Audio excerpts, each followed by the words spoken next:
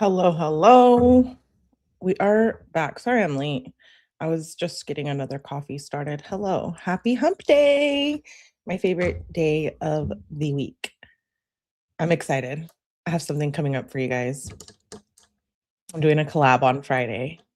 I know. You're dying to know who it is. Nope. I'm not telling you. Anyways, thank you for being here. Please make sure you guys hit the like button. What are we here for? Kouri Richins. It's a big day to start off. I want to say happy birthday, happy heavenly birthday to Eric Richins. It is his birthday. It's ironic that her sentencing falls on his birthday. So very sad though. We're gonna listen to the sentencing today and victim impact statements. I always feel some type of way with these because I feel like they're so one-sided on each side, right? Like we're going to hear from his family, but really Eric's not here to speak for himself. So it makes it kind of difficult. We're going to hear from her kids as well. I do have the sentencing memorandum document that dropped. I'm a little late on it. I think it dropped this week some point. I want to read it after. It's a few pages, but let's just get started. I think it is still streaming right now. We're going to be able to skip the breaks. So yay for us. Hello, Evie, Alicia, Chris. Oh, I have to sneeze. Hassini, Sound In Studios. What's up? Ramon, Debbie. Hello, Benji. I see Crees in here. Did I say Evie? Hi, Evie. Born twice. Hello, hello. Thank you for being here. Okay, let's get started. I have a coffee brewing. Let me pull up the screen. Streaming Court TV. I'm excited to watch this. Although it will be sad. And I love this judge so much. Hi, Psycho. Collab with, is that Hector? I do need to do a follow-up with Hector. I need to do one with Boxer too. So I'll work on that. Nope. These are two different collabs with different people. So you'll just have to wait, little babelets. Wow, she's wearing bright green. 00139. If the audio sucks to the court, don't come for me. Versus Kouri Richins. Can I have counsel for the state make their appearance? Good morning, Your Honor. Brad Bloodworth, 𝗝ecie𝗶ဖိh and Margaret Olson. Wait, are those inmate? Is that an inmate outfit? No way. I'm gonna grab some more coffee. Yeah, mine's just got on. Hey, Bam. Mine's brewing right now. Thank you. And for the defense? Wendy Lewis, Catherine Nestor, and Alex Ramos for the defendant, who is present. Very good. This is the time set for sentencing. The court plans to proceed as follows. First, I need to address three She's wearing her hair down. Administrative matters. The setting of a restitution hearing, which the court proposes would include discussion of the state's request for recoupment of defense costs at that time. The state's request for a continuous protective order and any alleged inaccuracies in the pre-sentence investigation report. Second, I'd like to hear from counsel for the state and from those who wish to present a victim impact statement. Third, I'd like to hear from defense counsel and those that...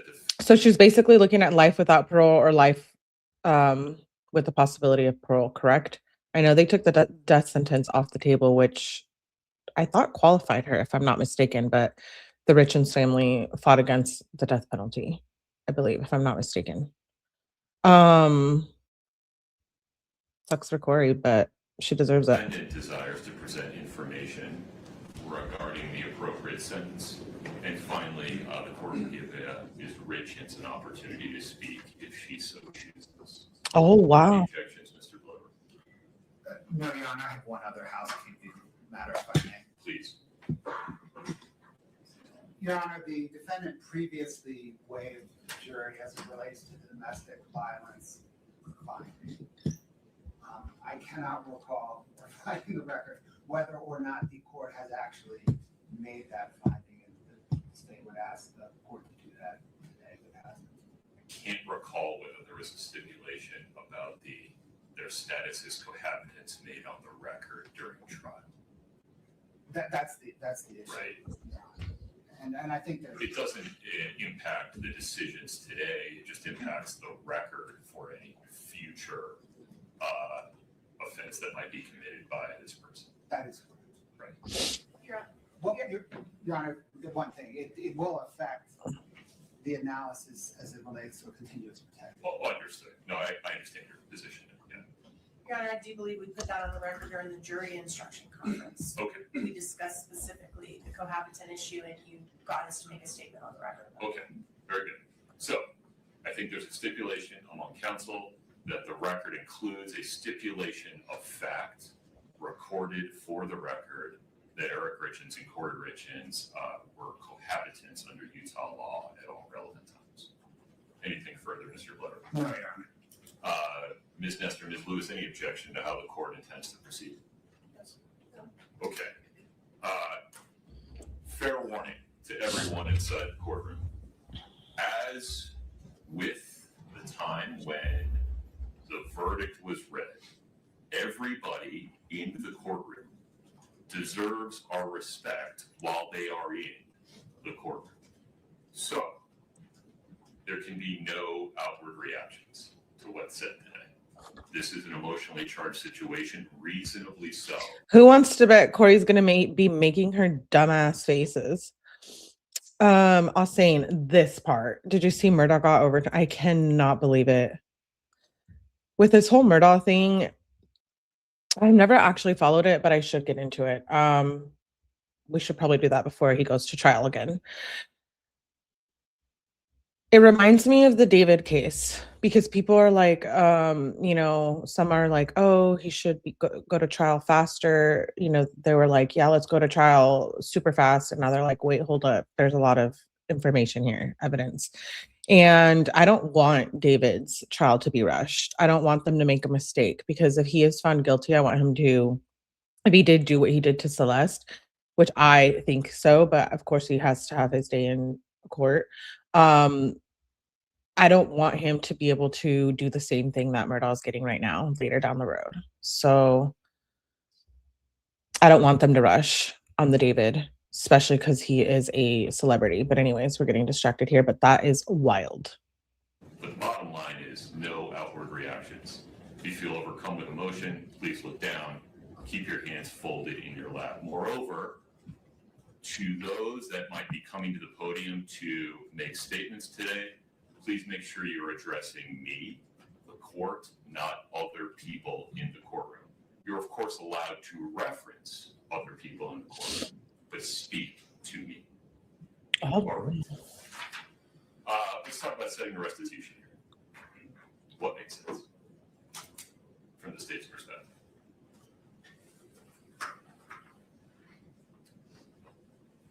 Your Honor, the restitution amounts that the state is seeking are well known in the record, or the defendant or are well known in the record. So we can proceed in very short order. I don't know if there can be much dispute on the amounts. Okay. From the defense team, what makes sense in this question? We need an opportunity to brief these issues and do a little bit of research. We see Ursula once again. You know, I can't turn it up. Maybe put in some earbuds. I know it's the court. I'm so upset about Scott Peterson getting a new trial. Oh my gosh. See what I'm saying? Yeah, sorry about, it might just be my device. It might, sorry, Eric. Try to put on some headbuds and, but yeah, that's as much until I can do like, get like some engineering sound program, which I'm not. Yeah, we have to deal with it. Surprised by some of the requests that came The from us. recruitment issues? Yes. Fair enough. So we need to look into that. I know that I'm going to be out of town the first 2 weeks of June. I'm going to be out of the country. So if we could do it before or after, that would be helpful. After would work far better for me. Okay. We don't care, Ursula. Same. So other than that, Ricky, what would you recommend? Is there an afternoon on which we don't have a ton of stuff set on a Friday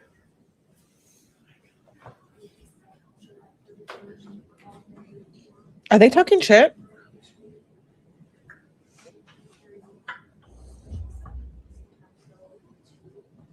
not cute. And I really hope they're not all making faces during the impact statements because I will be pissed. Can we do it on the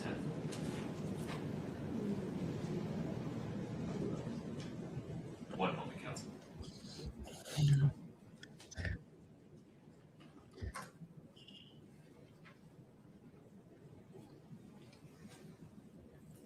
Kara.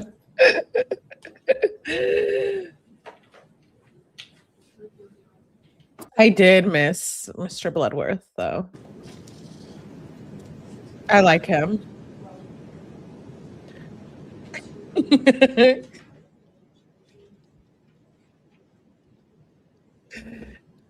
Ms. Nestor, the afternoon of July 10th. Ms. Lewis will be out of town, and that is the week we are doing the preliminary hearing of my case in Utah County. Understood. Well, maybe July 31, he said. July 31 works. That worked for the state. What time you're under? That worked, John. All right. We'll Oh, say- wait. Scott Peterson did get denied, right? Or no? I thought he did. Evie, I think he did. I know. I thought like Innocence Project was trying to help him, right? If I'm not mistaken. That'll be interesting. On July 31. Ms. Nestor, would you like to appear in person or by web instead? In person, Your Honor. All right. We'll set a restitution hearing to include discussion of the state's arguments regarding recoupment as made in their sentencing memorandum on July 31, 1:30 p.m. in person. Okay, anything further on that, Mr. Blood? No, Your Honor. Ms. Nestor. No, sir. All right. Mr. Bloodworth, the state's request for a continuous protective order. I looked hard at this. Let me relate some of my concerns and have you respond to them, and then we can go from there. I looked at this cases cited by the state and looked at the statute, considered the absurdity doctrine. It seems to me that the legislature has adopted a policy where a convicted person's First Amendment rights are reasonably restricted in domestic violence cases to prevent the survivor of domestic violence from being re-victimized by contact, either direct or indirect, by the convicted perpetrator. And it seems that the legislature has recognized that a survivor of domestic violence can be re-victimized by the perpetrator contacting their family members or other household members. The statute contemplates that. But here, or in a situation like this, where the Domestic Violence Act does not have a survivor, rather it has a decedent, it seems from the face of the statute and other statutes involving criminal actions causing death that the legislature has reverted to the First Amendment being the baseline, and also that there are other remedies available. Here's a stepmom. Here's Amy. I know I saw, what's her name? What's the other one's name? Oh, Katie. To Katie? family members of that Yeah. decedent, such as stalking injunctions, if they are receiving contact that constitutes a course of conduct that would cause an objectively reasonable person to suffer emotional distress. Moreover, the juvenile court has tremendous authority to determine whether and how much, if any, contact a parent in this situation should have with the children of the decedent. I'm not sure that I have the authority to enter a continuous protective order in this case. I acknowledge this may not be what the legislature intended, that maybe they didn't see around this corner when passing the statute, and I appreciate the state's position that maybe they should take a hard look at it, but the act says what it says today. respond to that for me. Oh, Your Honor, the state questions the court's kind of read of the act, and when the court relates members of the victims, any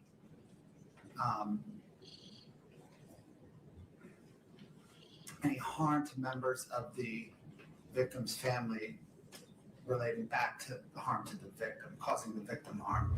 I think the plain read of the statute is, and it's 78-Bravo-7-8043D5. Right. Necessary to fully protect the victim and members of the victim's family. Correct. The plain read of that sentence, Your Honor, does not say that the protection for the members of the victim's family does not, it does not relate back. It is a separate clause. It does not relate back to protection of the victim. And I think within the scheme of the statute, the legislature envisions protection for the victim, separately protection for the victim's family as an option of this court. And I think that's kind of consistent. This statute's odd. I think it's subsection B, which has a preamble on legislative intent. Right. And I think consistent with that preamble on legislative intent is the legislature's grant of this court, any court, authority to protect the victim's family under the statute as well, because of the unique nature of domestic violent crimes. But an argument the state didn't make, maybe because it just doesn't believe in it, but it seems that a strict reading of the statute would say, I'm required to enter the continuous protective order and set a hearing, and then let defendant make the argument that. Your Honor, procedurally, I think that's right, because of the threshold inquiry of whether or not the victim, decedent in this case, reasonably apprehends a harm. Right. Practically, though. But practically, I don't know that, I mean, it seems to me as the state brief that is evident that the decedent cannot reasonably apprehend harm. Okay. Let me hear from you, Ms. Kessel, for a moment. Yes. Your Honor, we agree with the court's original statements. We think this request for a continuous protective order is outside the purview of the statute. It's outside this court's authority. We believe it violates her First Amendment right. If these communications are not threatening, this would basically mean she could never send her sons a birthday card, a Christmas card, any type of communication. Well, pause there for a minute. Let's take the 3 boys out of it, because there's a whole separate set of concerns there, given that her parental rights have not been terminated. Right. And I don't have authority to do it. Correct. Juvenile court does. Right. If we would talk just for a moment about the adult family members of Eric Richins, Well, it would mean that she. Wait, I'm confused. So they're talking about a protective order. Do the kids have one on Kouri right now? Or do they want one? Am I misunderstanding something? Never reach out to them. right. Well, and that could create problems if they're the guardians of her children and there's an issue if she is given any type of parental input to major life decisions, to medical care, to anything like that she would not be able to communicate would be problematic. She has no intention of communicating with them outside of matters that have to do directly with the children. I also think this. Oh. You said you're setting the boys aside, so my other arguments, I'll deal with them. But as far as I can see, there's another courtroom where this could happen. There's another venue under which this could happen, and this is not the appropriate place to do it. Yeah, Evie says, I think the family had one on Kouri. Elijah says the oldest child wants one.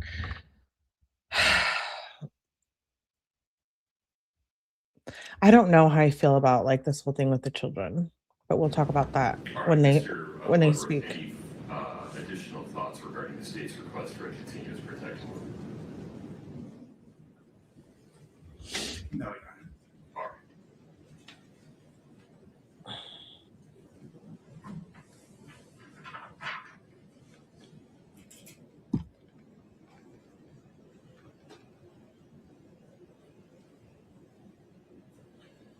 All right, in full transparency, I don't like the result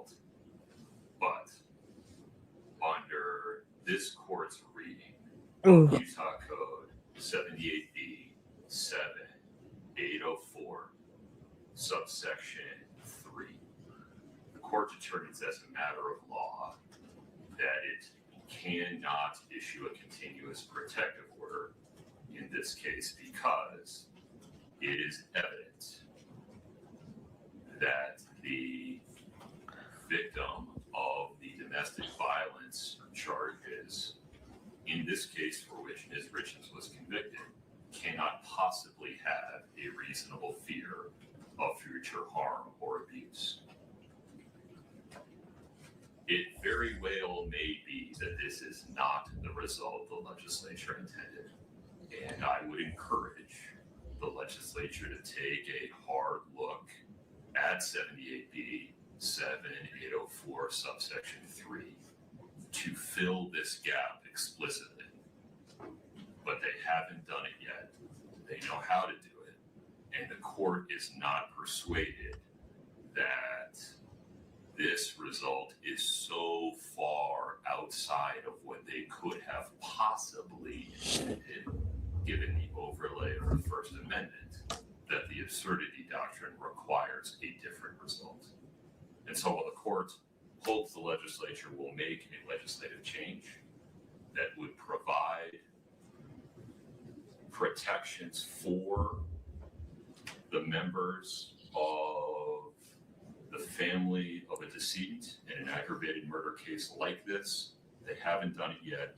The court simply, in my view, does not have the authority to issue a continuous protective order in this case. In so ruling, the court expresses no opinion whatsoever, one way or the other, as to whether Eric Richins' family members might qualify for issuance of a stalking injunction in the future, and expresses no opinion one way or the other as to whether the juvenile court will put in place restrictions regarding Ms. Richins' communications with her 3 boys. Yeah, that's more appropriate, like the family court for those issues, right? Anything further on that, Mr. Blower? No, Your Honor. Ms. Nestor? No, Your Honor. Okay, Ms. Nestor, may I ask you a couple of questions regarding the pre-sentence investigation report? Yes, sir. Have you had a chance to review it? We have, Your Honor. Have you had a chance to review it with Ms. Richins? We have, Your Honor. Okay. Are there any inaccuracies in the PSR that we need to address? We submit there are inaccuracies. They're all related to the factual recitations, which this court presided over the trial and is very familiar with. We have confidence the court remembers what happened at trial and remembers what was presented, and we would submit. Okay. For the purpose of today's hearing, to the extent there are any factual inaccuracies in the pre-sentence investigation report regarding the factual background of this case, the court determines that those factual inaccuracies are not relevant to the court's sentencing decision and do not affect the court's decision regarding the appropriate sentence one way or the other. Anything further on that, Ms. Nestor? No, Your Honor. Okay.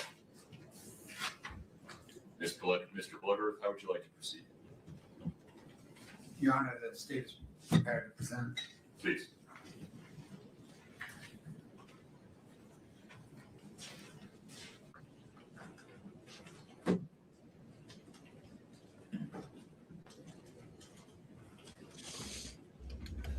Your Honor, on Valentine's Day 2022, Kouri Richins tried and failed to murder her husband and the father of her 3 young children, Eric Richins.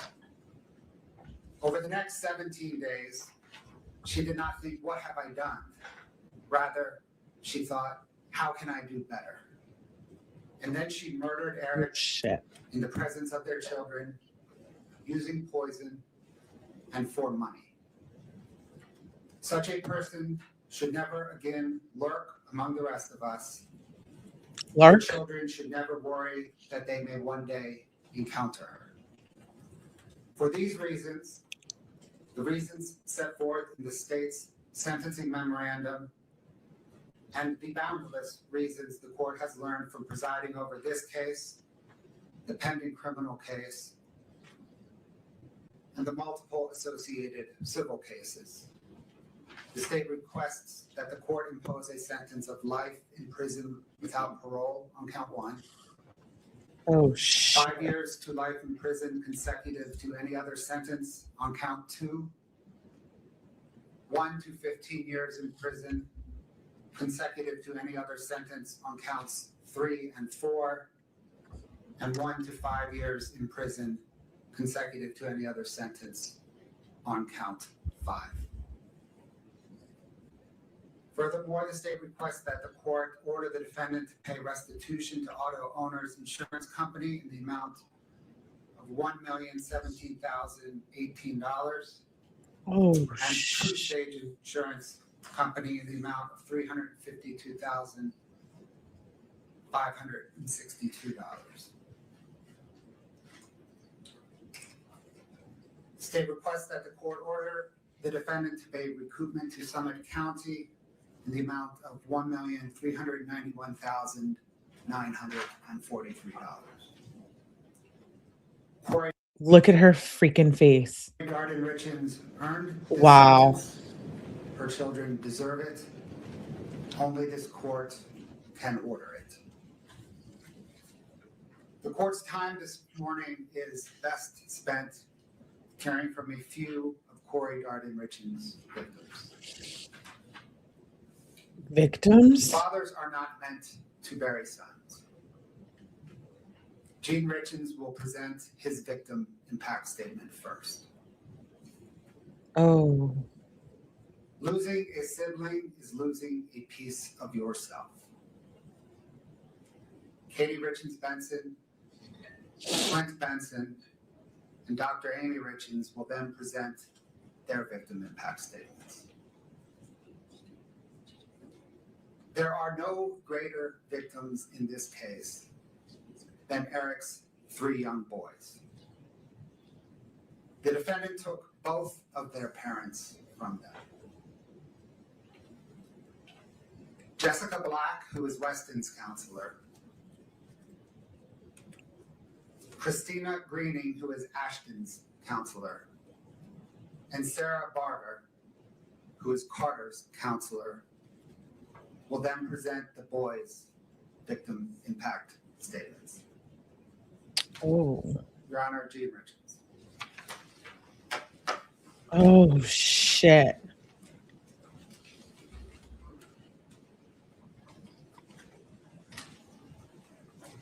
Good morning, sir. This is already way too good. Look at her in her neon orange shirt.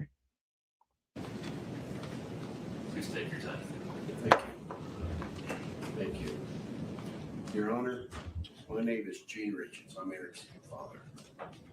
No parent should ever have to bury their child. Ugh. It's a loss that changes you forever. Eric was taken from us way too soon. And his loss has left a permanent hole in our family that will never be filled, ever.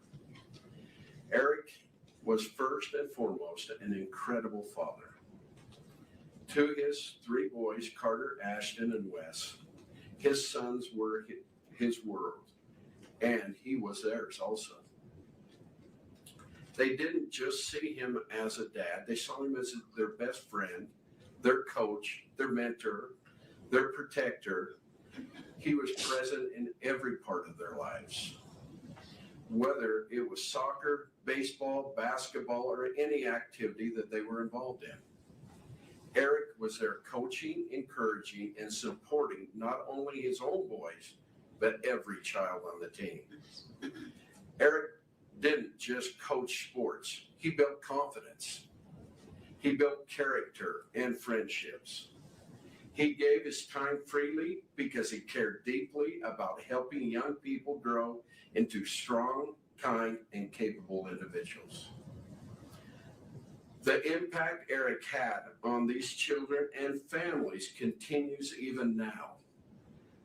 On the soccer team that he coached, before every game, the players gathered and called out a cheer.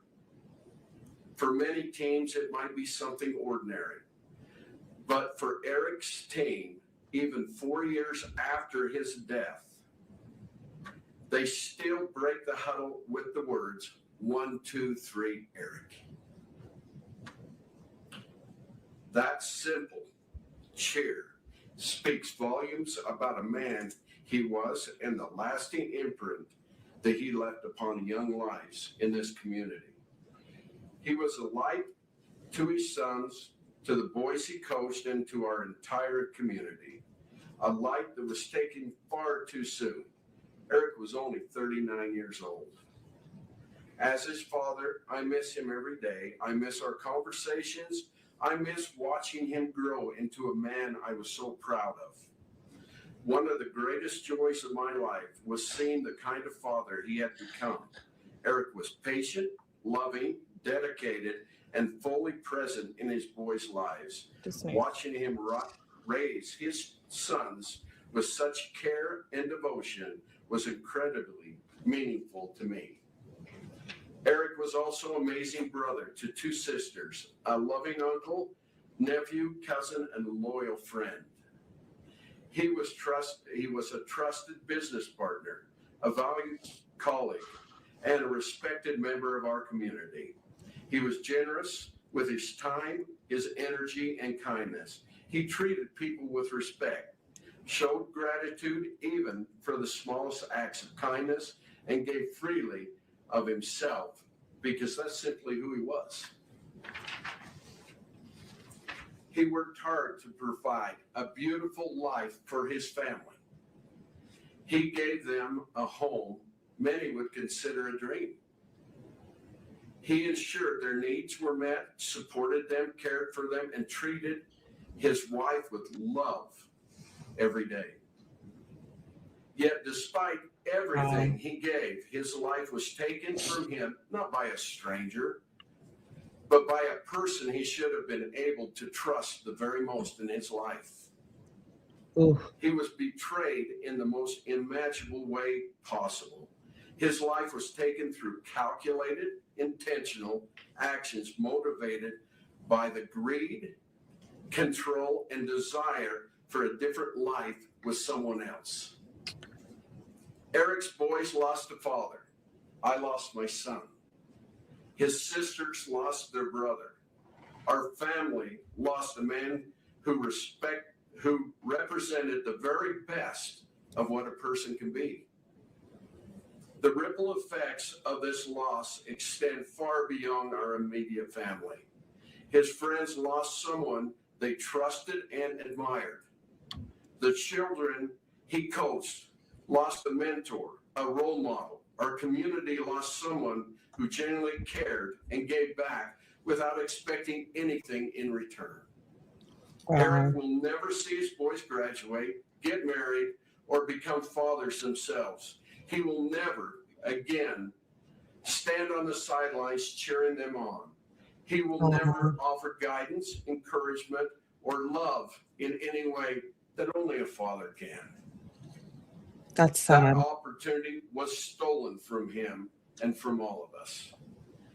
Because of the calculated and intentional nature of this crime, I respectfully ask the court to impose a sentence of life without the possibility of parole.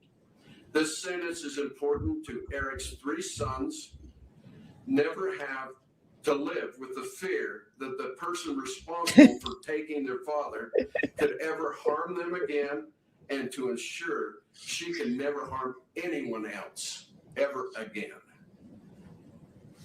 Despite our immense grief, I want to acknowledge and thank those who have worked tirelessly to bring justice for my son.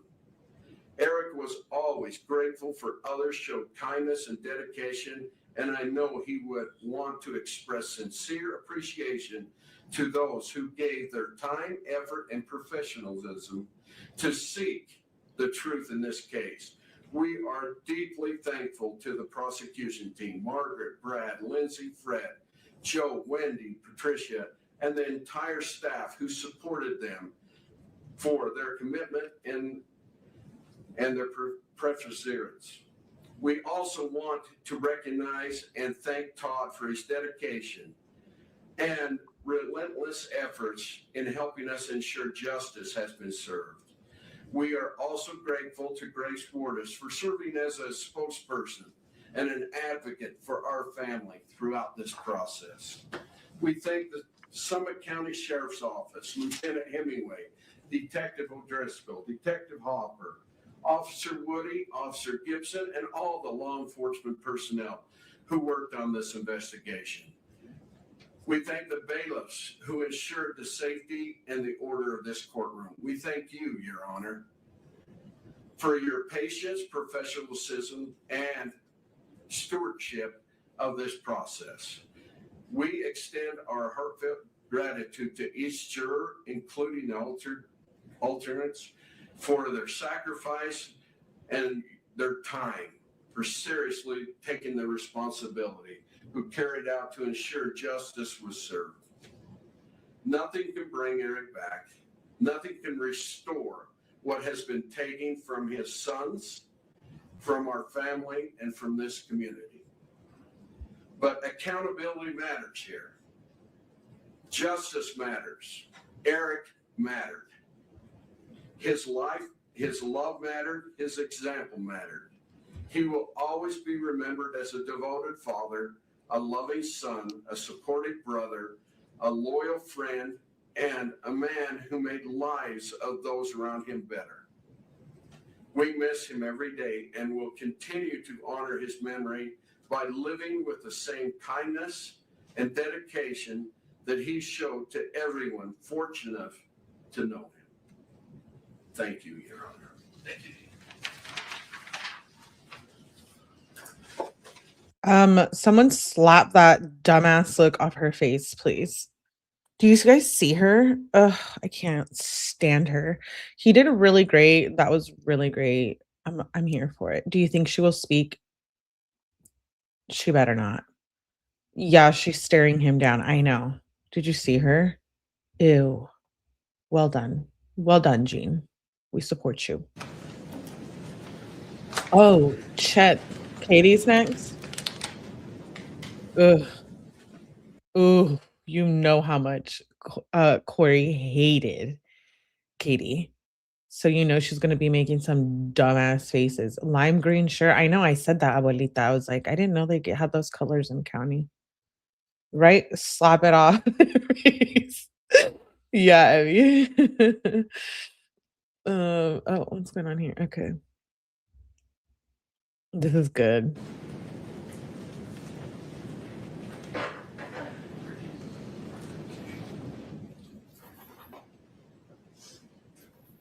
Katie, good morning.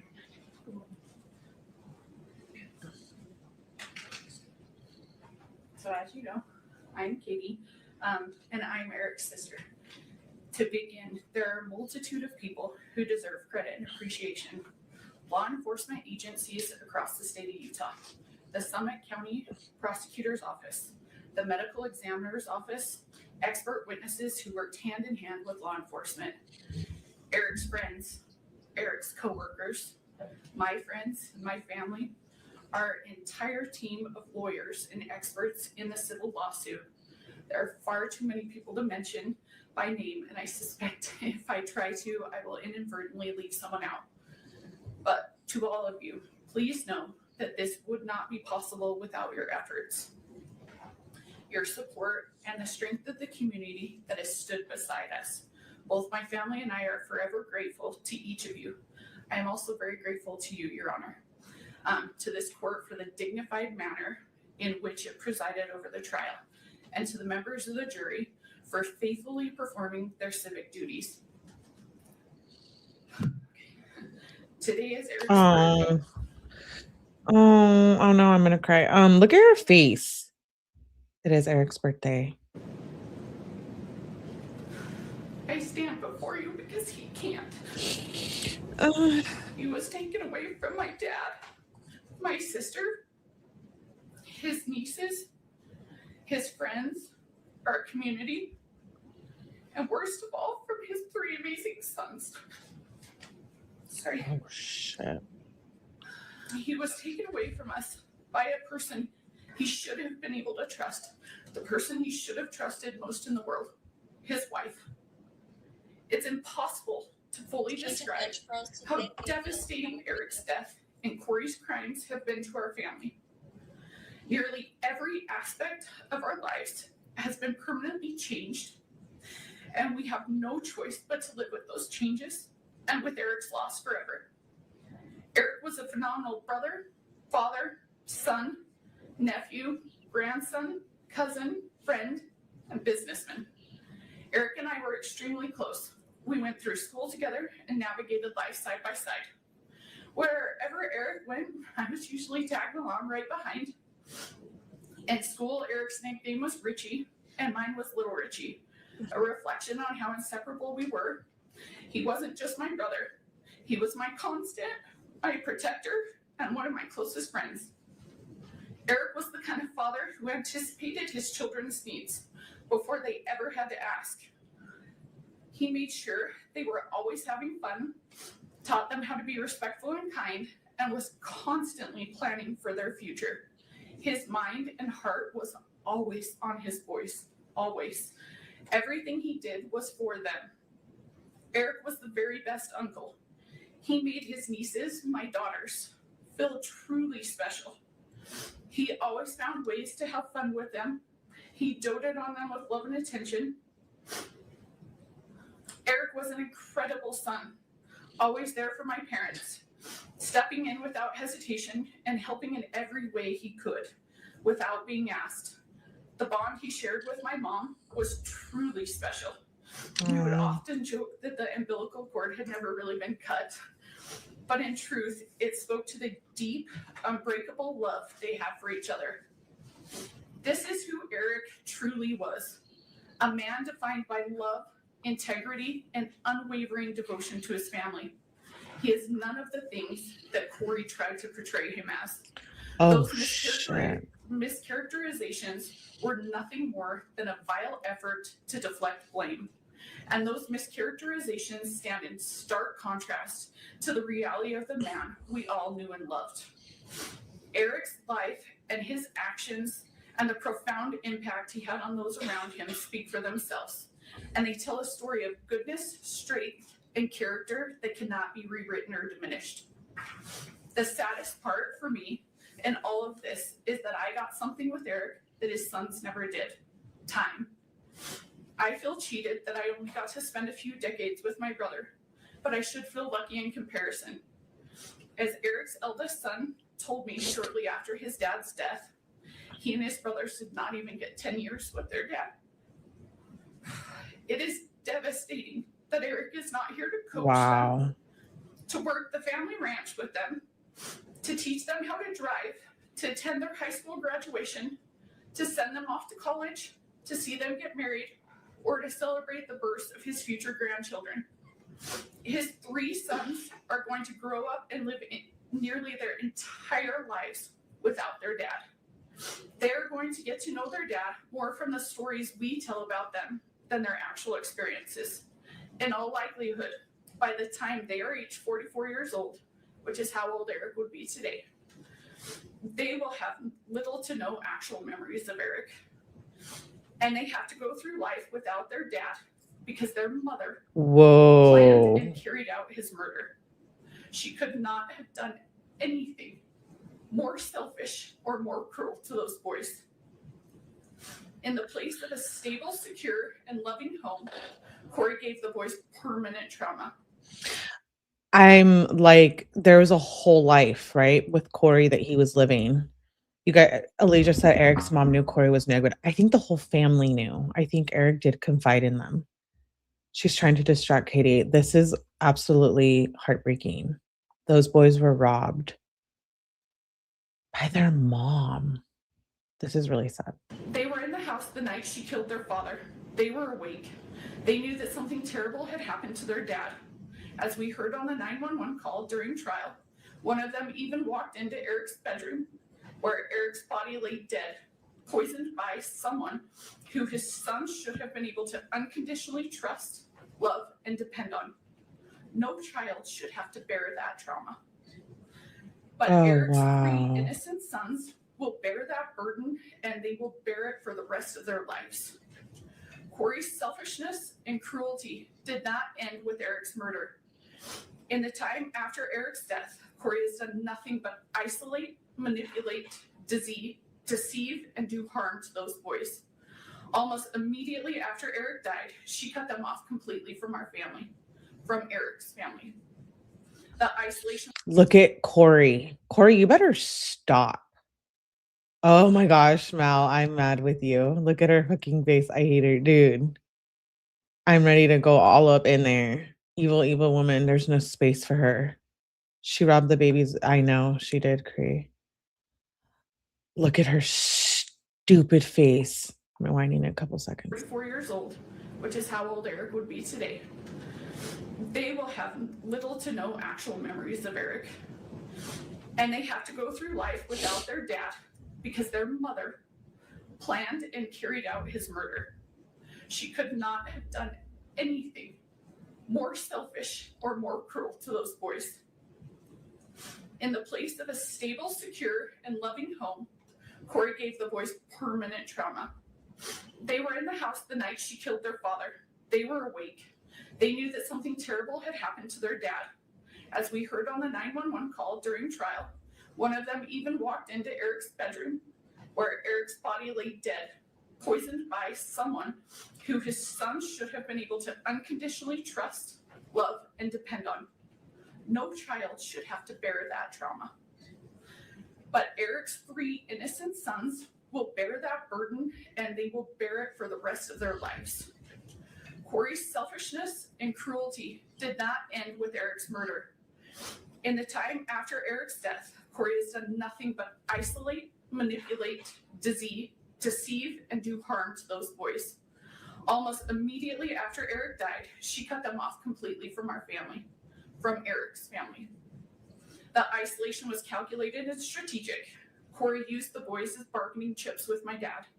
She repeatedly threatened not to let him see his grandsons unless he could convince me, as Eric's trustee of his trust, to capitulate to her legal demands and give her all the trust assets.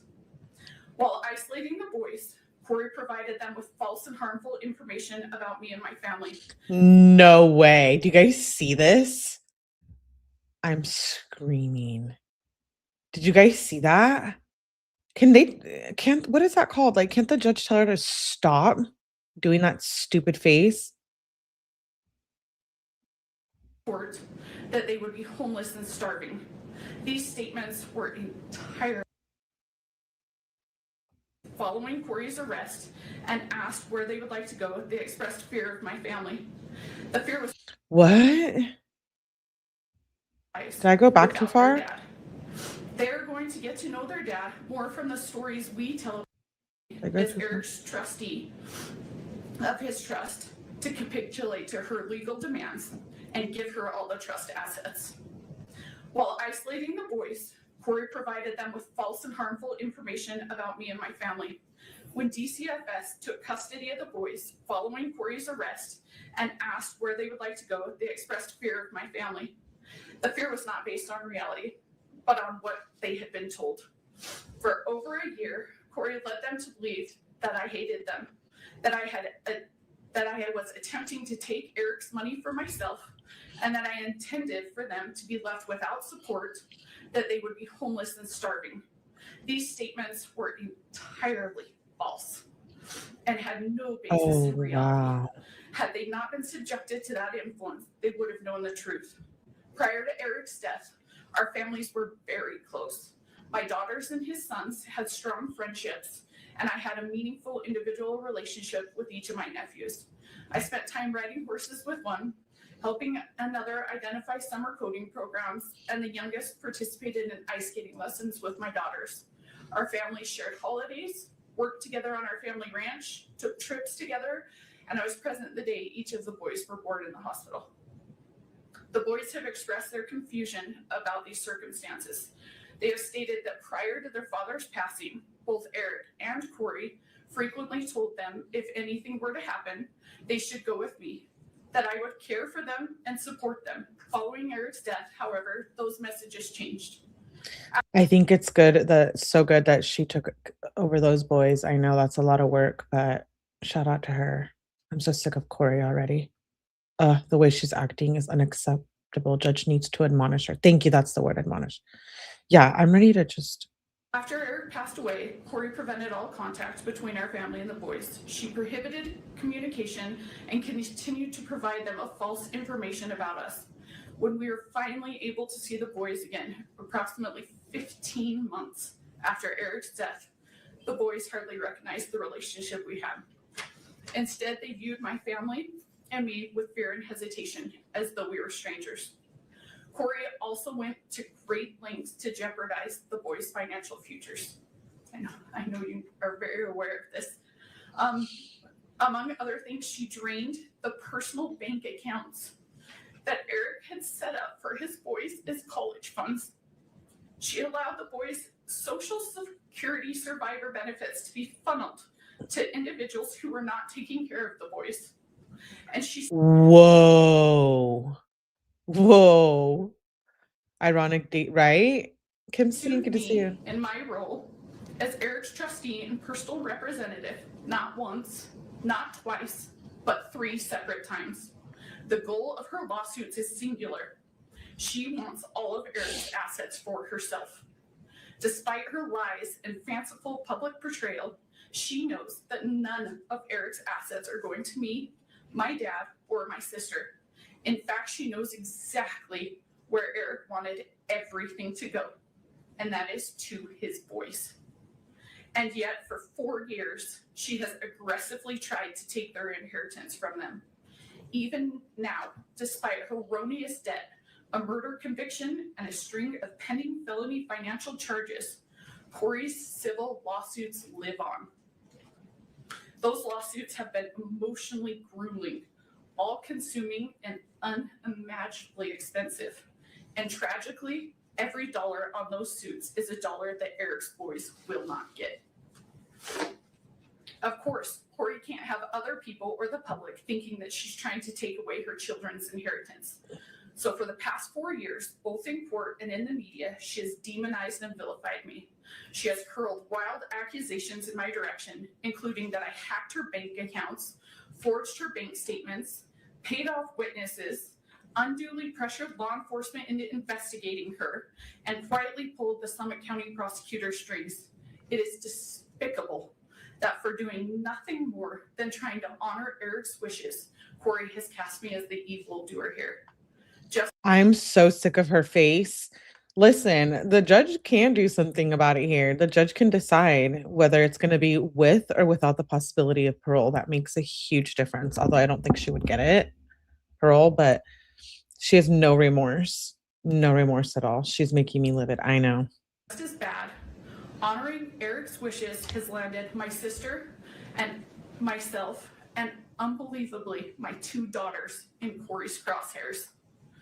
One of Eric's sons recently told me that Kouri used to say, "I will get them one day." Apparently, she was talking about me, my sister, and my daughters. Her infamous walk the dog letter, the part the jury did not hear, confirms her desire to harm me. In it, she talks at length about her plans to get at Amy and me, including by targeting my daughters, both of whom are under the age of 10. It takes a sick mind to target children. The mere thought that someone who has so little regard for human life or decency might one day walk free is horrifying. I worry about the safety of Eric's boys, my daughters, my sister, and myself. There is nothing Kouri will not do, and no one she will not hurt to achieve her own selfish ends. I am not the only one that is afraid. There are 3 little boys who, instead of fearing those who love and adore them, as Kouri would prefer, worry constantly that Kouri might show up one day and take them away. So Kouri really wasn't the good mom she thought she was. Whoa. Eric's sons deserve so much better. They are not bargaining chips. They are not cash cows. They are not props for some twisted children's book about grief and loss. And yet that is what they've been reduced to by Kouri. To my unending sadness Holy shit. and horror, Eric himself understood all too well the danger she posed to his children and to his family.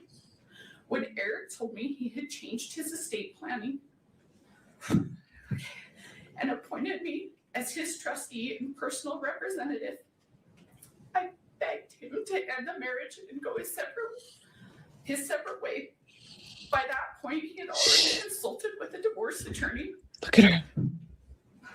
And was deeply afraid that he might not be awarded sole custody of his children. He made the heartbreaking decision to stay because he could not accept the risk of what might happen to his sons if Kouri had equal custody. He told me he would live his life through hell every single day of his life until his youngest was 18 because he believed Kouri was the most evil person he had ever met. Do you guys see her face? I mean, he did talk to a divorce lawyer, so I do kind of believe this. And was deeply afraid that he might not be awarded sole custody of his children. He made the heartbreaking decision to stay because he could not accept the risk of what might happen to his sons if Kouri had equal custody. He told me he would live his life through hell every single day of his life until his youngest was 18 because he believed Kouri was the most evil person he had ever met. He knew that his sons did not like her. He told me as much many times. He knew that they would prefer to be far away from her, but he also knew that divorce carried significant risks. And he said he could never allow his children to spend half of their time alone with her because he was certain they would be exposed to harm and things no child should ever experience. He made it clear that in his mind, if Kouri were given equal custody, his children would be in the care of someone he believed to be deeply dangerous. He feared the people they could be exposed to and the damage that could be done. At the same time, he spoke with deep love and admiration for his boys. Look, Kouri needs to stop, bitch. You were stealing money. You were cheating on your husband. I believe this. For sure. He told me that they were the most amazing boys in the world and that none of this was their choice and none of it was their fault and that he would do everything in his power to protect them for as long as he possibly could. Wow. Kouri loves to go on and on about how this case is a media sensation. She's right. News outlets from here to Europe have covered it. There have been countless newspaper articles, podcasts, and TV specials about it. Every hearing is live streamed on numerous YouTube channels. Every filing is scrutinized by internet lawyers and true crime junkies. She's mentioning us, the true crime junkies. There is no question that this case is famous and that Kouri is now famous. But what Kouri never mentions in talking about her fame and notoriety are the reasons why this case is now famous. It is famous for how appalling and sickening it is. It is famous because a mother meticulously planned to kill her husband, killed him while their children were sleeping in the next room, and then had the audacity to hold herself out as the author of a children's book about grief and loss. It is famous because she spent time Googling luxury prisons for the rich in America. It is famous because from her jail cell, she scripted a bunch of phony testimony so that her brother could perpetrate a fraud on the court. It is I forget about that damn book, dude. famous because she victimized her own children and threatened to victimize Eric's nieces. The fame and attention are directly proportional to the evil that has gone on here. This is not a situation where the idea of rehabilitation should be entertained. In taking Eric's life for her own selfish gain, Kouri did not only harm Eric, she permanently harmed 3 kids who were under the age of 10. She took away a dad, a son, a brother, an uncle, a grandson, a nephew, a cousin, and a friend. Eric's death has caused immeasurable pain to so many. Obviously, there's nothing the court can do about that. And you cannot bring him back. But what you can do is give Kouri's victims at least some measure of closure.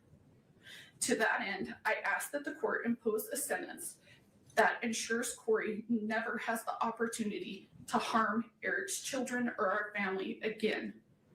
Please do not let my brother's life be worth nothing more than a 25-year punishment. Please do not leave those boys to wonder whether Kouri might track them or their children down in the future. Please do not create a possibility for Kouri to endanger Eric's boys, my daughters, my family, or anyone else ever again. Please sentence Kouri to a life in prison without the possibility of parole. Thank you. Whoa, she did amazing. I love how she doesn't address the kids by Kouri's kids or children. Kouri's face the whole time was dumb. We already know that. There's a lot we didn't know about that family, clearly, and it sounds like Kouri was a lot more evil than I actually thought as well. I mean, I know she was evil because she killed Eric, but she has that look on her face because every bit of it is true. I don't know. I didn't think she was like abusive and stuff. Her kids want nothing to do with her.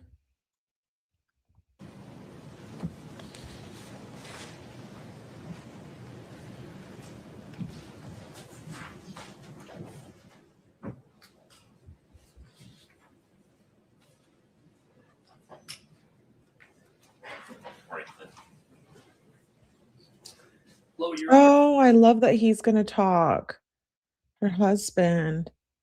They basically lost both of their parents. I'm so happy that they have a good support system with Katie and her family. My name is Clint Benson. I'm Katie's husband and Eric's brother-in-law. Eric was an innocent man, a devoted father, and someone whose life revolved around his children and his family. Because of Kouri's choices, he never had the opportunity to say goodbye to his children, to reassure them, to share the final moments every family deserves. That loss cannot be measured. His children will spend the rest of their lives carrying the pain of a father taken from them far too soon. What makes this tragedy even more painful is the calculated nature of the crime. This was not a momentary mistake, a lapse in judgment, or a crime of passion. It involved planning, preparation, testing, and deliberate action. Eric's death was carried out in a way that caused fear, suffering, and helplessness. Kouri either watched or sat by as Eric succumbed to fentanyl poisoning instead of providing any kind of aid to him. She was fantasizing about a dream life funded by Eric's death. Eric was killed in his home by a traitor sleeping next to him in one of the most cowardly acts imaginable. Oh man, he's going in on her too. Shout out to them. She's manipulative. I know. We are profoundly grateful to every investigator, prosecutor, detective, law enforcement officer, juror, judge, forensic expert, and public servant who worked tirelessly and honestly to uncover the truth. Their dedication ensured that Eric's voice was not lost and that justice could still prevail. We are equally grateful for the incredible community surrounding us. This community has shown unwavering support and has been there for Eric's boys without judgment and through some of the most difficult times imaginable. The boys are succeeding and thriving because of the people around them who continue to provide support and look out for their safety. Going through every aspect of this murder easily led to a dark place while fighting against an individual focused on only chaos and vengeance. However, the people surrounding us, including the sheriff's officers, principals, teachers, school staff, coaches, counselors, neighbors, and church members, created an unbreakable force for what is good, just, and right. No sentence can bring Eric back. No outcome will erase the suffering caused by these actions. But accountability matters, truth matters, and justice matters. Kouri continues to shirk responsibility for her actions, for the pain she has caused, and for the resources she has squandered, both Eric's and the state's. Even after everything that has been revealed, Kouri has demonstrated zero genuine accountability or remorse for the devastation she has left behind. Instead, she has repeatedly attempted to distort the truth, create false narratives, and portray herself as the victim. She has used the legal system as part of her schemes. There has been lawsuit after lawsuit, motion after motion, delay after delay, all in an effort to shift blame away from the person responsible. The evidence, the truth, and the outcome of this case all tell a very different story. What is especially concerning is the continued hostility from Kouri and her family, as well as their desire for vengeance directed towards our family, a family already devastated by an unimaginable loss. Statements they have made about going to war and getting the Richins demonstrate an ongoing mindset rooted in blame, anger, and retaliation, rather than remorse or acceptance of responsibility. Kouri will continue to try to convince the public that she was a good mother through media outlets that choose not to research or report on the countless motions and facts presented in this case or other cases, but instead simply regurgitate the false narratives of a sick and evil person. Kouri and her family continue to plan media campaigns focused on lies, targeting anyone foolish enough to spend time listening to them. Kouri is not before this court because she was mistreated, because she's a victim, or because the Richins family manufactured a false narrative, as she and the Darden family would like to portray. She is before this court because of the choices she has made, choices that resulted in Eric's death and permanent trauma to anyone who has loved him. Kouri chose pride, seeking to project an image of success. Kouri chose adultery and lust, prioritizing her secret lover over her husband and her children. Kouri chose fraud and greed, hoping to profit from Eric's death. Kouri chose murder, and she continues to choose vengeance against the victims of her actions. The time for Kouri to make choices is at an end. Now it is time for her victims to choose. Please let Eric's children have a chance to choose lifelong peace, comfort, security, success, and happiness. I ask this court to impose a sentence of life without parole, a sentence that truly reflects the gravity of this crime, the irreversible harm caused to our family, and the calculated choices that led to Eric's death. Thank you. Thank you, sir. Yeah, I do forget that it was like a long time, 4 years, for them to get, for her to go to trial. He did a good job.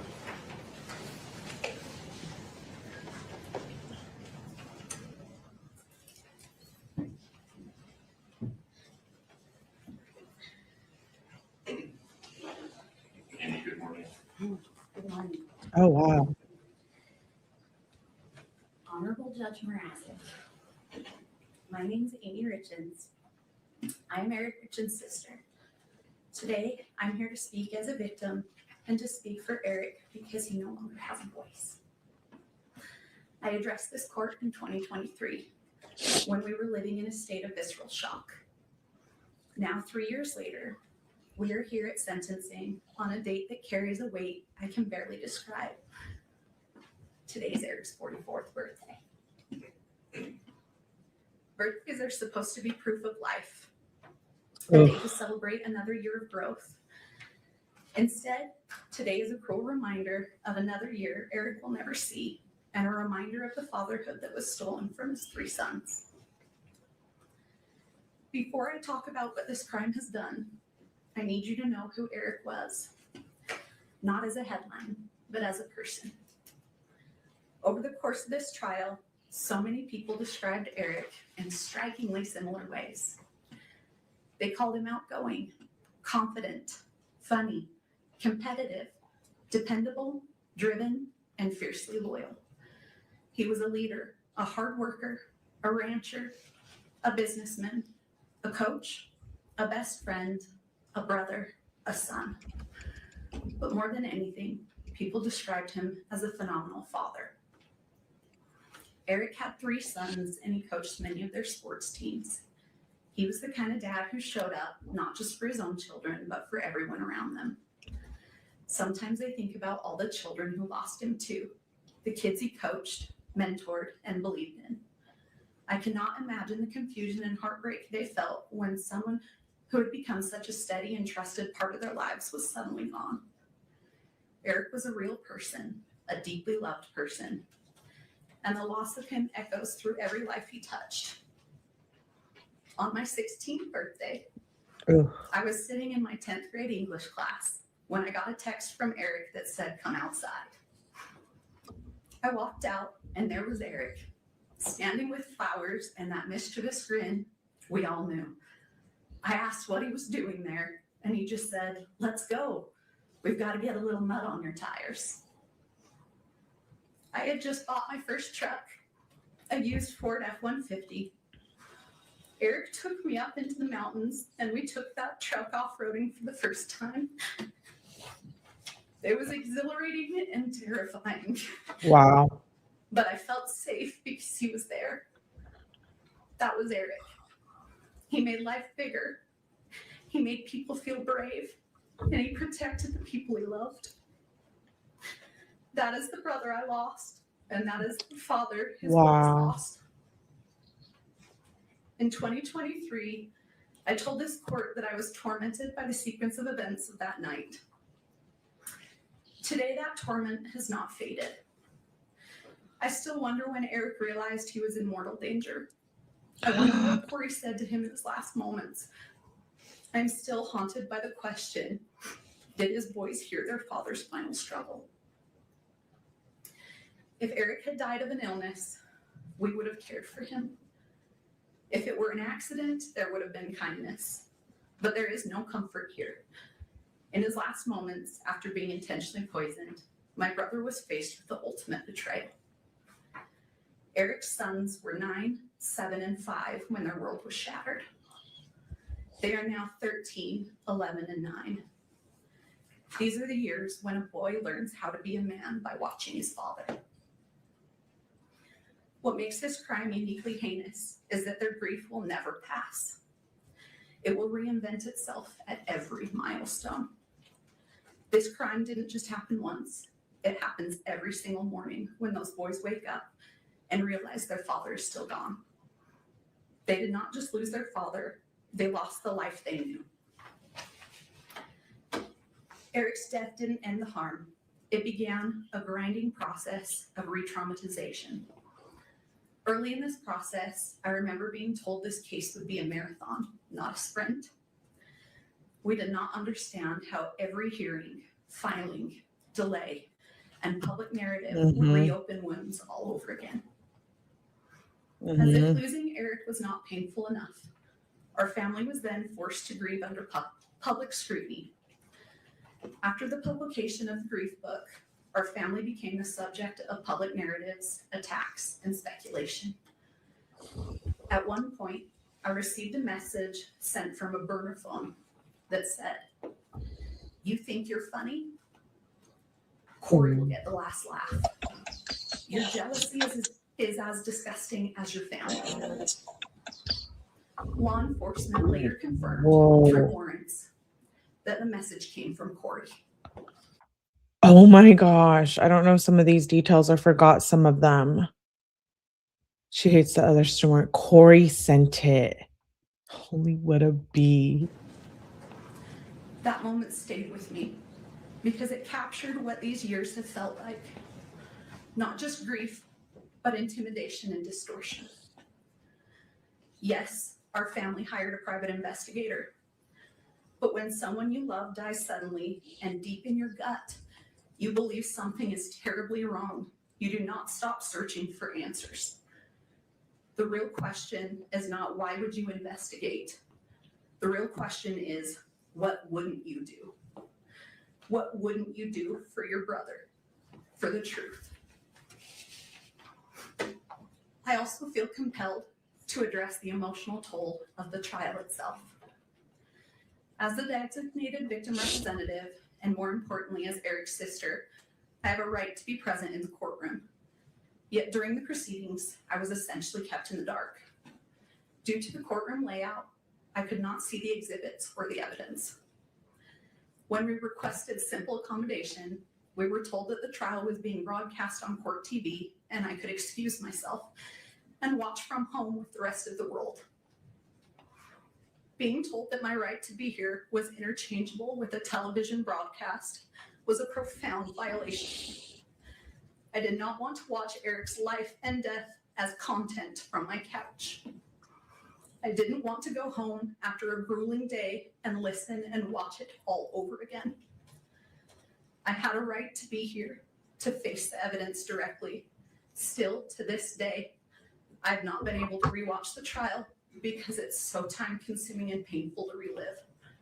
I still have not seen all the evidence that was presented. Your Honor, I need to say this clearly. Someday, those boys will grow up and look back at the records of this trial. I need the truth to be the only thing they find. The claims made against Eric's character were not just legal defenses, they were acts of secondary violence. Eric was a protector, not a predator. These lies were a desperate attempt to justify the unjustifiable, and they have added a layer of cruelty to our grief that is nearly impossible to bear. I also need to correct the record on a few misrepresentations. First, the prenup. It was provided well before the wedding, not in a last-minute way. Second, the incident between Kouri and me. I never touched her. Kouri pled guilty to assaulting me. Oh, wow. She and her circle have continued to spread false narratives. This is a pattern of distortion that has kept our family trapped in conflict. There is something that has haunted me for years. And I found out Katie was the exact same today. I begged Eric to leave too. Wow. I begged him to divorce her. But Eric was trying to protect his boys. Whoa. So Eric for sure knew who she was. This is heartbreaking. This is wild. Often struggle to recognize intimate partner violence when the victim is a man. But Eric's actions spoke for themselves. He documented conversations. He tried to protect himself. He knew after Valentine's Day that she had tried to poison him, but he also believed that if he left, he could not fully protect his children. So he stayed because he was trying to keep them safe. Wow. This trauma has seeped into every corner of my life. And also, it has also deeply affected my own family and marriage. My husband, William, watched me be consumed by the pursuit of justice. For 4 years, we have lived in a constant state of stress, grief, and emotional exhaustion. I lost my job as a professor at Montana Tech University on the very day I was subpoenaed to appear in this court. I didn't know this.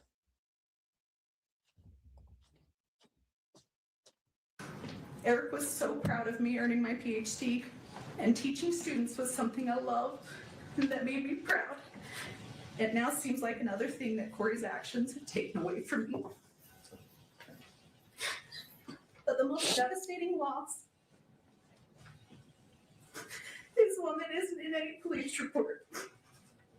Because of the unrelenting stress of this investigation and the constant attacks on our family, I suffered a traumatic miscarriage of twins. We lost our children. We lost the future we were building. Kouri's actions didn't just end one life. They reached out and stifled the lives of my unborn children as well. Holy balls. She lost twins. That loss lives inside this tragedy too.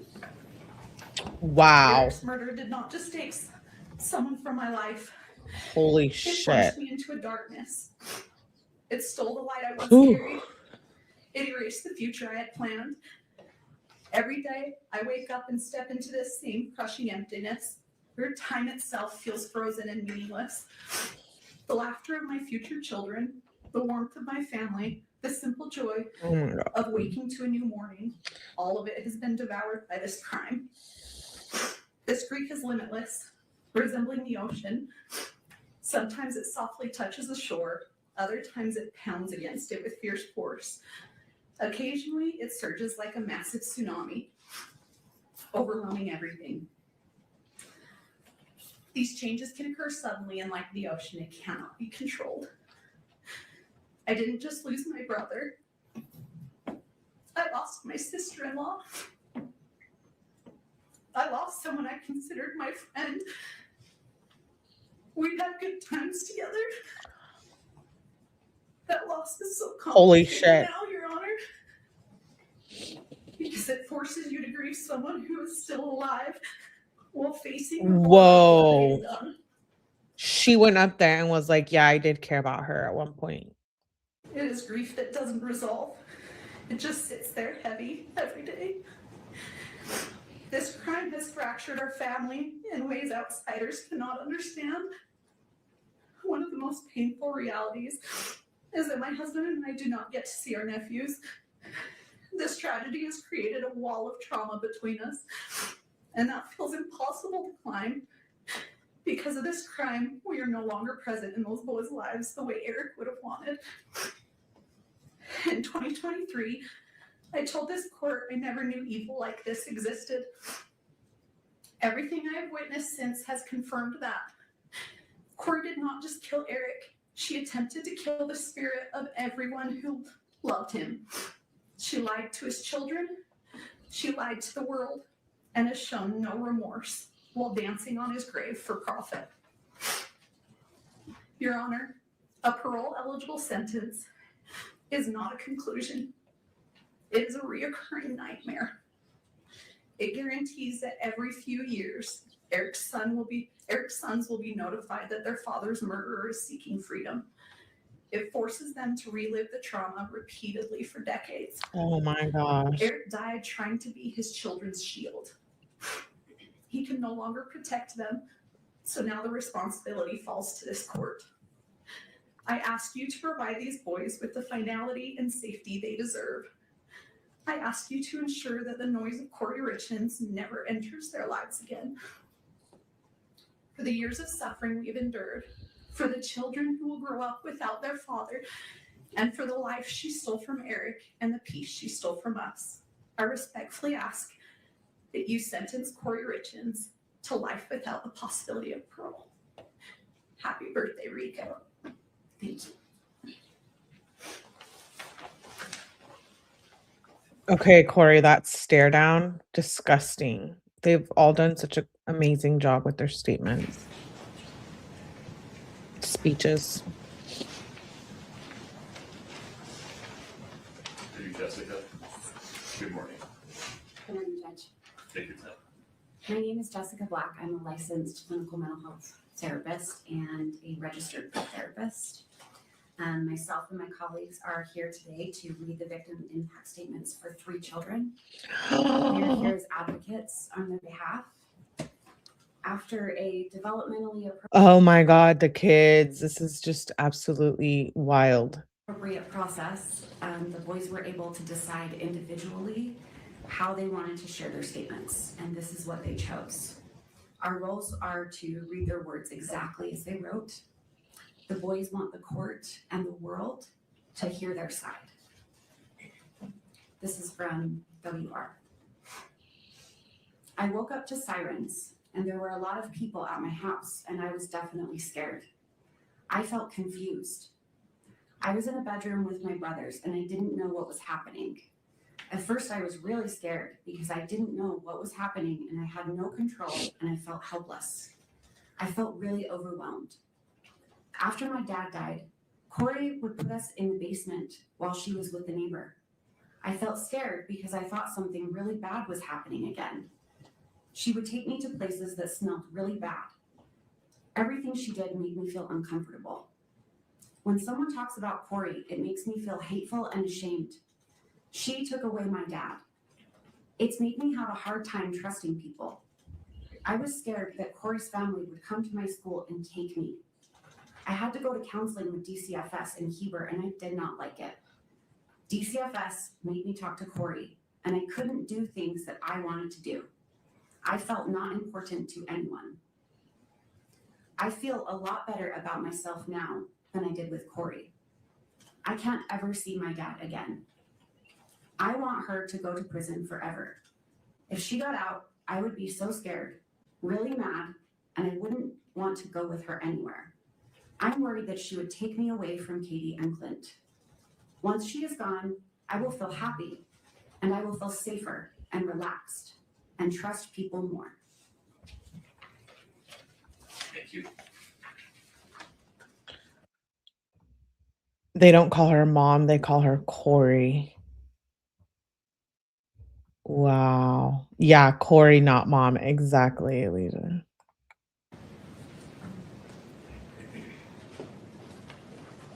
Christina? Yes, Your Honor.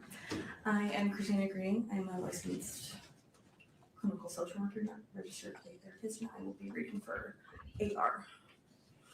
You took away my dad for no reason other than greed, and you only cared about yourself and your stupid boyfriends. You were not caring and watching over me and my brothers. I had to be a parent to W. C and I would walk him to the bus stop, feed him, and watch him. You were not concerned about our health. When we got hurt, you didn't even care.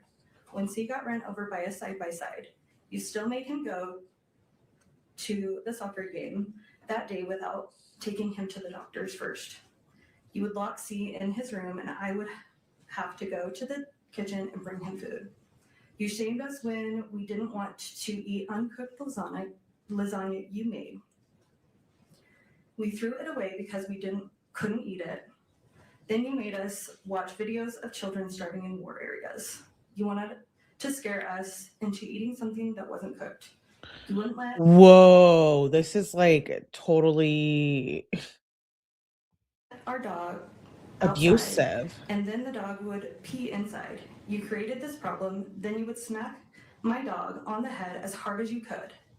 You wouldn't let me put my kitten in the garage for safety at night, and we found it eaten by raccoons the next day. You wouldn't let us turn on and use the heater lamp for the chickens and bunnies, and they froze to death. You would always argue with my dad and lock the door. You were not playing the role as a real mother does. You were doing the opposite. Now my dad can't be my coach anymore, can't be at any of my games. He won't be at my birthdays. He can't teach me how to drive. He won't be at my graduation, and he can't take me camping or fishing. You made me paranoid about sleeping on my dad's side of the bed by saying I might die or get harmed when I was just trying to be close to my dad after you killed him. You took away everything from me and my brothers. I don't want you out of jail because I will not feel safe if you are out. You have never said sorry for anything that you have done to me and my brothers. I don't want you to hurt anyone again. I know that you will need to stay in jail to fully take accountability for what you did to me, CW, and my dad.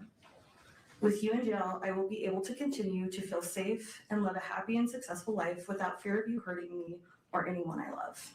Thank you, Your Honor. Do you guys see Kouri's face? This is like on another level. Yeah. Kids never lie. That is the truth.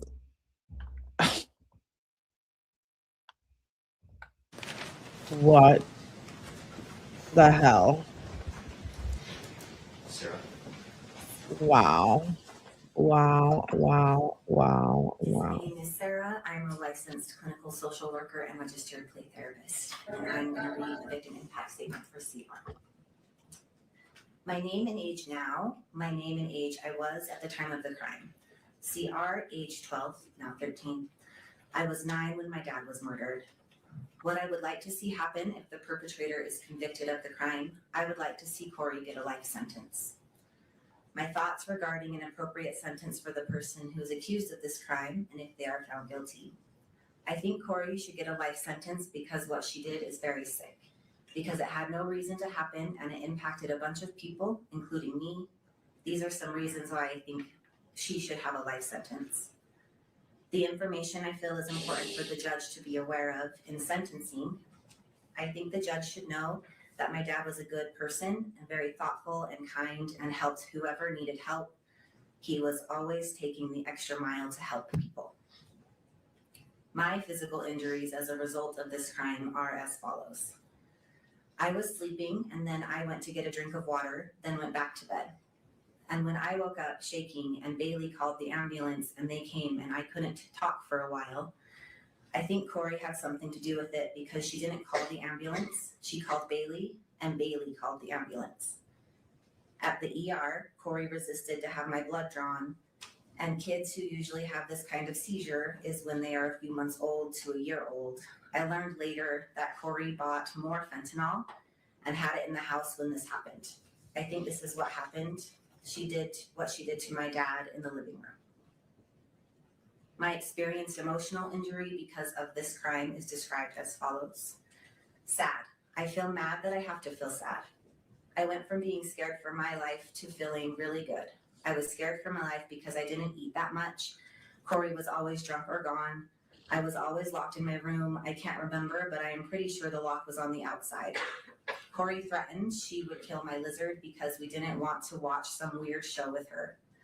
All of our chickens died because there was no food or water. My rabbit died because we didn't have food or water. The goats almost starved to death because she bought moldy hay and she didn't water them. Nothing ever got fed or watered. It didn't feel good to worry about my animals. I felt like I had to take care of my siblings. Ash mostly took care of me though because I was locked in my room. Ash would bring me food. Kouri would lock me up if I told her she was drunk. This happened pretty much daily. I feel angry that she locked me in my room. I am angry almost all my animals died. I am angry she threatened to kill them. I am angry she killed my dad. I started to feel really good when I moved into a safe place. It was safe because the people around me were safe, Katie and Clint. I felt safe at Jake and 𝗝𝗍𝗪 because I wasn't with Kouri anymore. Counseling. I feel annoyed that I have to go to counseling and tell the story about what happened 55 million times. I feel better now because I know it's to help me. I would like to not have to go to counseling. I would like to have to not worry about anything after this trial is over. I want the judge to know I hope Kouri gets convicted to a life sentence. Kouri is always drunk. I want the judge to know my dad was a good person and I miss my dad. I miss my dad, but I do not miss how my life used to be. I don't miss Kouri. I will tell you that. Thank you. Thank you.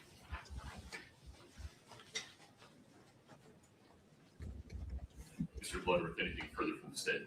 Your Honor, the state. For those of you who have followed this case, like I follow 𝗠𝗲𝗃 case, I didn't know. Was this out there? Like, was this known in the proceedings? Probably not, right? Because that's probably going through like family court or something. I don't know. I didn't know Kouri was an animal killer, abuser.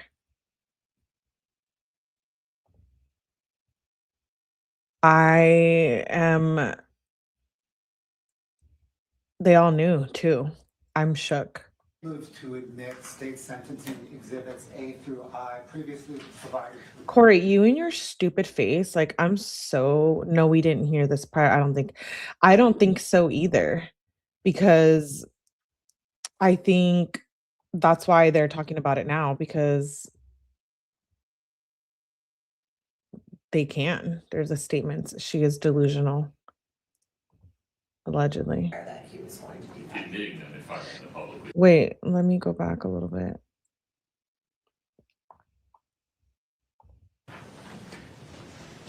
That face right there. What is that? Like, you smell chit or what? Her animals. She should be in tears. No, she's not in tears. She's not even sad. No remorse. She's making these dumb. Look at this. What is this? What is this face? Mr. Bloodworth, anything further from the state? Your Honor. Ash would bring me food. Look at. Kouri would lock me up if I told her she was drunk. This happened pretty much daily. I feel angry that Kouri was a drunk and was locking her kids in the room and not giving them food. What the? she locked me in my room. I am angry almost all my animals died. I am angry she threatened to kill them. I am angry she killed my dad. I started to feel really good when I moved into a safe place. It was safe because the people around me were safe, Katie and Clint. I felt safe at Jake and 𝗝𝗄𝗆 because I wasn't with Kouri anymore.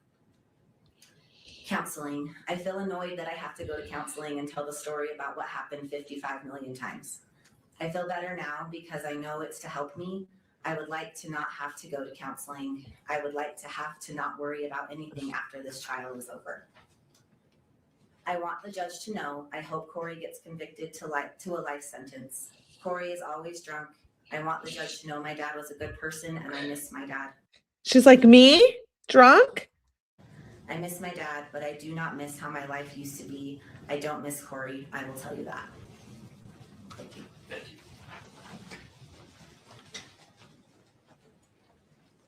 They don't miss you, Kouri.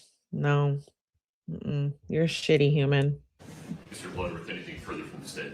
Your Honor, the state moves to admit state sentencing exhibits A through I previously provided to the court and defense. I have copies now I can bring to the clerk. Any objection, Ms. Dester? Yes, we do object to some of those being on the public docket. And we can, if we want to take a break, we can go through that with the prosecution. I actually sent him an email asking if they would be filed publicly. His response was no. So I was unaware that he was going to do that. Admitting them and filing them publicly are two different things. Any objection to their admission? Not to their admission, only to their public filing. Your Honor. Okay, we can work that out. States A through I are admitted. I need a break. We'll be in recess Judge, I need a break. until 11:10. If during that break you and Ms. Nestor would come to some consensus about what the defense wants to have listed as private and or protected depending on the content. Your Honor, the state agrees all should be Okay, private. understood. That's the order of the court. We'll be in recess until 11:10. Follow the directions of the court security director and the bailiffs in terms of how to leave and re-enter the courtroom. Thank you.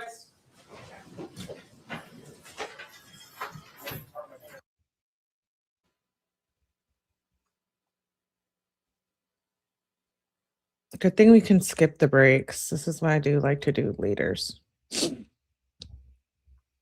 I'm going to provide. Ooh, sounds like the audio is going to be shitty here. Ms. Lewis, Ms. Nestor, please tell me what's contemplated. Your Honor, I have some opening remarks. Then we have some letters that some of which we've been asked to read. Others are here to read themselves. Due to the excessive publicity, several of the people have asked that only you and the prosecutor know their names, and that we not say their names. And so I'm going to provide you with each letter as we go that has their actual names on it. All of them are willing to confirm with you privately that they've written these letters as officers of the court. We assure you they have, that they did not want to appear on camera. That's fine. And then after we do a set of the letters, Mr. Ramos has some very brief remarks, and then we're going to put on 3 more. Then Ms. Lewis will close out remarks, and then Ms. Richins will do her allocution at the very end. Understood. If that's sufficient. Oh, wow. She's going to testify? Kouri? Please. Thank you.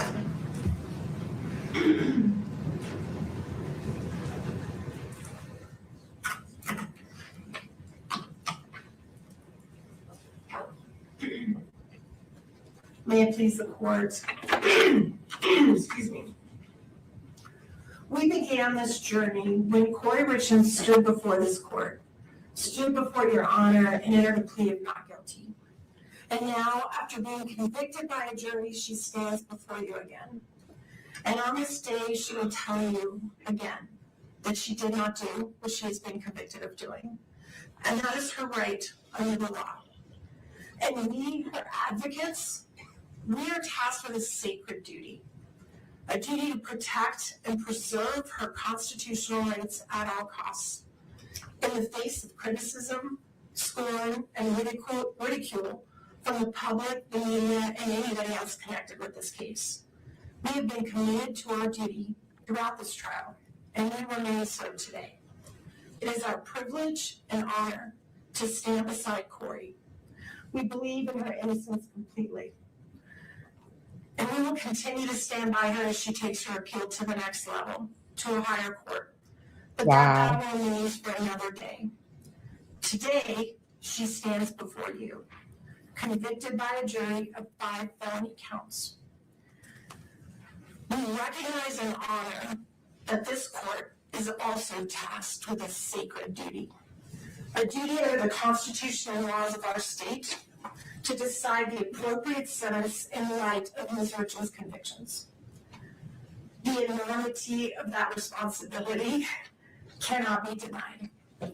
Everything we will present to your honor today is submitted for your consideration with an abiding faith in the court's commitment to its sacred duty, and in the prayerful hope that mercy will prevail over calls for retribution.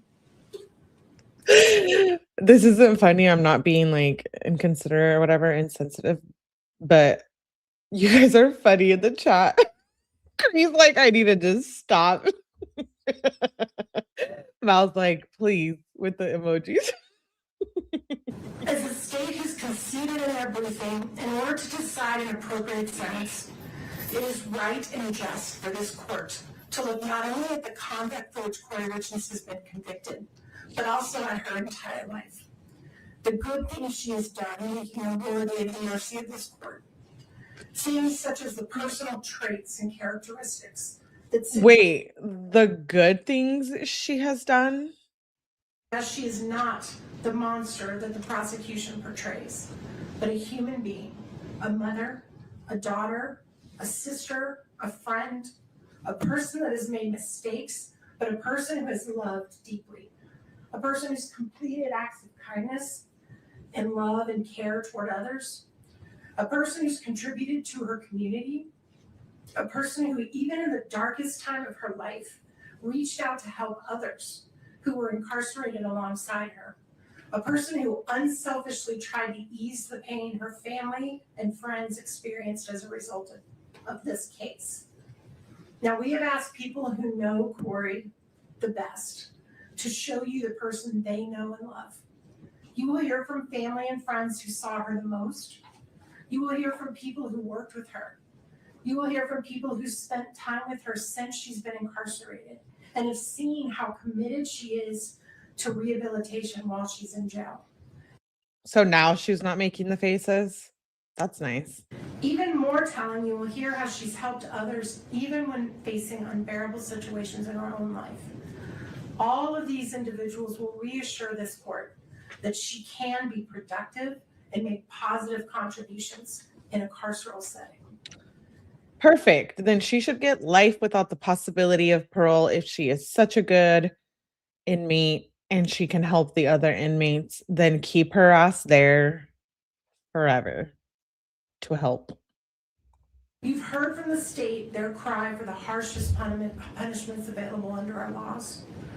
Yet you also presided over this trial. You saw the evidence and the absence of facts that would justify such penalties. I am sure this court is aware of what a sentence of life without parole actually means in a prison setting. These individuals are locked down in their cells 23 hours a day. They are not provided with the opportunity to participate in programming, seek education, work at jobs in the prison. For all intents and purposes, they are treated as death row inmates. They are denied in-person visitation. They are stripped of any sense of community or humanity. They have no hope of any future reunification with the people they love. Out of the thousands and thousands of cases that go through our criminal justice system, less than 100 individuals have been determined to be worthy of a sentence of life without parole. And that is because judges throughout this state understand that such a sentence presumes that an individual is wholly incapable of redemption or rehabilitation and should be punished in the worst way imaginable until they die alone in a cage. And Ms. Lewis will talk more about that later. But in the meantime, you're also going to hear from 3 people who've never met Kouri Richins. They know nothing about her case, but they know about what life without parole means. You are going to hear from a mother whose son was murdered and how many years ago she was in the position that She has no one to speak except people, other inmates, or what? What people that have never met her are going to give statements, impact statements? Kouri, you look like shit. Richins' family is in now. You will hear about her journey to forgiveness and how after many years she came to regret seeking the penalty of life without parole for her son's killer. You will hear from a woman who understands how Kouri's boys feel. Her father killed her mother and was sentenced to prison. You will hear how she learned to forgive her father and how she's enriched her life through finding her way into a relationship with him again. And you will hear from a former prosecutor, someone who sat right where Mr. Bloodworth sits now, and how he personally witnessed the rehabilitation and tragic end of an individual he put behind bars for life. All of these perspectives are important because they remind us and the court that the recognition of the precious gift of life takes many forms and can change over time. They remind us that the decisions made by this court today can reflect our own humanity and inspire us all to have hope and believe in forgiveness. Finally, Your Honor, you're going to hear from Ms. Richins herself. Her allocution is unusually long. She has worked very hard on it.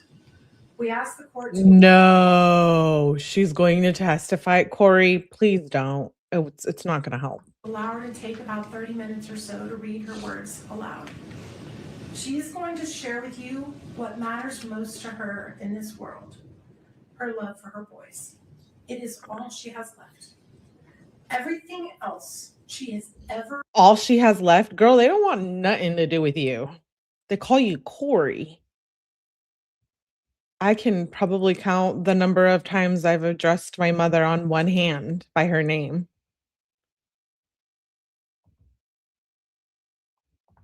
held dear in her life has been stripped from her. It is her hope that in openly and honestly sharing her love and hopes and dreams for her boys with you, that you will see what it is inside of her that is worth saving, that is worthy of mercy, and that is filled with hope, humanity, and love. So with the court's indulgence, we'd like to read aloud some letters that have been provided to us. As I discussed, some have asked us to read it and only share the names with you in the prosecution. Some are here to read them themselves. And we are grateful to the court's indulgence to listen. And we're going to start with a letter from Kouri's mother, and Ms. Lewis is going to read that letter. And Thank you, Ursula. Thank you. Alicia says, I kind of want to hear what she has to say. Yeah, but her kids are going to have to like live with that. You know what I mean? They're going to want to watch that. And I don't know.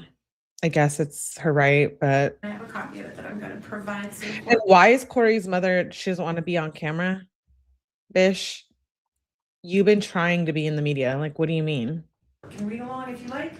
And I also have copies for the prosecution as we go. And we will add this to the information as part of the record. Thank you, Your Honor. Not public. Understood. Yes. Thank you. Thank you, Your Honor.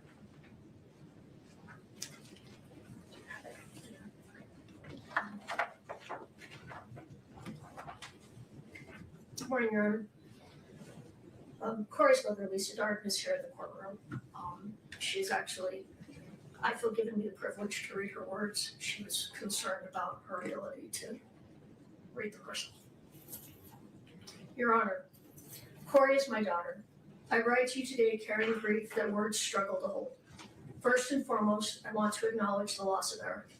He was my son-in-law, my friend, and a truly wonderful father. Eric had a kind heart and a generous spirit. He was deeply loved, and he will never be forgotten by me or by the many people whose lives he touched. Eric once saved my life, and I have carried that gratitude with me every day since. His legacy lives on most clearly through the 3 beautiful boys he left behind. Your Honor, I speak today as a mother and as a grandmother. The children are my greatest concerns. These 3 boys have endured unimaginable loss and upheaval in their young lives. They lost their father, then their mother, then the sense of safety and continuity every child deserves. Their world has changed again and again through no choice of their own. Whatever sentence is imposed will shape their lives forever. Whatever sentence is imposed, that was their choice. I will continue to watch the boys grow, whether at school events, or sporting activities, and throughout their lives. I will keep them in my prayers, hoping they grow into emotionally stable and resilient young men. Kouri is more than the worst day of her life. She is a mother who has devoted herself to her children since the day they were born. Before all of this, she was deeply involved in their schooling, their sports, their faith, and their community. She coached teams, volunteered weekly at school, led youth programs, and taught her boys compassion through service, from food banks to flood relief to helping firefighters and families in need. Her life centered on her family and on helping others. In many ways, everyone impacted by this case has suffered loss. However, the greatest burden has fallen on 3 innocent children. These boys have experienced repeated disruption and trauma at an age when stability is essential. Before these events, they lived in a loving home with 2 devoted parents.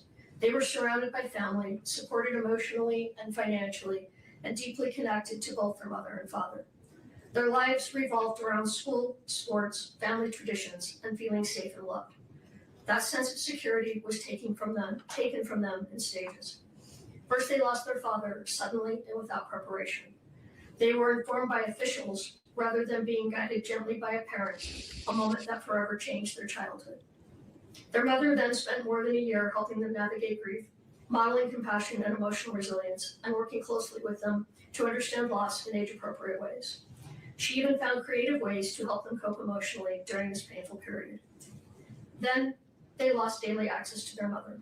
Once again, they were told life-altering news by strangers rather than family. The boys were moved between placements, disrupting routines and emotional progress, despite beginning to feel settled and supported. Throughout this time, they maintained a meaningful and positive relationship with their mother through letters, phone calls, visits, and counseling. Later, they were moved again, against their expressed wishes, away from family caregivers and trusted relationships. Each transition compounded their confusion, anxiety, and grief. Children need continuity to heal, yet these boys have experienced repeated separations from the people they rely on most. As a grandmother who helped raise these children, I have also lost daily contact with them. They were a central part of my life, just as I was part of theirs. The separation from their maternal family has been devastating, not only to me, but to the boys themselves, who deserve access to all safe and loving family connections. Your Honor, these children have already endured more than most adults will in a lifetime. Being placed in the middle of adult proceedings and repeatedly confronted with painful realities risks further emotional harm. It's interesting how Kouri keeps her head down as her mother is, her mother's statements being read. Also, I didn't know that the kids weren't allowed to see Kouri's mom, but I don't know, maybe through trial that makes sense, right? They didn't want to get things to get compromised, and the family court probably has some say in that, and who knows if the boys even want to. They love their mother. They need reassurance, not fear, healing, not more loss. I ask the court to carefully consider the cumulative impact on these children and the importance of preserving their emotional well-being and future stability when determining your appropriate sentence. Your Honor, I ask the court to take a moment to consider Kouri Richins as a whole person, beyond headlines or assumptions, and to understand the life she built before this case. Kouri has been driven, disciplined, and committed to growth from a young age. She graduated from high school in 2007, completing her studies a year early. She continued her education and earned her associate's degree in 2010. In 2012, she obtained her bachelor's degree, the same year she became a mother for the first time. In 2013, Kouri married Eric, and together they began building a family. Their second son was born in 2014. Kouri continued pursuing education while raising her children, earning her master's degree in 2017, followed by the birth of their third son shortly thereafter. Professionally, Kouri has consistently worked to better herself and provide for her family. She obtained her real estate license in 2019 and later earned her general contractor's license in 2021, achievements that reflected her work ethic, independence, and determination. In 2022, Kouri experienced a devastating loss with the sudden death of her husband. Despite profound grief, she sought constructive ways to cope and help others, publishing a children's book in 2023 focused on helping children process loss. After her arrest in 2023, Kouri did not retreat from self-improvement. While incarcerated, she earned her paralegal certificate in 2025. In 2026, she completed her MBA, pursuing education under extraordinarily difficult circumstances. She continues to seek opportunities for further education, demonstrating perseverance and a commitment to growth. Your Honor, this timeline reflects a pattern of responsibility, resilience, and continued effort to better herself, even in the most challenging moments of her life. I would like to illustrate Kouri's character through her actions and the way she lived her life, particularly as a wife, mother, and member of her community. Kouri was deeply devoted to her family. She was a committed wife to Eric and a hands-on present mother to their 3 sons. Their marriage was built on partnership and mutual support. Kouri consistently supported Eric in his career, hobbies, and interests, including his involvement in sports and coaching. She encouraged his passions and stood by him throughout their life together. In return, Eric expressed his commitment to caring for his wife and children, and their shared priorities were apparent in the way they lived and parented. As parents, Kouri and Eric focused on raising kind, engaged, and active children. Kouri was closely involved in her son's education, sports, and activities. She volunteered weekly at their school, coached youth soccer and basketball, served as a scout leader, and was present at practices, games, and events. Her time, energy, and focus were always directed toward her children's well-being and development. Beyond her immediate family, Kouri consistently showed compassion for others. She was active in community service and believed strongly in teaching her children empathy through example. Together, they volunteered at food banks, participated in flood relief by filling sandbags for elderly residents, baked cookies for firefighters during fire season, and assembled care packages for families and individuals in need. She also helped ensure that children in the community had proper winter clothes by donating nearly 100 pairs of snow boots to a local elementary school. During the holidays, Kouri made extraordinary efforts to help others, purchasing, wrapping, and delivering hundreds of gifts to families who are struggling. She also demonstrated thoughtfulness in her extended work family by assembling personalized gift boxes and organizing holiday gatherings to bring people together. In 2023, following her husband's death, Kouri published a children's book designed to help grieving children process. Did Kouri write her mom's victim impact statement? Like, why is her mom doing all of that? Designed to help grieving children process loss. She donated hundreds of copies to children who had lost a parent and visited schools to read to students dealing with grief. Although the book achieved some commercial success, her intention was not profit. It was to help children feel less alone during one of the most difficult experiences a child can face. Kouri has always viewed her greatest accomplishment as her family, her husband, her children, and the home they built together. Her loyalty to her family is unwavering. As an aunt, she has been a consistent and loving presence in her nieces and nephews' lives, providing child care support, attending milestones and school events, and assisting her siblings whenever they needed her. She has been the person who organizes family gatherings, holidays, and shared tradition, keeping the family connected. Faith has also played an important role in Kouri's life. She and her children regularly attended church and participated in faith-based community activities, reinforcing values of service, compassion, and responsibility. Your Honor, these are not isolated gestures. They reflect a long-standing pattern of generosity, responsibility, and care for others. Kouri's life before this case was defined by service to her family and community, and by her commitment to raising her children to be compassionate and engaged members of society. Unfortunately, I don't think anyone cares. I think we just care that she murdered her husband with fentanyl. From a young age, Kouri demonstrated responsibility and a strong work ethic. While still in high school, she worked nights, weekends, and holidays to help support her aunt's business, using her earnings to pay her own way through college. That sense of responsibility never diminished. She continued to support extended family members whenever they needed help. Only 3 weeks after losing her husband, Kouri faced another profound loss with the death of her uncle. Even while grieving deeply herself, she stepped forward to help her aunt by taking on the responsibility of planning the funeral. This pattern, putting others' needs ahead of her own pain, has been consistent throughout her life. Kouri has always believed that no one should have to navigate grief or hardship alone. Kouri and I share an exceptionally close relationship as mother and daughter. She has stood beside me during some of the most difficult moments of my life, including surgeries and radiation treatments, providing care, support, and comfort without hesitation. Our relationship is built on mutual reliance, trust, and love. I, in turn, have played an active role in her family's life, helping care for Eric, the boys, and Kouri, and being deeply involved in their daily lives. Kouri also shares a strong bond with her brother. Though close in age, and like many siblings growing up, it was the loss of their father shortly after high school that solidified their understanding of the importance of family. Since then, the relationship has only grown stronger. They have supported each other through life's milestones, challenges, and joys. As a mother, Kouri has always made sure her children felt surrounded by family.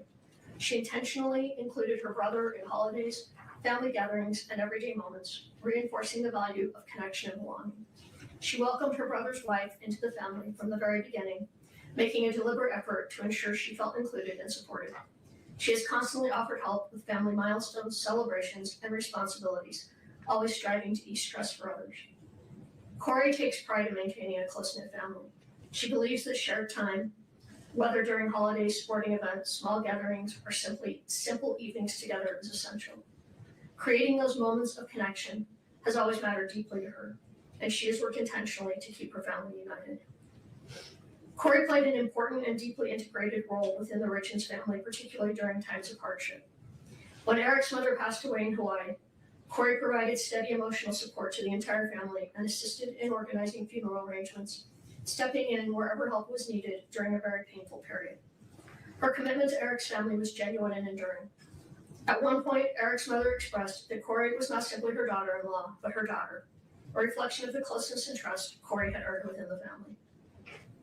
Kouri and Eric prioritized time with extended family, creating meaningful memories together, including regular visits to St. George, Utah, to spend time with Eric's grandmother.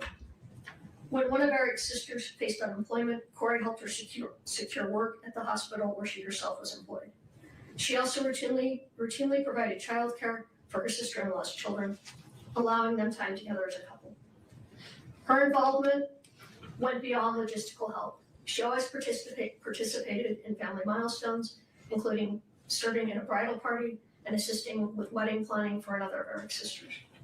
During a particularly difficult period in that sister's life, Kouri accompanied her to a self-help retreat, offering both emotional support and companionship. Within the Richins family, Kouri often served as a source of calm and connection. She consistently worked to ease tensions, provide comfort, and maintain relationships during challenging moments. Her efforts contribute significantly to the overall well-being of the family. Kouri's compassion extended well beyond her immediate and extended family. She opened her home to the parents of a friend whose house had been damaged, offering them a safe place during a difficult time. When another friend's parents lacked firewood, their sole source of heat during the winter, Kouri arranged for a truckload of wood to ensure they stayed warm. She maintained close, supportive friendships, particularly participated fully in friends' major life events.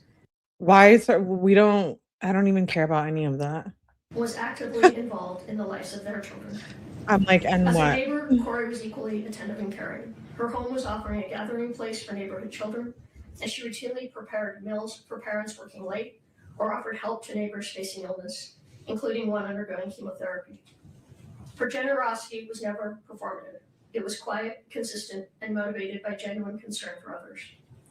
Kouri is not a perfect person, but she is an authentic one. Her life has been marked by steady acts of kindness, loyalty, and service toward her family, her friends, and her community. She has always found purpose in easing the burden of others and helping people through difficult moments.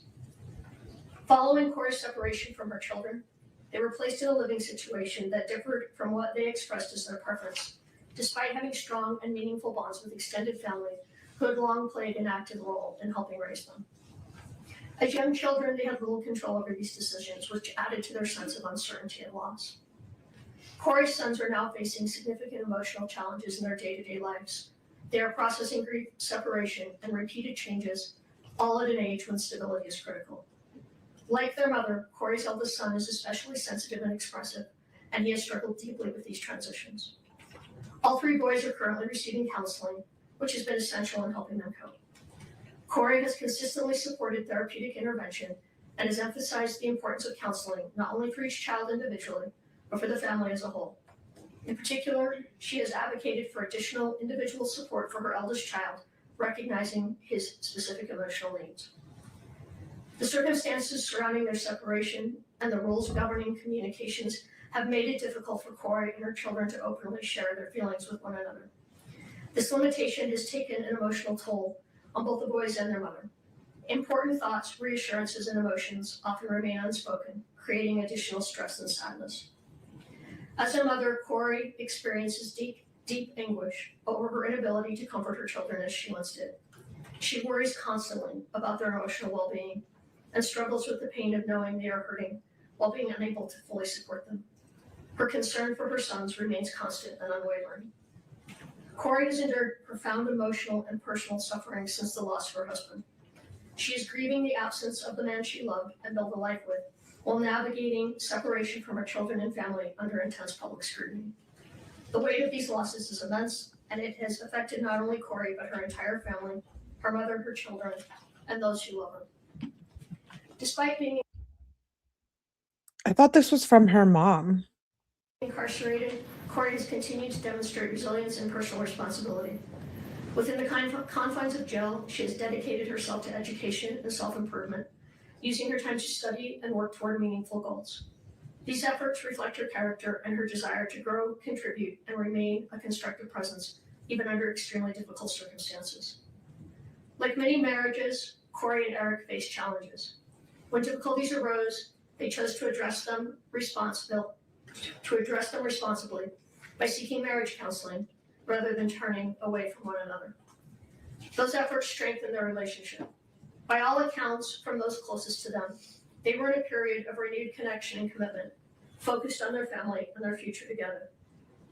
Your Honor, I stand before you as Kouri's mother. I love my daughter. I have known her for her entire life, not just through this case. I cannot speak to every aspect of what the court has considered, but I can speak to who she is as a human being, as a mother, and as a member of her family. I do not believe that Kouri did this. Look at Eric's dad. He's like, this shit. Nor do I believe Kouri could possibly be capable of this crime. I can't validate what she did financially one way or another, and that's something Kouri will have to live with. I respectfully ask the court to consider a sentence that holds Kouri accountable for the jury's verdict, while still allowing for the possibility of mercy and hope. A sentence without the opportunity for parole would permanently separate her from her children and leave no room for redemption. Kouri's life has meaning, especially to her three sons and her family, and I respectfully ask that the sentence reflect not only accountability, Court TV's like trying to zoom in on Kouri's mom. I love it. but also the potential for rehabilitation and the profound long-term impact on innocent children. Your Honor, I ask from a mother's heart that Kouri be given a sentence that allows the possibility of a future, one in which she can continue to grow and one day be a positive presence in life and her children's lives again. I firmly believe the jury reached an incorrect conclusion and that this outcome represents a profound injustice driven by personal bias. I do not believe Kouri is capable of committing murder. No one understands or loves her children as deeply as their mother does. Thank you for listening, Your Honor. I love you, Kouri, Carter, Ashton, and Weston. Her story does not end with this sentence. It is the strength of her comeback that will define it. Her comeback. Your Honor, at this time we would ask Renee Odom. She is going to read her own letter. We ask that she approach the podium, and I will provide it to the court and her prosecution as well. Of course. Who the hell is Renee? One moment, please. Thank you. Renee, please proceed. My name is Renee Odom, and I am here today as the sister of Kouri Richins. Sister? Why didn't I hear much about her? I want to begin by saying nothing I share today is meant to excuse or lessen the seriousness of what has brought us here. Eric's life was taken, and that loss is permanent. I want to acknowledge Eric by name and say that I loved him. He was kind to me. He was a part of my life, a part of my children's life, and a part of my family. He matters deeply, and he is missed. This tragedy has devastated our family, and its deepest impact continues to fall on Kouri's 3 boys. For more than 3 years now, they have been unable to see or speak with their mother. They have lost their father, and at the same time, they have lost access to their mom. Even in separation, Kouri has never stopped being their mother. She writes for boys every single week. She reaches out every birthday, every holiday. Look at Eric's sister. She's like, no, she don't. Holding on to that connection with everything she has and reminding them that they are loved.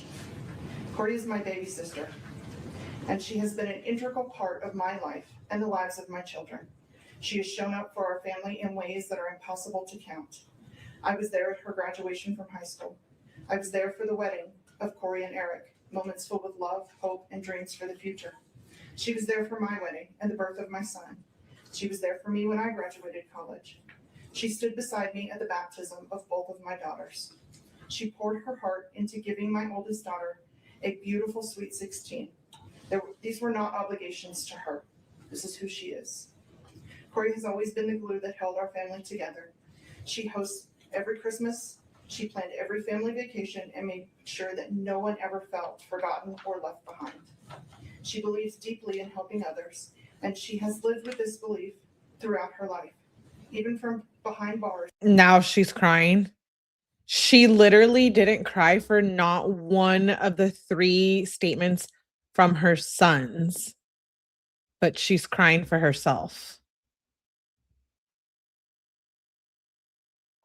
Kouri has continued to help people, offering support and encouragement and kindness any way she can.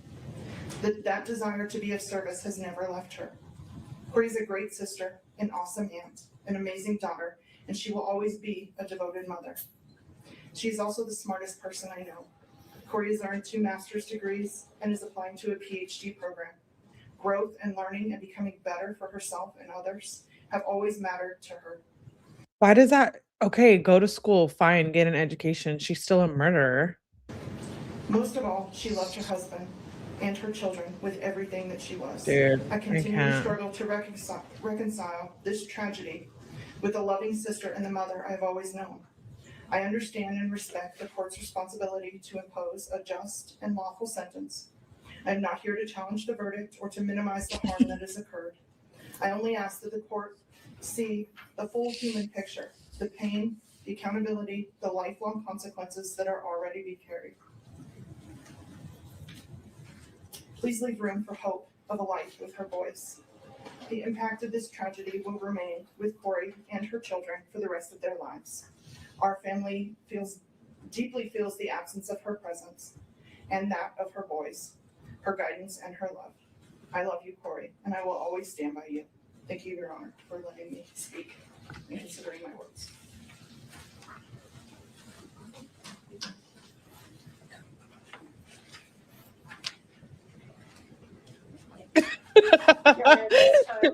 Eric says, I don't think the PhD program is accepting her application at this point. No, they're not.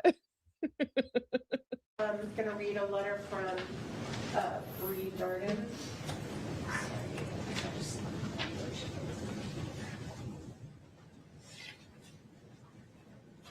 I'm so disgusted that she cried only for herself. I can't get past that. She deserves without the possibility of parole. No. Your Honor, at this time, we'd like to read a brief letter from Kouri Richins. That is Kouri's sister-in-law, who also worked with her at her real estate business. I know Your Honor heard some testimony about that. She has a newborn baby, so she can't be here. Your Honor, I was introduced to the Richins family around 8 years ago, excuse me, and was able to have been around Kouri, Eric, and the boys since the youngest was 1. I spent many days, weekends, holidays, birthdays, barbecues, etc. with them all, and was able to learn so much about the family dynamic and the love they had for one another. No, their family wasn't perfect. No one's is. But those boys were loved beyond belief by both parents. Kouri and Eric did everything for the boys, to protect them, to teach them, to encourage them, to show them love, and mostly to show them two loving parents. My heart goes out to the three boys, as they do not deserve to be going through all this, as well as they do not deserve to be alienated from one side of their family. I miss them dearly every day. To know Kouri is to know the love she has in her heart. Kouri is one of the most selfless and caring people I know. She lived for those boys and lived to be the best wife she could be. Yes, she made mistakes in her marriage, as we know. So did Eric. But at the end of the day, they chose each other and their family. As a loving mother, exceptional caretaker, and benevolent humanitarian, Kouri was truly a devoted volunteer. She never stood still when she knew she could help another, embodying the definition of true character. From the moment this sudden, unexplainable tragedy occurred, there has been a distaste for Kouri for personal reasons rather than factual reasons. From allegations made by individuals she regarded as family, to authorities not conducting a systemically correct investigation and then not being given a suitable, unbiased finale. The conclusion of this case seemed inevitable. Although I'm not here to argue the verdict, I am here to help provide perspective on views you are unable to hear about. Kouri is a mother, a sister, a daughter, an aunt, widow, and at the end of the day, an imperfect person striving for grace. She is someone whom the community trusted, neighbors enjoyed, and her boys counted on as a supporter. I respectfully ask that the court consider the totality of her character and her full life history when making a determination. Here are the next individual that spoke is Kouri's aunt. This is Lisa's sister. Her name is Doreen Kouri.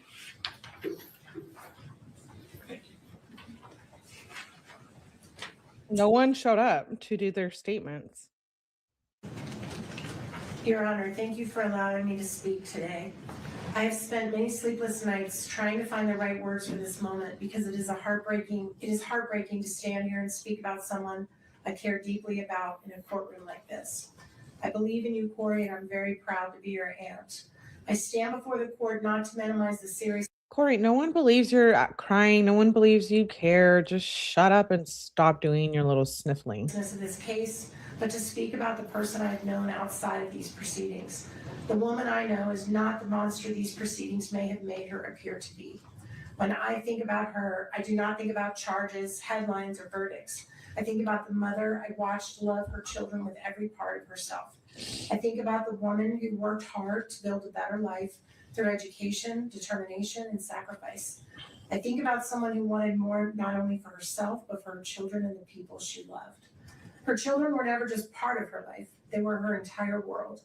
I watched her celebrate their accomplishments, comfort them in difficult times, and carry the weight of motherhood every single day. She loved fiercely, deeply, and unconditionally. Eric and those boys were her life. Both Eric and Kouri were very loving and attentive parents. They were solid, they loved hard, and they played hard. I also watched her work tirelessly to educate herself and create stability for her family. She pushed herself because she believed in building a meaningful future. She was proud of what she accomplished, but even more proud of being a mother. This conviction does not erase the years of humanity, goodness, and compassion that existed before this moment. I know there are people who may only see the charge or the verdict, but I ask the court to remember a person is more than the worst moment of their life, or in this case, more than a verdict that many of us still struggle to understand and accept. The woman I know is compassionate, intelligent, nurturing, and deeply human. I do not believe she's cruel or beyond redemption. I believe there's still goodness in her, and I know there are many others who believe that too. Whatever sentence is imposed today will not only affect her, it will echo through the lives of her children, her family, and everyone who loves her for years to come. Her children still need their mother's guidance, love, voice, and presence in whatever way they can still have it. They don't even want that. Look at her face. I need to screenshot that. Okay. I understand the weight of the court's responsibility, and I speak with respect for these proceedings. I only ask that when sentencing is considered, the court remembers the whole person standing before you today. Not only this moment, but the years she spent loving, learning, sacrificing, and being devoted mother. I love you, Kouri, and I love those precious boys. I ask for mercy, I ask for compassion, and I ask that the court see the humanity in her so that so many of us have seen for years. All right, the next one is an individual that did not want their name read in the public, so I'm going to provide it to the court in the prosecution only. This is a close friend of the family. A close friend of the family. To the Honorable Judge 𝗲𝗄𝗃, I'm writing to respectfully share my personal relationship and observations with the Richins family and 3 young boys, and to ask that you consider sentencing Kouri to 25 years to life rather than life without the possibility of parole. From 2017 to 2019, I had the privilege of working as a babysitter for Kouri and Eric's 3 children. I was able to view this family at a time when things in life were good for them. The youngest, Weston, was still in diapers, and we worked on potty training together. What struck me most during that time was the stable, loving, and orderly home the 3 boys had to grow up in. Kouri was a young mother, close in age to 2 of my own children, and she'd established a true house of order. The home was beautifully decorated. I particularly remember the bright fall decor. The walls were lined with photos of the boys at different ages, and they had a wonderful playroom over the garage. The family worked together, played hard together, and clearly loved one another. I recognized the effort and pride in caring for her family. When she was out of town one week, she left detailed meal plans for me to use the crock pot, so Eric could come home each night to dinner with the boys. Those meals were so good that I replicated them for my own family. I was so impressed by her age progression photo. Did she just smile because someone is saying she had good recipes? Display in the hallway, but I had canvases made of my own grandchildren in a similar fashion. I even copied some of her simple but festive fall decorations and bought similar cowboy kid toys for my grandchildren after seeing how much her boys enjoyed them. Kouri's positive influence extended beyond her own family. I brought many of her ideas home with me. I do not wish to minimize the tragedy of this case. I watched the funeral online and was heartbroken, especially hearing young Carter say he would now be the man of the house. I believe Kouri deeply cares for her children, and I have to believe they love her as well. 3 boys' lives will be forever affected by the court's decision. I believe in the possibility of rehabilitation and the value of preserving hope. I respectfully ask that you not eliminate the chance that one day these 3 sons would be able to make their own choice as to whether or not to have a relationship with their mother. Kouri is not a threat to society. Please give her the opportunity to serve her sentence with the possibility of someday returning to her family. Thank you for your time and considering my perspective. Your Honor, the next individual that's going to be addressing the court is going to do it himself, and that is Mr. Greg Hall, and he's here to read his statement to the court.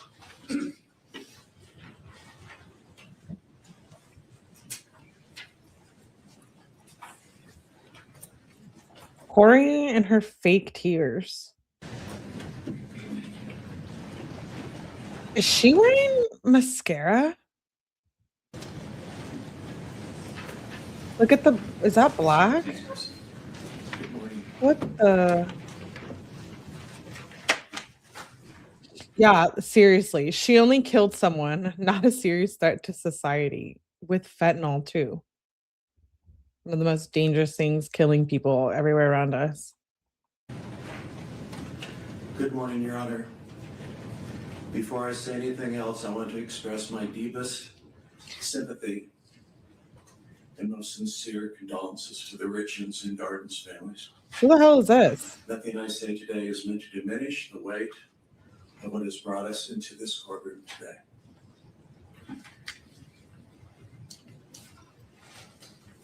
My name is Greg Hall. I have known Kouri for over 7 years, both personally and professionally. And we have stayed in daily contact by phone, text, and in-person visits throughout her entire incarceration here in Suffolk County. I'm here today to share with you what I have witnessed firsthand about the person I know. In the years before Kouri was incarcerated, she made a habit of looking for people who were struggling. She not only volunteered for many years at children's schools and donated, but you heard about the 100 pairs of snow boots, but she also did follow up to make sure that those children had clothes. She has volunteered at the soup kitchen for years and brought her boys along with her because she wanted them to teach them about service and kindness to others. When Kouri found out a neighbor had been diagnosed with cancer, she anonymously arranged for a massage therapist to visit her. When my own wife was in an auto accident, a care package showed up at our home. If a family was having a difficult time purchasing a home, she would offer to take little or no commission in order to help them. Is this like a victim advocate / friend? Who the hell is this? Chris says sugar daddy. Stop it. That's funny. I don't know, but he said 7 years. She's already been incarcerated for 4, so. Please know that none of these things were ever done for recognition. They were done because all she ever wanted to do was good. Your Honor, what I would like the court to understand the most is that the goodness and kindness toward other people that defined Kouri before her arrest has not gone away since being incarcerated. When new inmates arrive frightened and disorientated, Kouri is the first to step in. She helps them get their footing in an environment that is unfamiliar and frightening to them.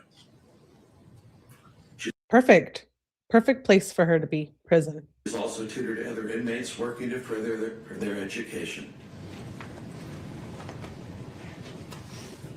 She has helped women who cannot read or write navigate through the system and draft letters to their family on the outside. When women in her unit receive bad news from home, she is the first to sit with them and comfort them. She's used her time inside to— How does this guy know that? Is he in there with her? Her sponsor? Kind of sounds like it. Evie says maybe her new husband. And she takes her studies very seriously. She has earned multiple degrees, including a master's degree since being incarcerated, because she wants to be of use to other incarcerated women who struggle with literacy, with their legal paperwork, and with the simple daily reality of being inside. She enjoys studying religion and ethics and the practical application they have in our lives. She attends weekly church services and has helped to create new programs within the jail that other inmates now rely on. She studies late into the night, every night. She prays for her boys and for her family every day. She Are you there when she's praying? also prays for others in need. What the? She writes to her sons, though her letters are returned to her unopened. She has not stopped trying to contact them, to express her love for them. Your Honor, the Kouri that I talk with each day is still filled with kindness, with goodness. Even to this day, as we speak to one another, she continues to ask and care about how people on the outside are doing. My family, her family, people we mutually know, before ever talking about herself. I'm not here to argue with the verdict of this court. I am here to tell you that the person I have known for over 7 years is still there, still trying, still useful to people around her in the small ways available to her to continue to be of service and provide acts of kindness I only ask that the court please take this into consideration today. Thank you, Your Honor. Thank you, sir.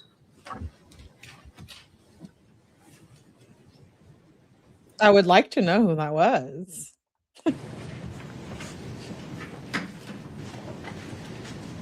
Your Honor, the next two letters are from individuals who are investors with Ms. Richins in her real estate business. Both of these individuals did experience losses of money.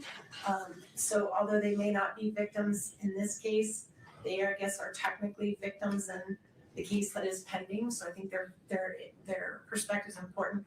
The first one, for some reason, I only have one copy. I'm going to give just a moment for Mr. Bloodworth to read it. Then I'll read it and then I'll hand it to the court. Thank you.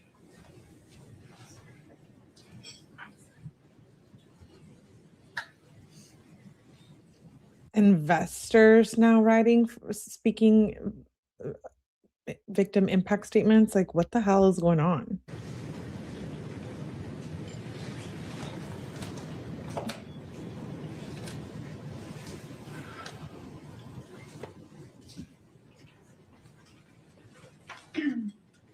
Honorable Judge 𝗲𝗄𝗃, I'm writing to you regarding whatever sentence you need to impose on Kouri Richins. I implore you to impose the lowest sentence possible, including the possibility for parole. Due to the defense resting in this case, you and the jury only heard everything negative that could possibly be said about her from the prosecution, their witnesses, and the media. There was always another side of her that was not presented. As one of the investors in some of Kouri Richins' properties, she never asked that we invest. We always asked her after seeing the quality of the work done. She had a real estate license and got a general contractor's license. Yes, we made money on some of the properties, and yes, we lost money on the legacy property due to her arrest. She made sure we were aware that we could lose our investments. During the time we did spend with her, we found her to be honest, caring, super smart, and constantly talking about her love of Eric and her children. She adores those boys and was involved in all aspects of their lives and very proud of all of them. I understand she has used the time in jail to obtain a second master's degree. I honestly believe that even spending time in prison, that she could still be a valuable and contributing member of society and hopefully one day have a relationship with her boys. I do totally understand how difficult it is to have someone's life in your hands, as I felt that weight as an Air Force flight nurse in Iraq many times, caring for our wounded warriors. We all need to have hope. Please do not take that from her, as she has already lost so much. And I'm not going to reveal the name on public. Thank you.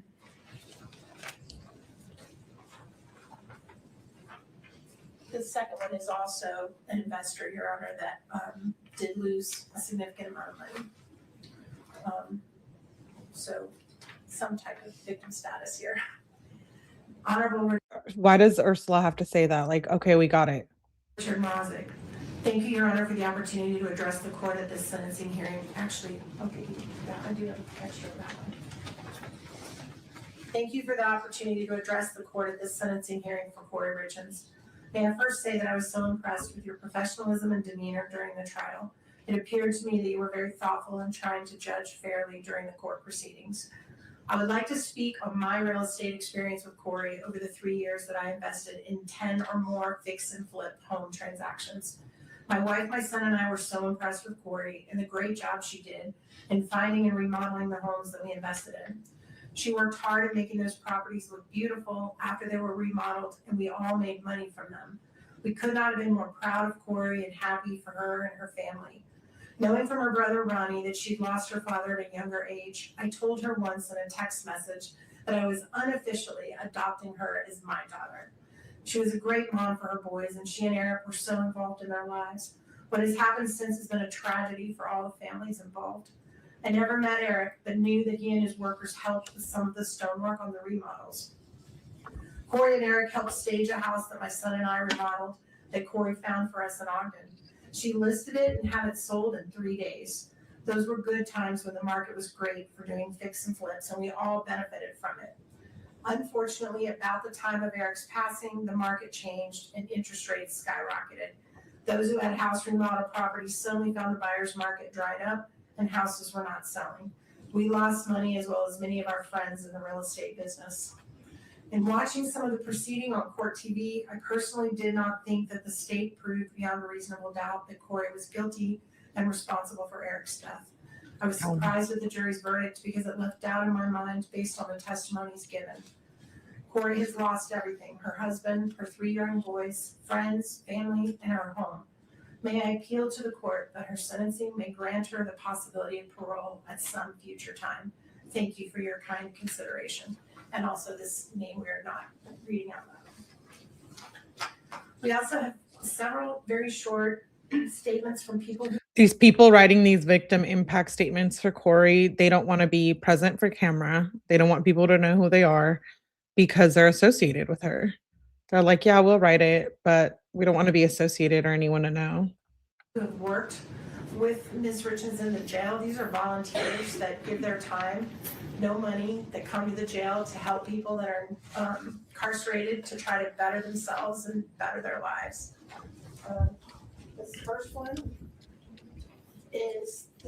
is from the art class facilitator, Ms. 𝗝ecie𝗶𝗆 𝗠𝗲𝗆. Dear Judge Mrazek, I'm writing to you today on behalf of Ms. Kouri Richins. I have known Kouri over the last 2 years within the context of the educational programs for the Summit County Justice Center. I facilitated art class as a representative of Mountain Life Church. In that art class, Kouri's carried herself with ease and warm regard to the other inmates and those of us present as facilitators. While she's shown care for the other inmates, she has also been very respectful to those of us facilitating. Even when she had been carrying challenging emotions, she's conducted herself with respect and grace.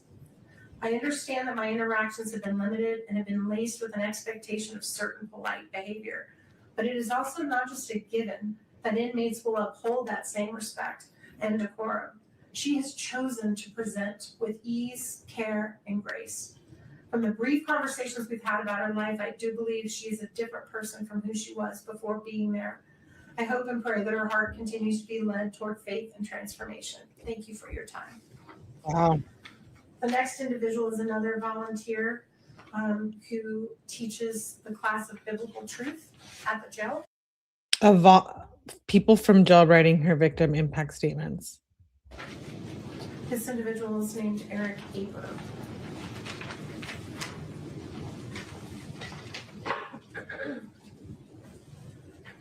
Dear Honorable Richard Mrazek, my name is Eric Marty Aber. Through Mountain Life Church in Park City, I've been a volunteer at the Summit County Jail for 8 years, helping to teach biblical truth to those incarcerated there and leading church services on Sunday afternoons. Kouri Richins has been a regular attendee of these services since May of 2023, the start of her incarceration, and has shown an amazingly consistent and upbeat, positive attitude. Kouri contributes in the church service discussions. She frequently comes alongside other inmates and encourages them to attend church as well.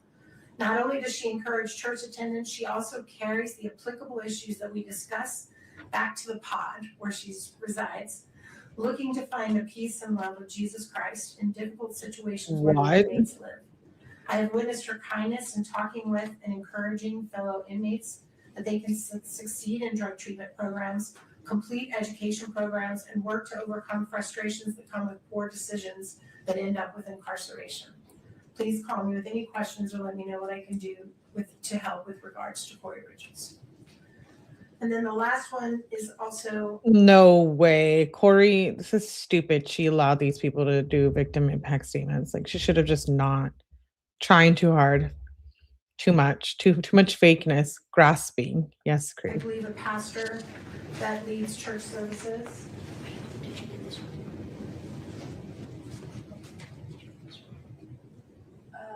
Nope, I think I might pull that out. Yeah, I do. I don't think I have that one, so thank you. This next one then is from Craig Moline, who's one of the pastors as well.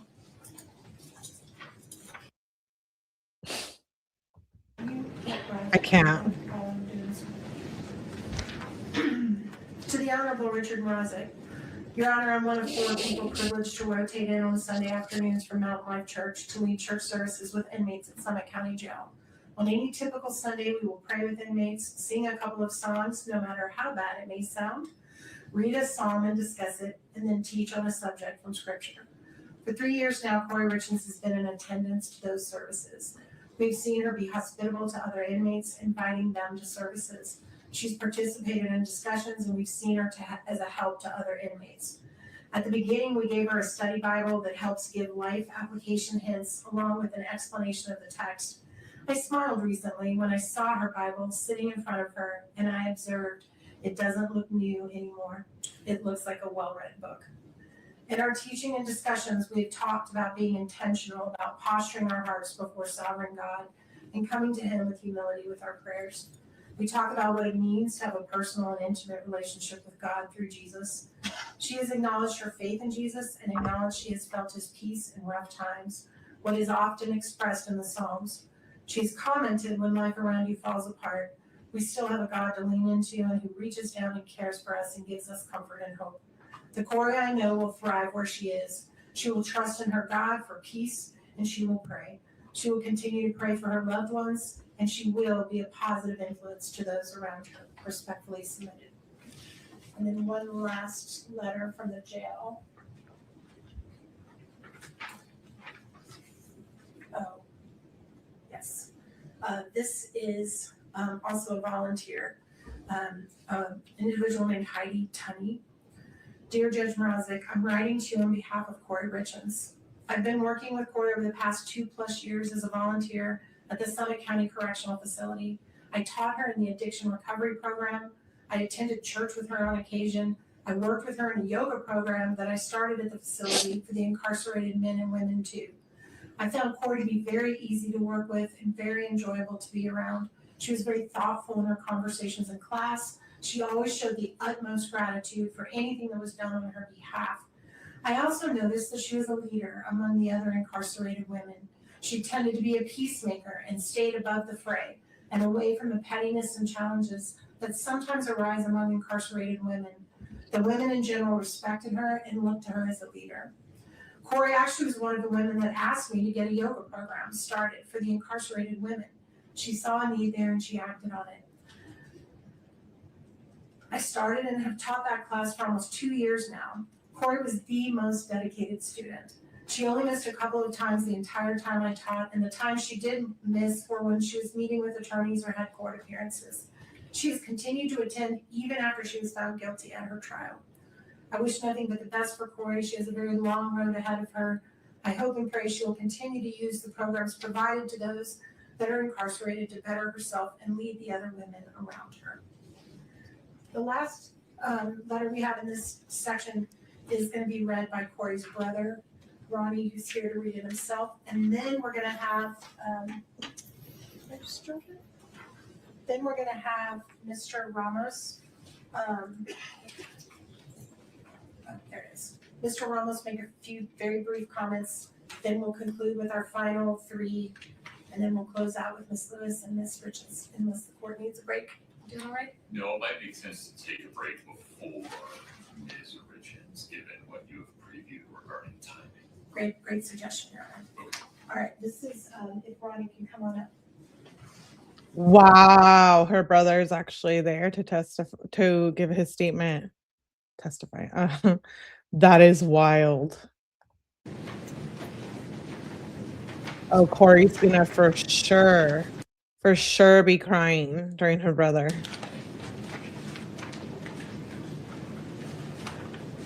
Good morning, Honor. I'd like to address the court with actually a person what I did to break the Kouri. Okay. Little sister, I love you.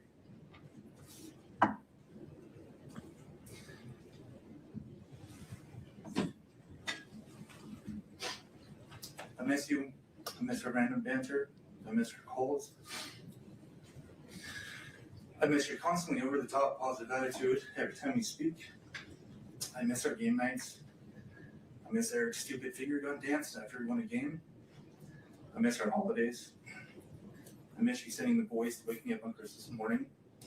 Way too early after we stayed up way too late preparing Christmas for them so that it'd be absolutely perfect. I miss our Sundays together.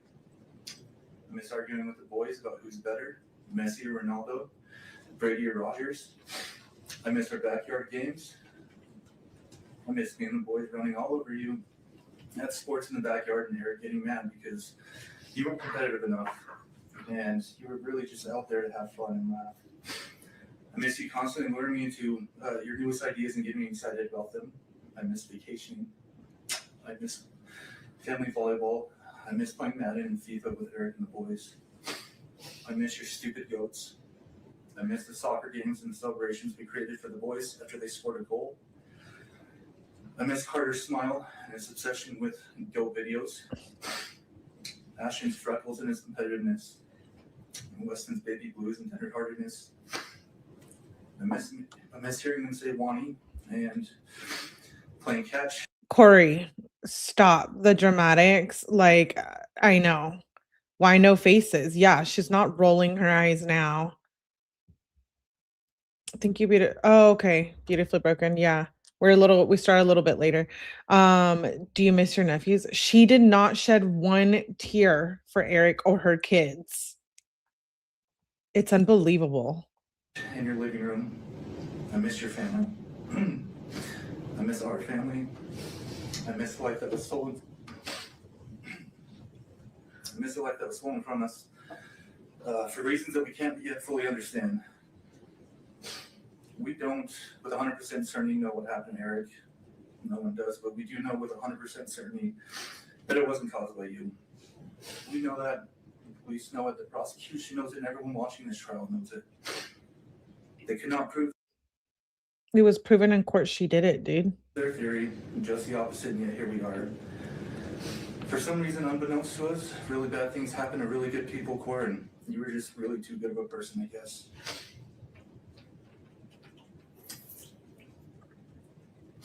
I promised Dad a long time ago that I'd always look after you and Mom, and I intend on keeping that promise. We will get through this together, and the injustice that's occurred here in this courtroom, it'll be righted in time. Your innocence will shine too brightly to be contained once you've actually had a fair shot at defending yourself. When the day comes, I just know somehow that you're going to change a lot of lives that really need your help. Until then, little sister, just know.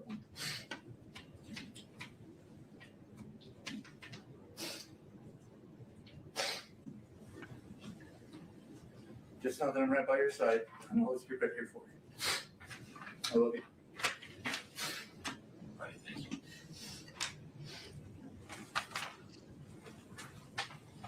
Why does this 𝗶𝗍𝗄 have mascara on? Do they let you have mascara on for court? I didn't know that.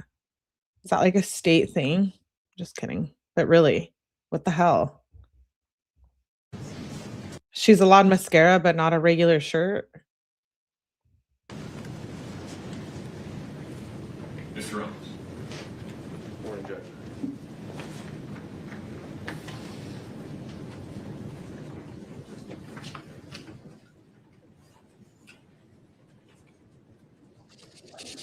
Your Honor, I want to maybe begin by speaking just plainly and honestly. I disagree with the jury's verdict. I'm deeply saddened by the way that justice was rendered in this case. I don't believe that this outcome fully reflects the truth or the humanity involved. But our Constitution demands something difficult of all of us, especially of officers of the court. It demands restraint. It demands respect for the process, even when the outcome wounds us. And so, while I disagree with the verdict, I respect the jury's decision. And while I disagree with many of this court's rulings, I respect the lawful authority of this court, of Your Honor. This is because the rule of law only survives if we continue to honor it, even in moments of disappointment and pain. You can buy makeup from commissary now. Yeah, look at Kenzie's all the fancy stuff. Yeah,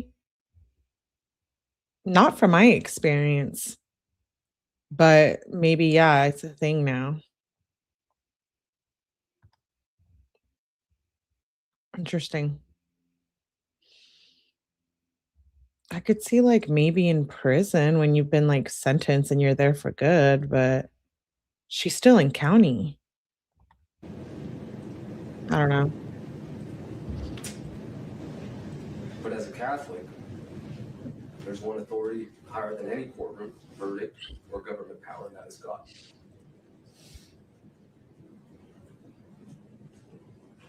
I say that as a reminder of humanity and of human limitation. Our system of justice is imperfect because every human is imperfect. I think that humility matters here today. It matters because the sentence of life without parole risks becoming something greater than punishment. It risks becoming the declaration that redemption no longer matters. Late Pope Francis said that life without parole is just a death penalty in disguise because it extinguishes something fundamental to human dignity, that is hope. Hope to all involved, victims, condemned alike. Refusing to impose a sentence of life without parole today doesn't mean Kouri is going to walk free. It doesn't mean that she will someday leave custody. She may very well spend the rest of her natural life in prison. It also does not mean that her victims who have spoken today, her kids, doesn't mean that they have to forgive her. They may never change their minds. They may never forgive their mother. And also, no court has the authority to demand that they do. But refusing to impose a sentence of life without parole does mean that we do not close the door completely. It means we do not presume to know with absolute certainty what a human life, victim or condemned, may become decades from now. It means that we do not extinguish hope entirely. Time changes people, pain changes people, grief changes people. Even victims and victims' families over years and decades sometimes arrive at places their present suffering could never foresee. Some discover forgiveness, some discover peace, some simply discover that healing and permanent condemnation are not always the same thing. And others don't. A sentence of life without parole assumes none of that human change matters. Not the change in the person condemned, not the change in those harmed. A life without parole sentence freezes every human being, victim and condemned, inside the worst moment of their life and declares that moment permanent. Our Constitution demands more restraint than that, because the real measure of justice is not what we do when mercy is easy. It is whether we preserve humanity when mercy is hardest. No sentence handed down today will undo suffering. A different verdict wouldn't have reversed tragedy. But there is a profound moral difference between saying you must be punished and saying you are beyond redemption forever. One is justice restrained by humility. Hey, hoodies, good to see you. Usually at trial, they will allow makeup. Sometimes the Addie will bring it for them to use. Some use coffee grinds for mascara. Yeah, and colored pencils for like eyeshadow and lip liner. Yeah, sucks for you, Kouri. The other risks becoming judgment without end. And no human institution possesses the moral certainty to make that judgment absolutely. That lies with God alone. Thank you. Thank you, Mr. Roberts.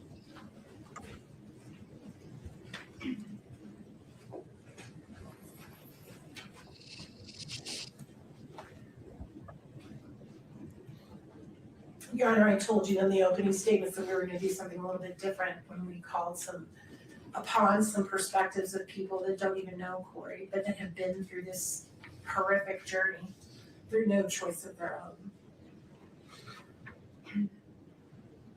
One is from a mother whose son was murdered. Again, we're going to just share her name with only the court and Mr. Why is it like what the?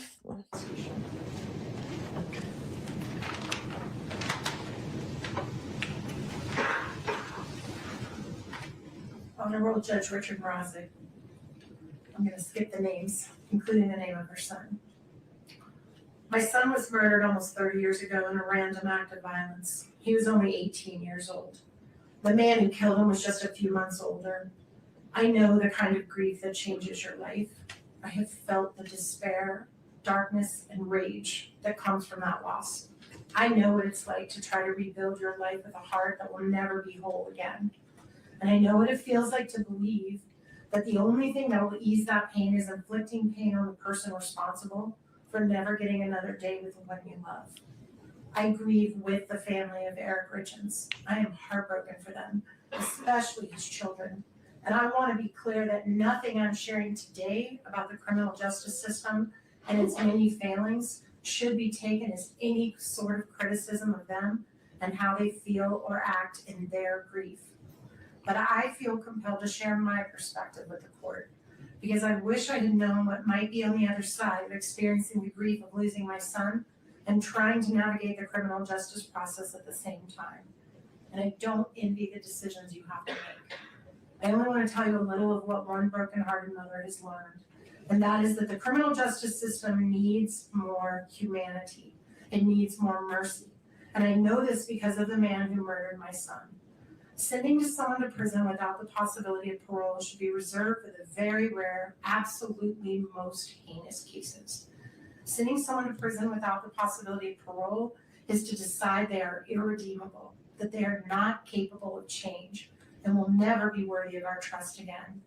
It is a fate so bleak, I am not sure how anyone survives it, let alone do what my son's killer did. He went into the worst place imaginable and found a way to be a better human being.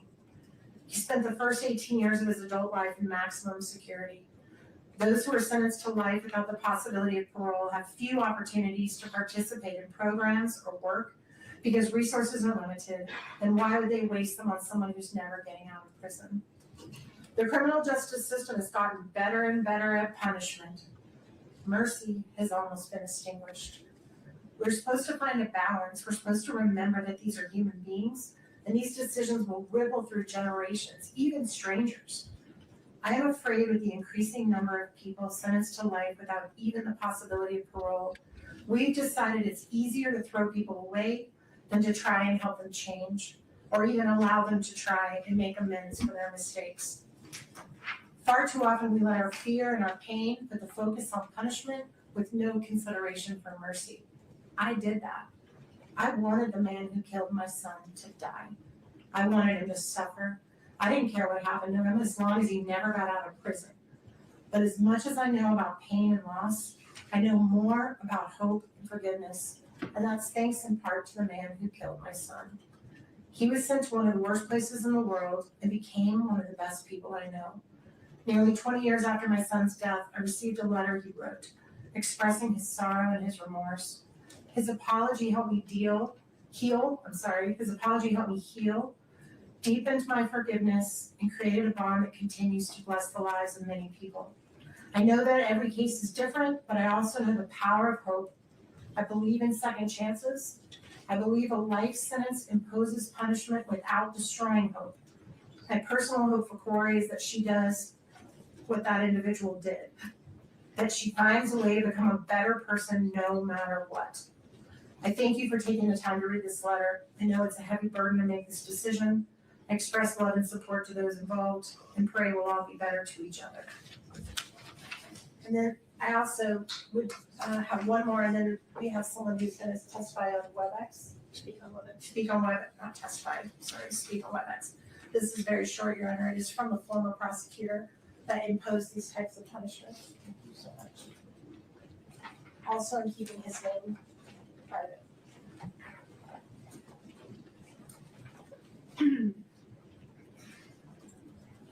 As a matter of fact, I'm going to skip the very first sentence because it would reveal who he is.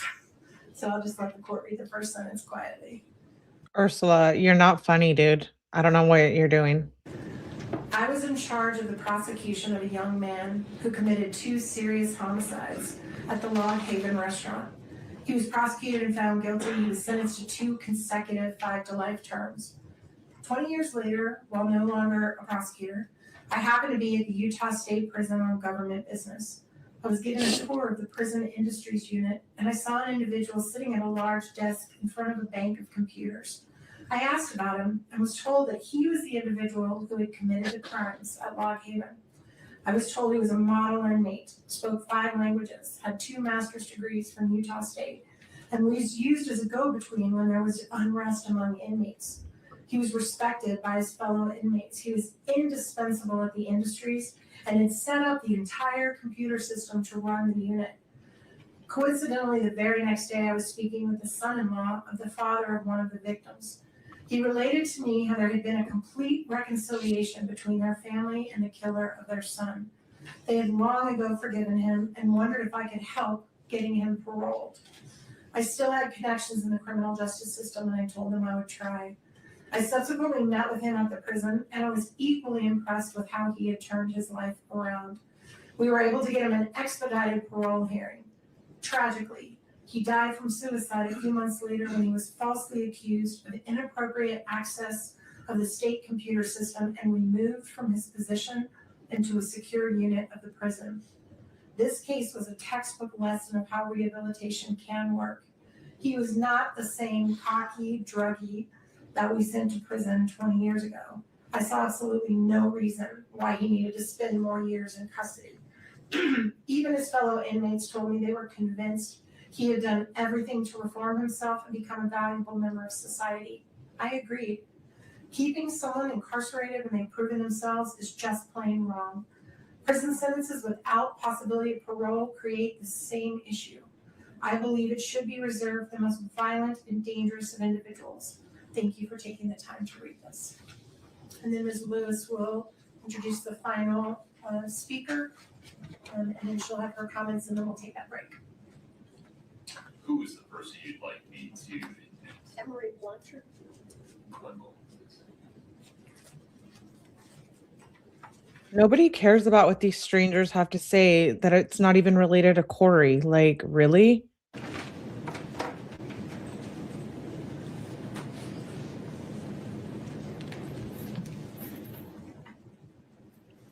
Emery, if you'd please unmute your audio, I'd appreciate it. Are we able to see her? Oh, my apologies. Thank you.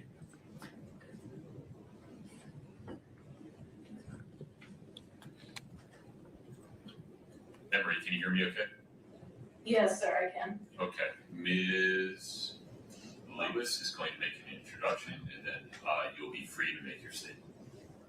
Emery Blanchard understands what no one else in this courtroom understands. What the 3 children of Kouri are going through.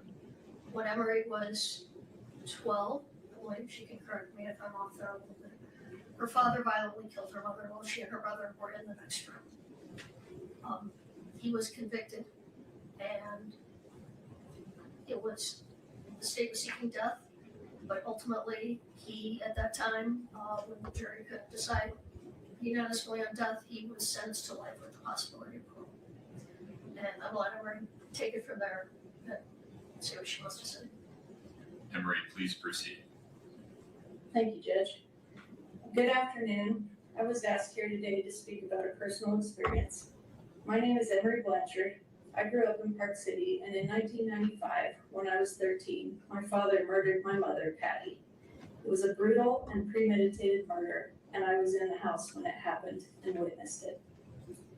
It was a death penalty case, but my father was sentenced to life in prison with the possibility of parole. At the time, I wanted him to go to prison for a long time, and I didn't want to see him again. I was afraid for my life and safety as well. My mother's parents and uncle raised me. We would refuse phone calls from the prison, but my family collected every letter he sent and saved them in boxes, just in case I ever wanted to read them. In a short 4 years, when I was about to turn 18, I decided I wanted to see my dad. I had questions regarding the murder that I needed answered for my own mental health. My amazing grandmother offered to take me to the prison while I was a minor if I wanted to see my dad. I wanted to spare her from having to face the man who killed her daughter, so I waited until I was 18 and could go to the prison on my own. I didn't know if I would be fearful of my father or perhaps even so angry that I might attack him. None of that happened. The moment I saw him for the first time in over 4 years, he simply hung his head and said to me, "I'm sorry." We both burst into tears and held each other. I felt safe and as whole as possible again in his embrace. Yes, this was the man who killed my wonderful mother, but at that moment I realized he was still my dad and I still needed him. The next decades were good at times and very hard at times. Many years I visited my dad often in prison. Some years were exceptionally hard for me, and I chose not to see him at all. I experienced a full range of emotions, and all of them were valid. I knew for my own health and peace, I had to learn to let go and forgive. No easy task, but this is when I truly mastered empathy and compassion. My father served 25 years until his first parole hearing. I was for parole, but nevertheless, he was denied and given another 5 years. At his age, I knew it was a death sentence, and it was. Just last year, after 30 years of incarceration, he died 4 days shy of his 81st birthday. My second worst nightmare came true, the first being my mom being murdered. I was not able to see him while he was dying. There was no compassionate release. Some may say he deserved that, and maybe he did. I can tell you that no amount of time served ever made this situation right. 20 years, 30 years, and even death. None of it can bring back my mom or repair the immeasurable damage that he caused me and my family. Once 20 years had passed, my grandmother even said to me, "It's been long enough. You want your dad."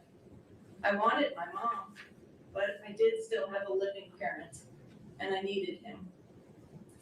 I don't tell you this story to tell you how to feel or that I understand how you feel. I'm offering that hearts and feelings can change over the years. To honor my mother, I'm a victim advocate who supports people in domestic violence situations, and I now help people with PTSD heal at my ranch in southern Utah using nature, horses, and farm animals as teachers. I teach compassion for humans and animals alike, and I found a way to turn my pain into purpose. But I will tell you honestly that life is still hard, and losing both of my parents at that young age harmed me greatly and left me with a very sad and lonely heart.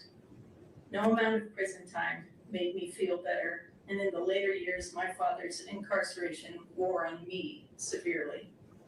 What is that face she's making? That stupid, sad face. You didn't even show that with your kids. What I will leave you with is this. Hold tightly to the good memories of your father, and in time, perhaps your mother too. Cling to your family and siblings for love and support. Please let love reside in your hearts and not hate. I pray for your family and for your peace and healing. And thank you for allowing me to speak today. Emery, thank you very much. Thank you, Emery.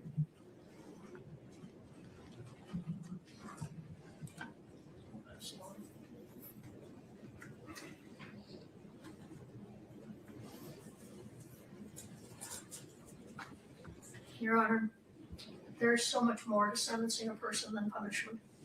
Oh my That is why in God. sentencing someone, the court must consider the totality of the circumstances, the whole person, No one cares, whatever your name is. What's her name? and who that person is beyond their worst act.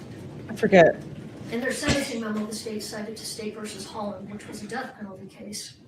The state quoted the court as follows: "The psychological reality is that aggravating circumstances in first-degree murder cases will virtually always outweigh mitigating circumstances. However, what the state left out is what the court said next, which was that the Eighth Amendment doesn't allow the death penalty in every case, and courts must take a long, hard look at the totality of the circumstances, the values of society, and the value of all human life. And though this is not a death penalty case, the same would apply to a sentence of life without the possibility of parole. Ms. Nestor spoke a little bit about what a life without parole sentence looks like. Locked down for 23 hours a day. If we treated our dogs like this, they would be taken away. Yet, this is how the state wants Kouri Richins to be You're comparing her to a dog now? treated. A sentence of life without parole is saved for only the most heinous of crimes. The state wants to place Kouri in that category. They say she is in that category. But this simply is What the not hell? the type of crime that we typically see get a sentence of life without parole. Currently, there are approximately only 72 people in Utah serving this sentence. These include people such as Edward Deli, the co-defendant of Vaughn Taylor, who is currently on death row. They killed 2 women, kidnapped 2 young girls, and attempted to kill those girls' father by lighting their cabin on fire. I believe that was in Summit County. What the hell? It includes Daniel Ray Troyer, a serial killer and rapist of women in their 80s. He was convicted of killing 2 women, admitted to a 3rd, and likely killed a 4th. That authorities are aware of. It includes Matthew John Breck, who kidnapped Why are they bringing? We don't want to hear about other cases. This is about Kouri's case, dude. a 10-year-old girl. Like, what the Stabbed her fuck? multiple times, severed her spinal cord, and left her dead on her front porch. It includes numerous individuals who brutally murdered children, some who murdered police officers. There are only a handful of people serving life without the possibility of parole for killing a spouse. And in all but one of these that I could find, they killed more than just their spouse. They are individuals who killed their spouse and a child, or killed their spouse and someone else in the process. The only one I'm aware of who killed a spouse and no other individual is Craig Crawford, who set fire to the home of his estranged husband, leaving him to die in the fire. And then there are individuals serving sentences of 15 to life who committed arguably more heinous acts than what Kouri Richins has been convicted of. Eric Sampson abused his wife for 28 years, ultimately killing her in their St. George home, leaving her dead in their bed. He continues to maintain his innocence, and he's serving 15 to life. John Weston Erickson stabbed his wife to death in front of their 2 young children, also injuring his 7-year-old daughter who attempted to wrestle the knife out of his hand, serving 15 to life. Joseph Castillo, his wife, stabbed his wife to death in their garage while his teenage son tried to stop the attack. These men are all serving 15 to life sentences. There are many more examples. Murder is the worst of all crimes, but to say that this particular case is the worst of the worst is simply not true. The state chose the evidence they put forth to obtain their conviction, yet they are not satisfied with what was presented in this court and to the jury. And instead they waited until 2 days before the sentencing hearing and publicly filed what can only be described as a character assassination, filled with unsubstantiated claims from unknown and unsworn sources who will never be cross-examined about these claims. The timing of this filing was no coincidence and left no time for our team to arrange rebuttal witnesses or evidence. Furthermore, it appears that the sentencing memo was not so subtle attempt to get into the public eye evidence they elected to hold back from their case in chief, and then were precluded from presenting when Ms. Richins exercised her Fifth Amendment right to remain silent and submitted the case to the jury without putting on any evidence. To allow the state to use this sentencing hearing as a public platform to make new unsworn allegations untested by cross-examination or sufficient investigation would violate Ms. Richins' right to due process and would be contrary to the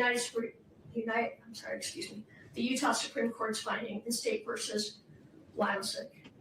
I don't know if I'm pronouncing that right, but I have the site if you want it. Which stating that the due process clause of Article 1, Section 7 of the Utah Constitution requires that a sentencing judge act on reasonable. Dude, what the is this? I'm like reliable and relevant information about and to freak out. exercising discretion in fixing a sentence. The state's memo should be stricken in its entirety and not considered by this court. Not only are the claims made by the state in their sentencing memo unreliable and irrelevant, much of what they argue is either misleading or outright false.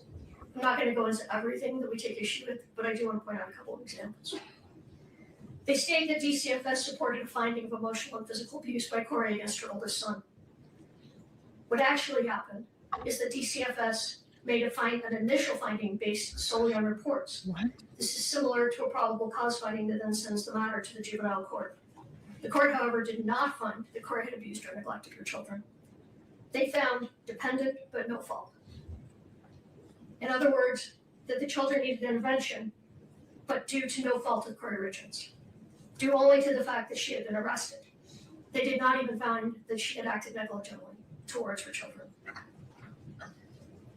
The state put forth at length what they believe Kouri's middle son, AR, would have testified to had they been able to call him in rebuttal.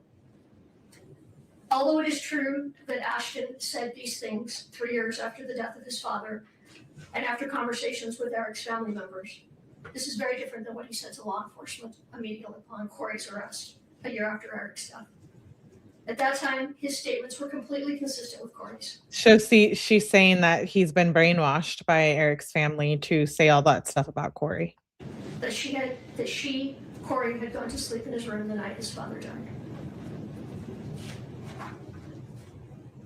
The state argues that Kouri's boys are afraid in part because she still maintains life insurance policies on them. Kouri was of the belief that these policies were no longer in existence since she had not made any payments on them in over 3 years. And in fact, a letter was sent, or an email was sent from Brian Freckleton, who testified, to Ronnie Darden, as Ronnie is the owner on these policies, that this was over a year ago, that the life insurance policies are lapsing, and wanted to let them know if they chose to do anything about that, which they did not do anything about that. So we only discovered yesterday, Kouri only discovered yesterday that at least 2 of these policies are still active, as the payments have been automatically taken out of dividends. So in other words, the policies have been paying for themselves. These are policies that Eric and Kouri took out together in 2017. However, now that Kouri knows that these are still active, she will cancel them. Hopefully, in all sincerity, this will be one less thing for those boys to worry about. What? Kouri never asked her family to report criminal activity or asked for criminal prosecutions against any of the Richins family or against Cody Ray. She never asked family members to file bar complaints. And until yesterday, neither Kouri nor anyone from her team had ever heard anything about a dating profile being set up online in the name of a lead detective. She did none of these things. And if they were done by others, it was not at her request. We are asking the court to discount any and all allegations in the sentencing memo that have not been previously raised in court in order to stricken from the record. The court does have before it reasonable and reliable testimony from individuals who know Kouri or who have unique perspectives on the sentence of life without parole that may assist this court in discerning the appropriate and proportionate punishment in this case. The testimony of these individuals revealed that Kouri is so much more than what she has been portrayed as in this case. Everyone who was around her says she was a wonderful mother, just like Eric was a wonderful father. The state argues that she shows no remorse. Kouri has remorse and she has regrets about many things, and you're going to hear some of those when she speaks. However, she cannot show remorse over something she did not do. She maintains her innocence and has every right to do so. Having said that, however, she stands before this court today convicted of the crimes charged, and she fully understands them. So sentence her on what she was convicted of, not what the prosecution says about her character. As much as they think they know her, they do not. They do not know Kouri Richins. Like Alex said, we're saddened by this case. We are saddened by the verdict. I respect the court system so much. I come from a family of judges and attorneys and was raised with the utmost respect for our justice system. I disagree with the verdict, but I respect it. I have to say though, in all the years of practicing, which are now quite a few, this is the first time I've had a client convicted that I believe to be innocent. It was much more painful than I would have anticipated. Over the last 2 years, our team has got to know Kouri. Kouri is one of those clients, very few clients, and I've represented thousands of people, Most of them you don't remember. Many of them you don't like. Many of them, some of them, you feel are dangerous. But Kouri is different. Kouri, every time she calls, asks how we are. There have been times when I've shared bits of my life with Kouri, particularly having children that lost their father before age 10. We've talked a lot about that and what that does to children in the best of circumstances. I can't imagine had my boys not had me. Because the pain and suffering and the long-term effect that it's had on them will never, ever end. But when I share something with Kouri, when I share that someone is ill or that someone is having a problem, sometimes I don't even remember I've said it, and when she calls me, she always asks, how did that turn out? You know, is your family member okay? Before we talk about her. Every time. The state is not only asking for life without the possibility of parole, they're asking for consecutive sentences. The sentences in this matter should run concurrent to one another. Pursuant to the line of cases, Strunk, 𝗏𝗏𝗆𝗆, and Smith, the sentencing statute favors concurrent sentences. And looking at the totality of the circumstances, imposing consecutive sentence would constitute an abuse of discretion. In State versus Gray, the Utah Court of Appeals cited 𝗏𝗏𝗆𝗆 and Strunk, holding that the Board of Prisons' ability to grant parole is an integrated component of the rehabilitative needs factor that must be balanced with other required factors. Even though the statutory language has been modified since Strunk, 𝗏𝗏𝗆𝗏, and Smith, the language still applies. And the Supreme Court and the Court of Appeals still looks to that language. The board should still be allowed to function and make the decision if regarding the rehabilitative needs of Ms. Richins. Running sentences consecutive to a sentence of life without parole is senseless. And if this court imposes a sentence of 25 to life on the aggravated murder, but runs the other charges consecutive, the effect will be the same. She will likely never get the opportunity for parole. I don't think that's true. Have you run the initial guideline? It's a genuine question. Yes. I think it only adds. The guideline on the attempted murder is 192 It only months. adds 41 months if we run it consecutively. Before she's eligible Right. for parole. But, well, I'm gonna come back to that. Yeah, if I will. you're running the guideline differently, I'd like to know. I mean, no, I'm not running the guidelines differently, but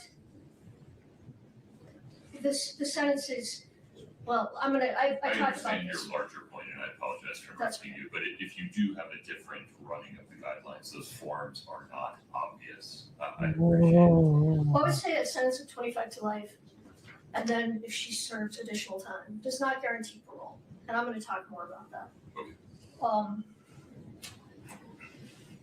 And it's almost unheard of for someone to be paroled at their first parole hearing on these serious offenses. And looking at the totality, there are mitigators. Kouri had no criminal history at the time of Eric's death. She was involved in positive ways in her community. She volunteered regularly. She headed up a sub for Santa every year.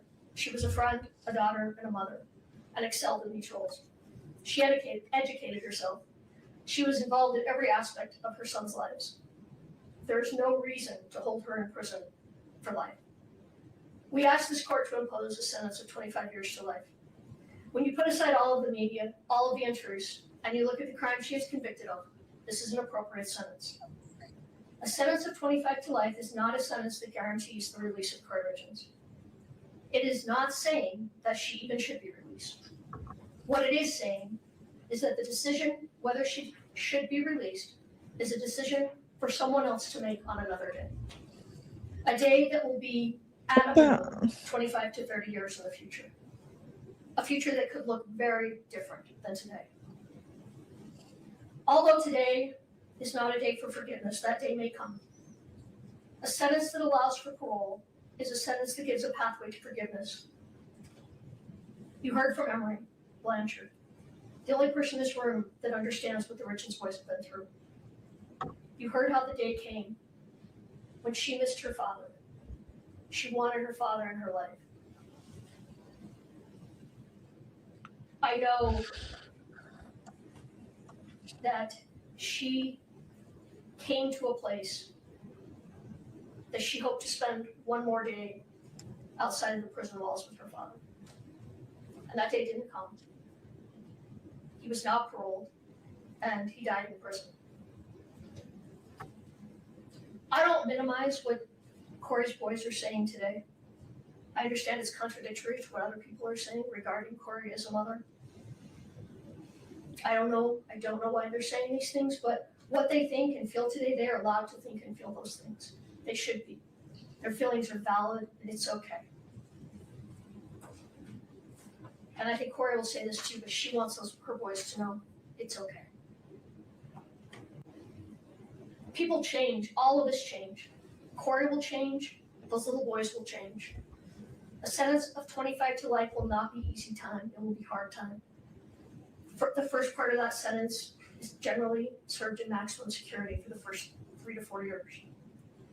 But if the day comes when her children want to see her face to face, a 25 to life sentence will make that easier for them. If they, like Emery, decide someday they want a relationship with her, even one behind the walls of the prison, a 25 to life will make that possible. And a sentence with the possibility of parole, like I said, does not mean she will be paroled. It's very possible she will spend her life in prison.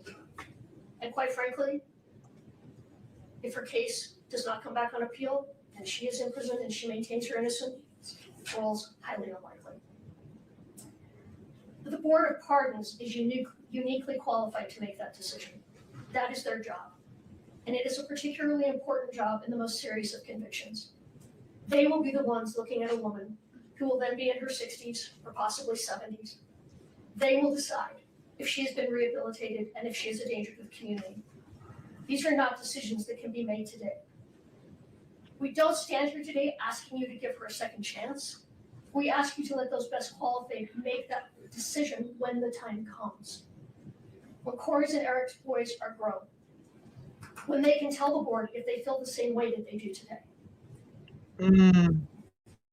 You heard a letter right today from a woman who once stood in the shoes of the Richins family. At sentencing, she wanted life without parole for her son's killer. Now she does not. She has changed. Her views of prison have changed, and her feelings towards the man that took her son's life has changed. But a life without the possibility of parole, the sentence cannot be changed. If Kouri and Eric's boys someday change their mind, and it is too late to say something different than what they've said today, this day will become one more day that haunts them. If in 30 years they still do feel as they do today, they will have the opportunity to express those feelings. But don't allow their statements at age 9, 12, and 13 become another tragedy, another trauma that they may end up suffering as adults. A sentence that doesn't allow even the possibility of parole is a sentence that tells the world there is no hope. There is no growth. There is no change. There's no room for forgiveness. There's no room for love. That we are all our worst act and will never be anything more. And that is not the human experience. In a world where humanity is waning, act with humanity. In a world where hatred is encouraged, act with kindness. In a world where forgiveness is seen as a weakness, act with compassion. A sentence of 25 to life with the other charges turned concurrent reflects the seriousness of this offense, takes into consideration the totality of the circumstances. Further, it follows the recommendation of the pre-sentence report. I can't believe all this shit she's been saying. Like, we don't care. Thank you, Mr. It is 12:55. We're going to take a break until 1. We're almost at the end, guys. I think. Oh shit, she's testifying. Are you guys ready for it? We're like basically at the end. I'm shook. Here we go. Oh my God.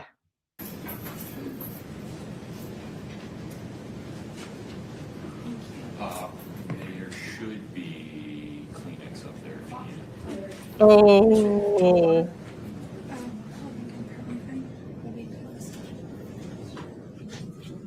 And her team's like up there with her. And she's shackled. Oh no. My sweet baby boys. I know that today you don't want to speak to me, have a relationship with me, or you may think you hate me, and that's okay. I will never be angry at you for your feelings. When the day comes that you're ready, I will be here for you, waiting for you, and loving you. But I need you boys to know and understand that I have been desperately trying to get in contact with you any way that I can for years. That all of my communication has been completely cut off from you since early 2024. And now I will use any opportunity I can to get a message to you. Even if that means sharing it publicly to the world, fully restrained, in my jail clothes, in one of the most horrible situations possible. I don't care, and I'm not embarrassed or ashamed by any of it. All I care about is you boys. I will do whatever it takes for you to hear the truth from me and to come home to you. For the time being, I don't know when that is or when my next opportunity will be. So for now, bear with me as I have tried to consolidate everything I've wanted to share with you for the last few years, with everything I want you to know until I'm able to speak to you again, and one long message. And although you may not be ready to hear it today, that's okay. My hope is one day you will be. May 6th of 2024, temporary custody was transferred from the state of Utah Child Services to your Aunt Katie and Uncle Clint. My last video call with you boys was several weeks prior to that, around April 24th, 2024, when you were still in the state's custody. Once temporary custody was transferred to Katie and Clint, against my wishes, they cut off all of my communication between you boys and I. It was years before I would ever have a trial. I warned social services that if they gave custody of you to the Richins family, it would be the last time I would be able to see or speak to you boys again. And your opinion of me in this case and wild allegations would soon mirror those of the Richins family. And that's exactly what happened.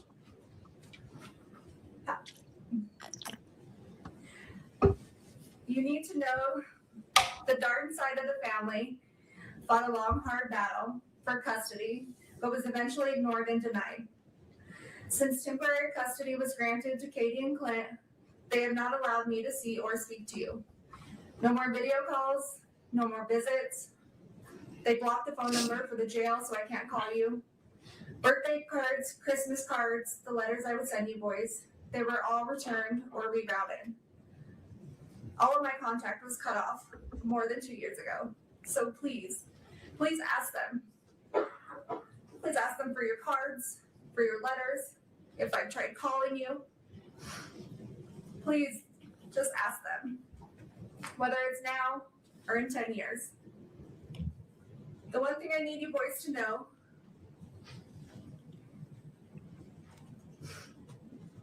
is I did not abandon you.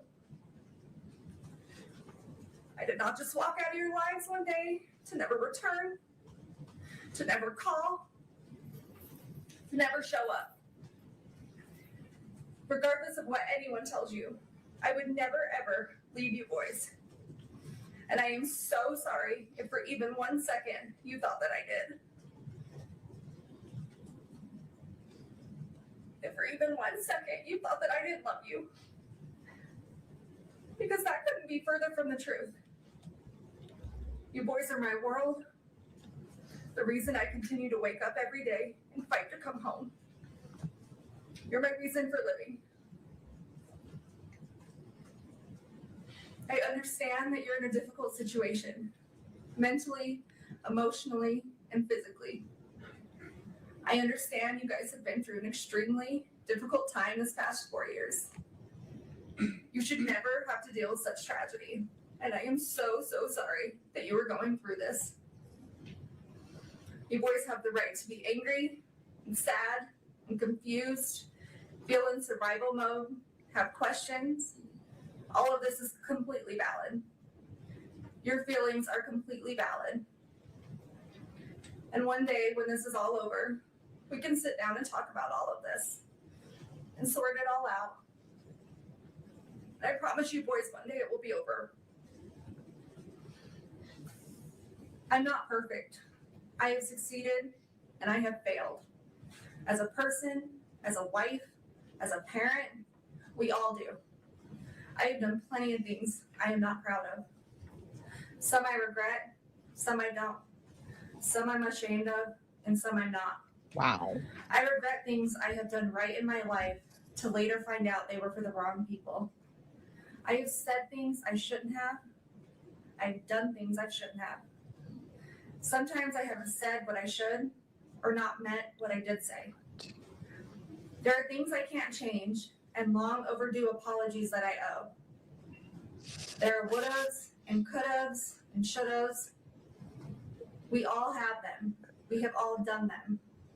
And you boys will too one day, but in your own way. And that's okay. That's life, and we're human. Nobody is all good or all bad. We just get portrayed that way. You're going to succeed and achieve amazing things in this life.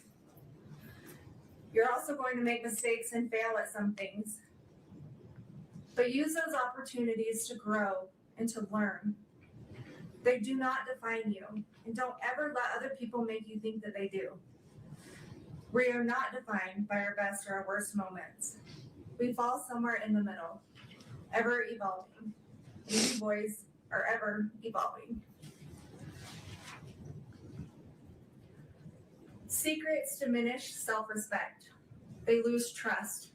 They make us lose ourselves. I fell in love with someone who wasn't your dad.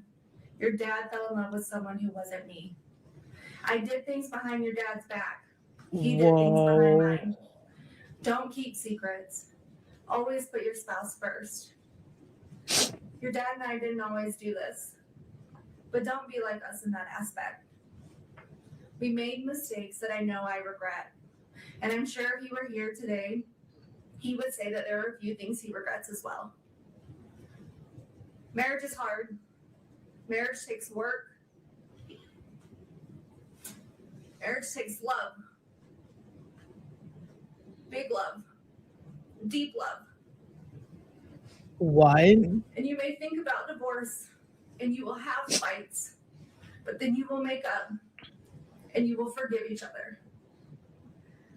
Because when your love is enough, your love keeps you together. Your love is all you need to ignore the noise. Your love never fails. Sometimes your dad would want to throw in the towel on our marriage, or I would want to throw in the towel on our marriage, but we never did. We always found our way back to each other. I would pick up his towel, or he would pick up mine. We'd hand them back to each other and start again. Because our love never failed. We stopped keeping track of each other's wrongdoings, and we forgave, and we moved on, and we loved. And if I had to relive all of those hard days all over again, I would do it without question. Your dad and I were a lot of things, a mess of sorts sometimes. But we were this crazy, beautiful mess that made us a family, because our love was enough. Our hard days never outweighed our good days. Our weak moments never outweighed our most memorable happy days. We always laughed more than we cried. What the fuck? We failed at some things, but we never failed at loving you boys.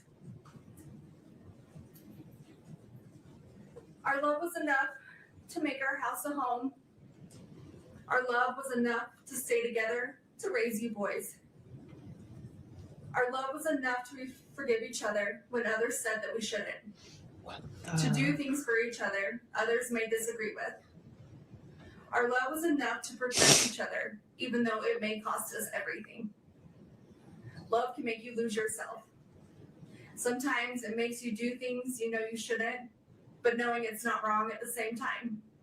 Because your spouse is your person, your love is enough.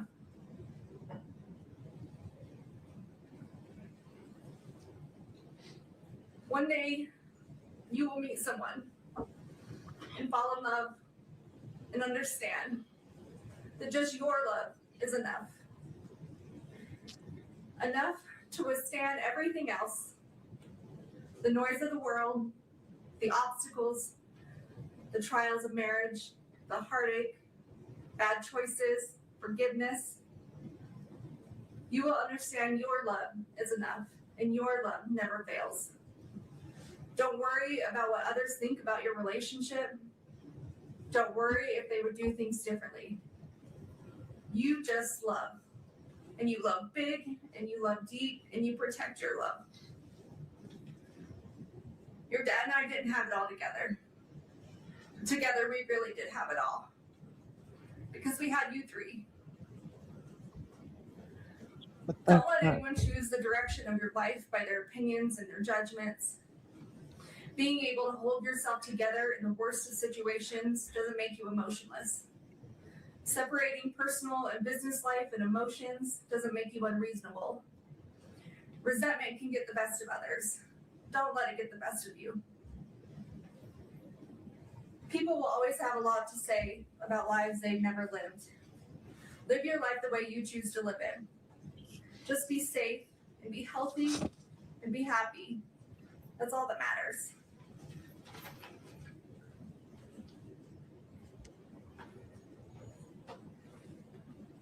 Sometimes people will want you to believe that life is simply black and white.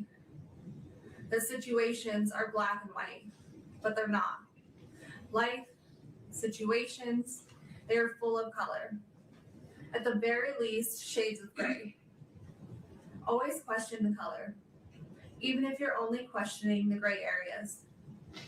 Keep an open mind. Question situations and stay curious. You will have some people in your life tell you how their love for you is unconditional. But once your most private life has been revealed, you quickly find out just how conditional their love actually was. Choose the people you hold close to your heart wisely. And always be the friend that walks into somebody's life when everyone else chooses to walk out. Always remember, the only people you owe your loyalty to are those people who never made you question theirs. Every day you wake up, you get a second chance at life. To do whatever you want. Be whoever you want. To succeed in all your dreams. Take the day. I actually can't believe this. Run with it. It's a blessing. Don't take it for granted. Sometimes you'll have hard days when all you want to do is count all the ways things are going wrong or have gone wrong in your life. In that moment, stop, take a minute, take a step back, take a breath, and switch your thinking to count all the ways that it has gone right. All the good that has come to you, boys. All the grace, the blessings, and the love. Remember that anyone can give up on something. That's the easy way out. True strength comes when everyone is expecting you to fall apart, but you hold it together, persevering through the hardest of times. Always persevere. Always prove them wrong.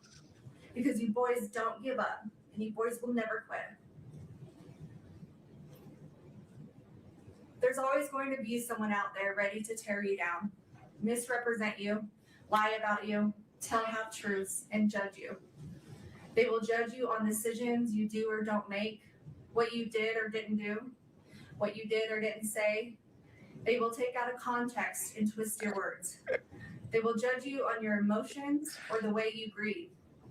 You may show too much emotion, you may not show enough. They will tell you you're not grieving correctly, you're too angry, you're too sad, you're holding it together too well or not well enough, or maybe you're too ambitious. They will judge you on your demeanor, if you cry, if you don't cry, if you don't do anything at all. And all of this will get misinterpreted into something that it's not, formed by the opinions of who's ever creating it. And then silence is also too often misinterpreted and misjudged. But when people behave that way, it has much more to do with them personally than it does you. Everyone's entitled to their opinion. It doesn't make it true. Remember who you are and what you stand for, the truth, and ignore the noise. Ignore their noise. Ignore their egos, their entitlement, and their biased judgment. Those who abuse the power and the positions they hold will have a higher power to report to one day. And that higher power holds the final truth, their final truth.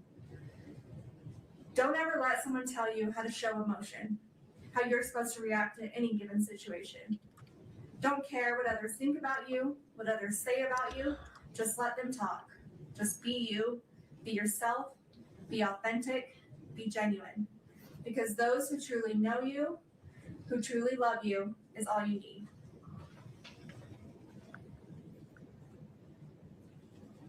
Forgive those who turn their back on you, but never forget. Don't hold hate in your heart toward others. It only brings you down more than it does them. Apologize when you're wrong, even if that apology is long overdue. You can't change what you can't change, and you can't change the past. But you can take accountability when you mess up. Admit when you make a mistake, even when it's embarrassing or humiliating, even when it can ruin relationships, careers, or your integrity. Be honest with yourself and those you need to. But never apologize for something you didn't do. Never admit to something you didn't do. And never beg for mercy for something you didn't do. Don't take the easy way out. Always stand up for what's right, even if you find yourself standing alone or with a small group of people that love you. Believe in yourself and be brave. Never give up on your fight, no matter how long it takes, months, even years. Never give up on truth, justice, and the fight of corruption. When something is broken, fix it. When something doesn't make sense, question it. If money is paying for it, follow the money. Your brothers are your best friends.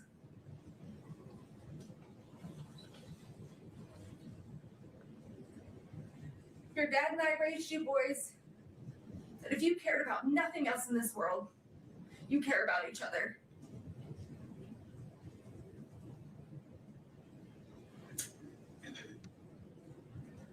Your brothers will always be there for you. They will always be your brothers.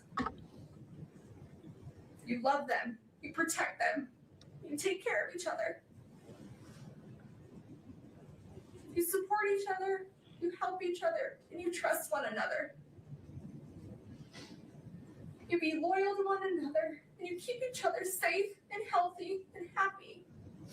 And you stay together no matter what.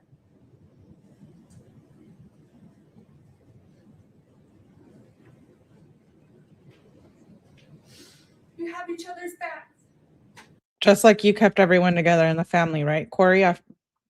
Right, when you poisoned Eric with fentanyl. Be patient with one another. What the? Don't keep track of wrongdoings. Let them go. Forgive. Move on. Show compassion, empathy toward each other. And never go a day without telling one another you love each other. Because you are never too old or too cool or too busy to love each other.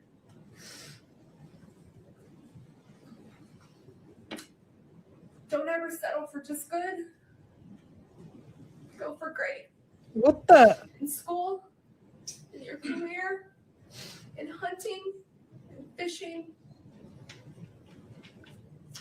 in your relationships, in your goals. Exceed expectations. Be like your dad. Be generous, What be the? charitable, stay humble, give when you have too much. Be like your dad that I murdered. As we were lying in bed or having a drink in bed, whatever they were doing. What was it, a Moscow Mule? Give more than you take. Help when others are in need. Serve your community. Be like your dad. Never stop learning through education, through people, through travel, culture, through business and friends. From your success and achievements, from your mistakes and failures. Be like your dad.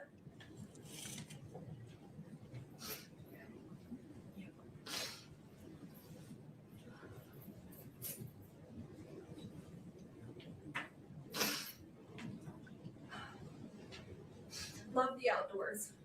What the? Find your peace, your therapy, your heart and soul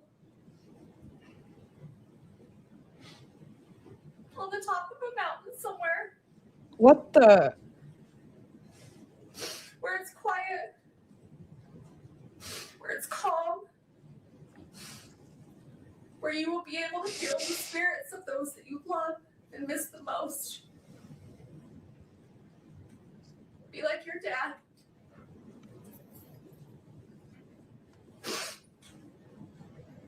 I think that's a little bit psychotic. Be like your dad. Be like your dad. Be like your dad. After she murdered him literally in their home when they were in the room next door sleeping. Laugh. I Laugh can't. often. Laugh loud. Laugh when you want to cry. Laugh when you're mad. Have that laugh that everyone recognizes and no one will ever forget. Even when you're gone. Wow. Be like your dad.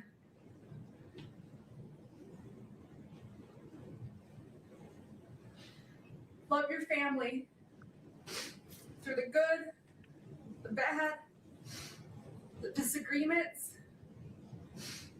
the back and forth arguments. Choose forgiveness. Choose love. Choose happiness.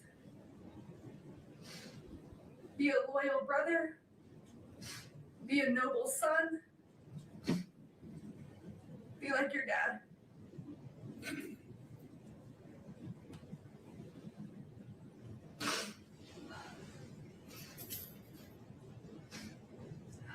Have the hobbies that bring you excitement and joy, that give you a break from life, but build your life full of people and family who you love and that love you.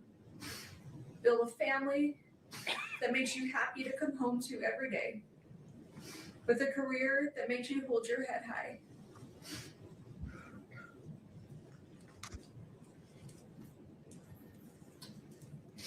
Be the friend everyone wants to be friends with.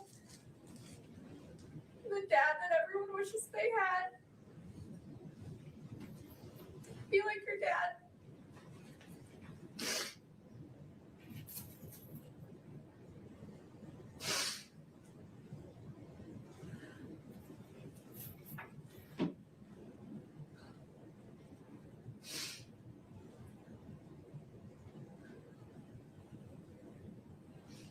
As your parents, your dad and I wanted to give you every opportunity or choice that we didn't have.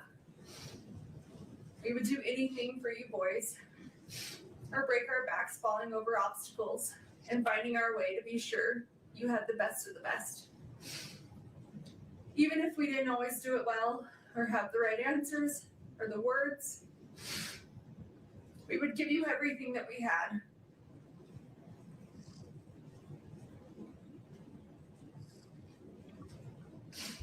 But the one thing I can't give you boys are the answers that you want the most. Because I can't give you something that I don't have. An explanation information that I just don't know.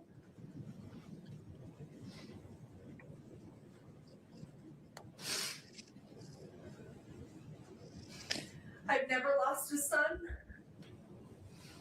I've never Well, you have just lost 3 when you killed their dad. lost one of my brothers, a nephew, or a best friend.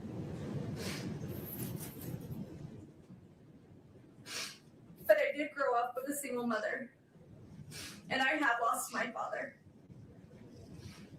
I do know what it's like to wonder, what if Dad could have watched me graduate college, walk me down the aisle, be there for the birth of one of you boys? If only Dad were here. I do know what that's like. If only Dad were here. The What lifetime of the- pain that brings, the sadness and the anger. I would never wish that upon anyone, especially you boys. My own sweet babies.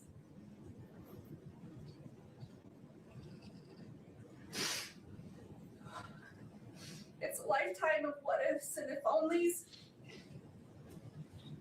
An empty hole in your heart where your dad's supposed to be. What the? He's supposed to fill. He's supposed to walk through life with you, with us, with our family. I do know. Yeah, until you poisoned him with, like, what was it? 6 times the amount of fentanyl? 9? What that's like. What? So murder, an attempted murder. 4 years later. And it's still hard for me to say those words out loud. They get caught in my throat. I turn my stomach. And I try to avoid them as much as possible. Because it makes me physically sick to think about. Wow. But still to this day, I can't believe this is real sometimes. That this is our life. That this is my life. Convicted of taking one of the people out of my life who filled it the most. My husband, the father of my children,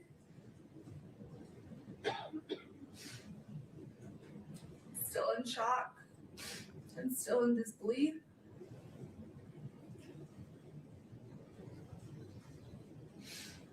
Accused and now convicted of such a heinous crime.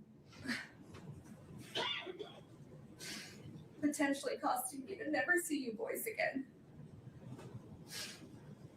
I just lost both of their parents. And there's no textbook answer on how or what we're supposed to do. How I'm supposed to react or move forward. And I'm so sorry you boys are being pulled through the middle of this. It's absolute chaos. Between 2 families fighting that both love you so very much. Trust and assets, our home, none of it matters. You boys are what matter. Your safety, your health, mentally, emotionally, all of that should be. So why did you do what you did? Being prioritized. I can't stand this 𝗶𝗍. I will and have always prioritized your safety. I am your mother, and that is my job. And for anyone to scare you otherwise is just cruel and heartless.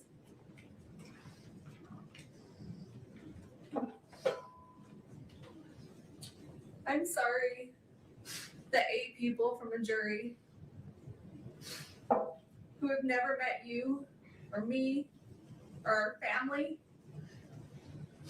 had the right to determine our future.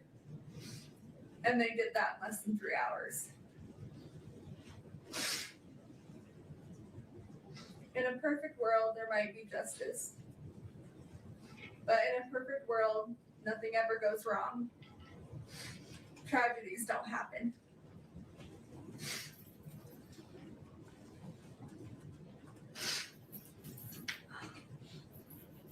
Some think a verdict or the sentencing will be the answer that they seek or that they need, but it won't.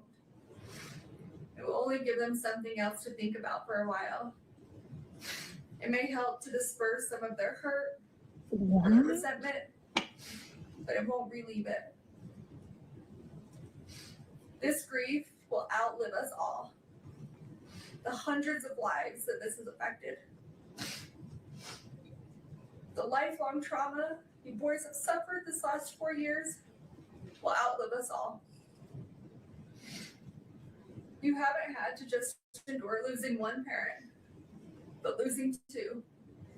And no child should ever have to go through that, especially when one was an unforeseen tragedy and the other based on injustice and a system we're supposed to trust.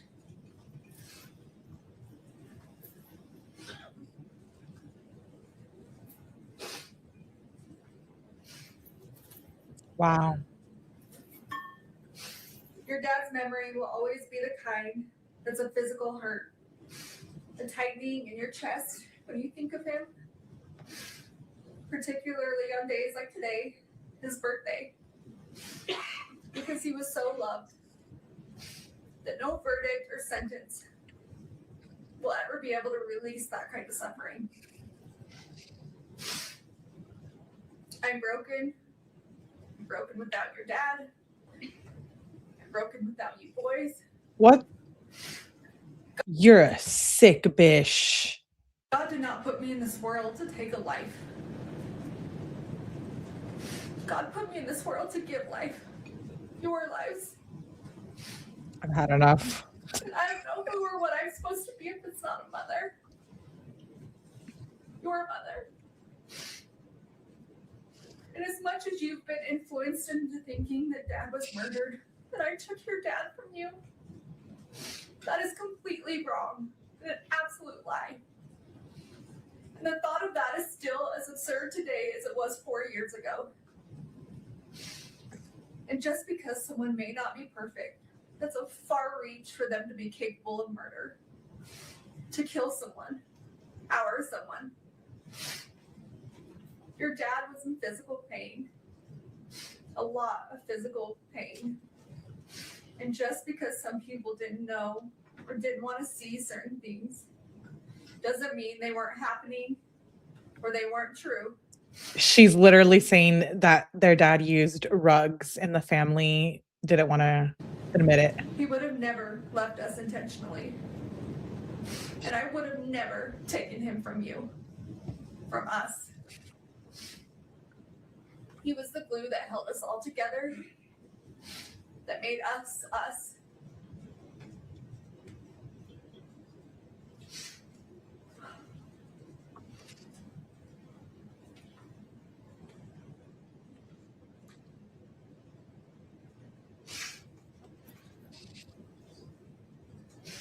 Every little boy needs their father. Because he's supposed to teach you the things that I could never explain. What? He's supposed to teach you and do things with you that only a dad can do.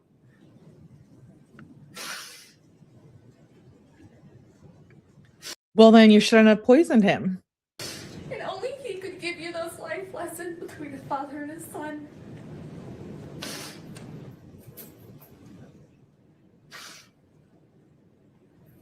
I would have never taken that from you boys. I know how much you need him, how much you loved him.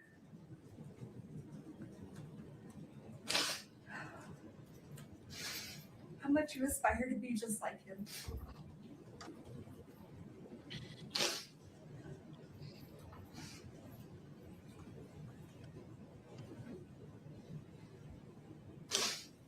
and I would have never taken that from you.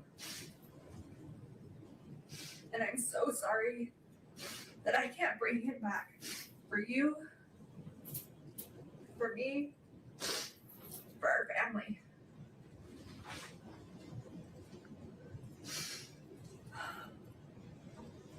Are you done?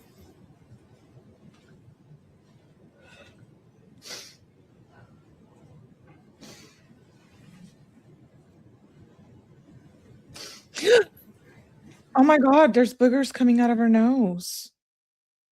Did you guys see that? I'm going back.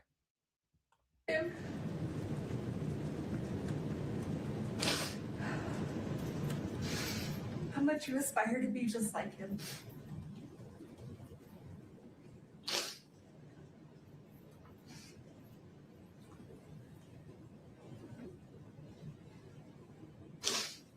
And I would have never taken that from you.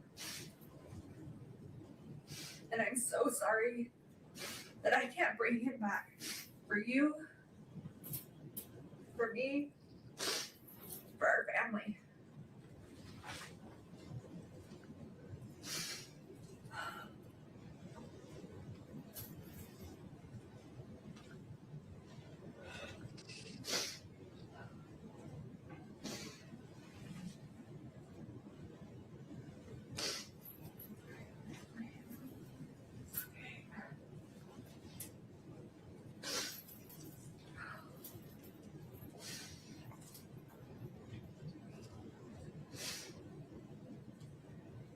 I can beat myself up all day about how I could have been a better person or made better personal choices.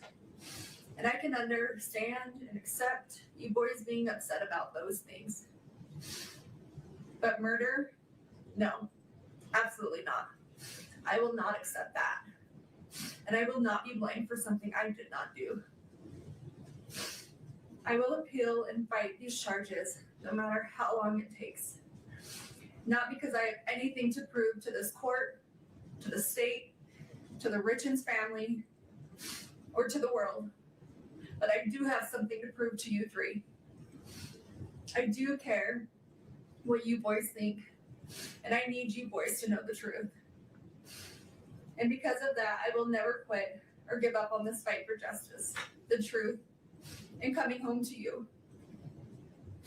So please, I know that right now you may not believe me, that you believe I took Dad from you, and that's okay.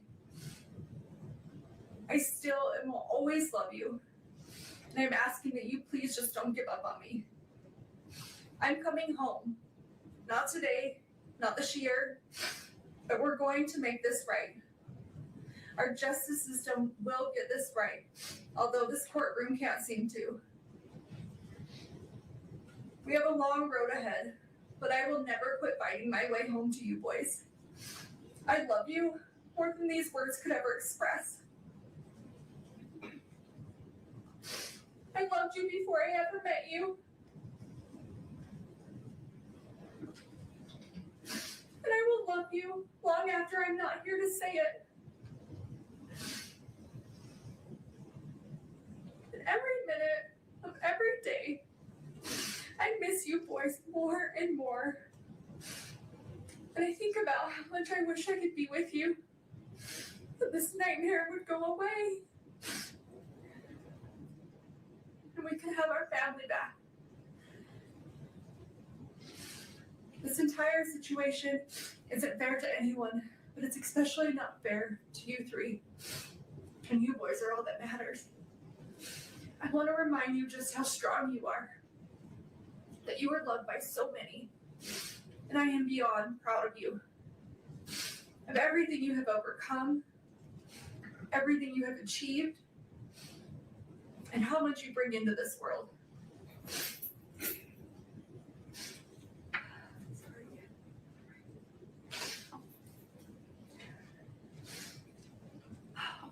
You boys have been through so much, and I wish I could take away all your sadness and all your pain. Tell you how much Dad and I love you, and that everything's going to be okay.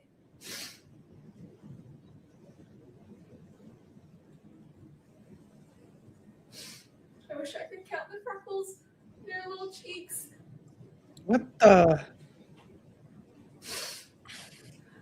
Read you books before bed. And help you with all your homework. Wish I could help you through your toughest nights. And hear your laugh through your happiest days. But for now, that's just not the way it is.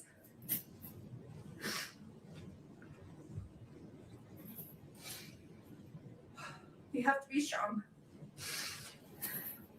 We have to remember that our strength grows in these moments when we don't think we can go on. What? But we keep going on anyway, because we have to push through these hard days. Because in the end, at the end of this war, it will be so worth it. But I need you boys to always keep pushing through these hard days. Because this will come to an end. I just need you to hang in there. Listen to your little hearts. Listen to your little bellies for the truth. Before you were told who to be and what to believe. Remember. Wow. Remember who we are. Remember our family. I will continue to call you every day, even if my calls are blocked. Just so you know that I'm here. I've always been here. And I will always be here. My cards, my letters, they will never stop. I will never stop. I love you forever, Mom.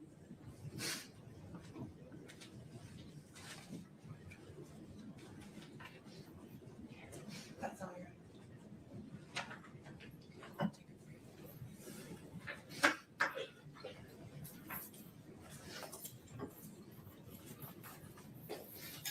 All right, ladies and gentlemen, a fair reminder. While inside the courtroom, everyone involved in this process must be treated with respect. You cannot have any outward reaction. She had to really say all of that during this victim impact statement because she's probably not going to get another chance. Like until her kids grow up and they actually want to talk to her and give her another chance and forgive her, like especially with family court involved and now whoever custody they're in. I mean, one of them is 15, right? So he's 3 years away. She might never get the chance to speak to them again. Inside the courtroom. Doesn't mean I care about anything she said. I think she's fake. I think she lied. I think she didn't any accountability. She bashed the family, bashed Eric. If any of you feel overcome with emotion, frustration, anger, whatever, of any kind, please remember just to look down. Keep your hands folded in your lap. The court has considered the following information. Oh, wow.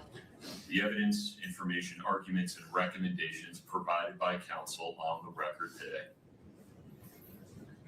Victim impact statements and other statements made on the record today regarding the appropriate sentence.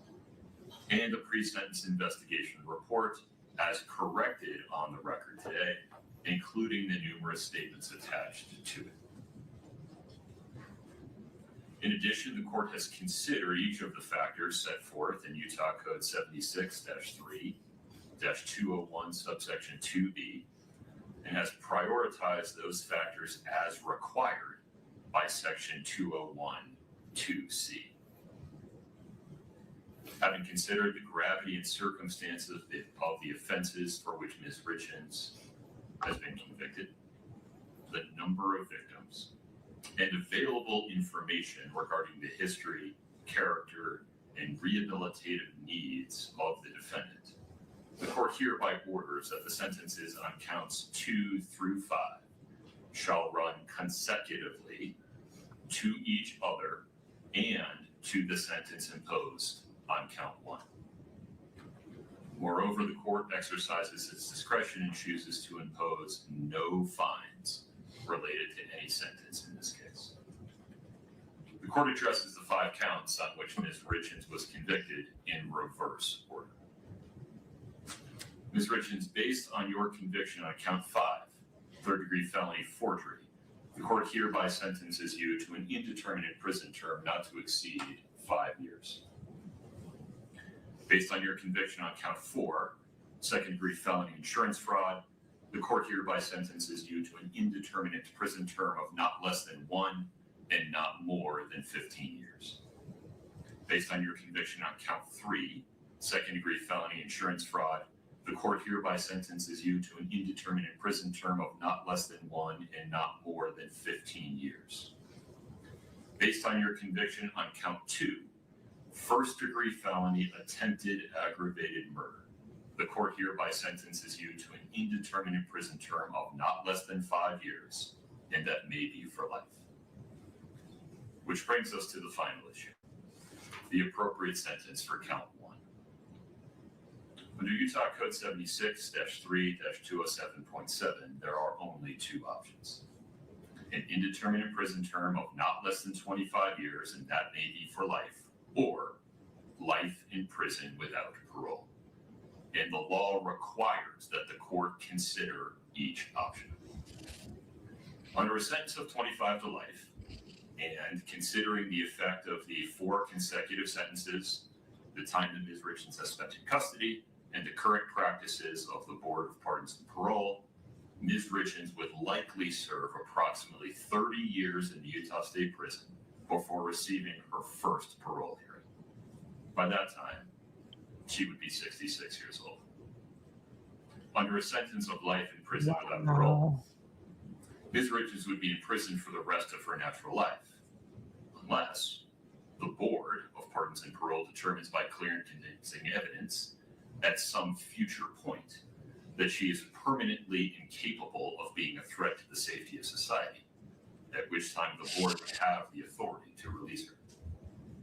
Under either scenario, Ms. Richins will be incapacitated, meaning structurally prevented from harming anyone outside the Utah State prison system for at least the next 3 decades, and perhaps much longer.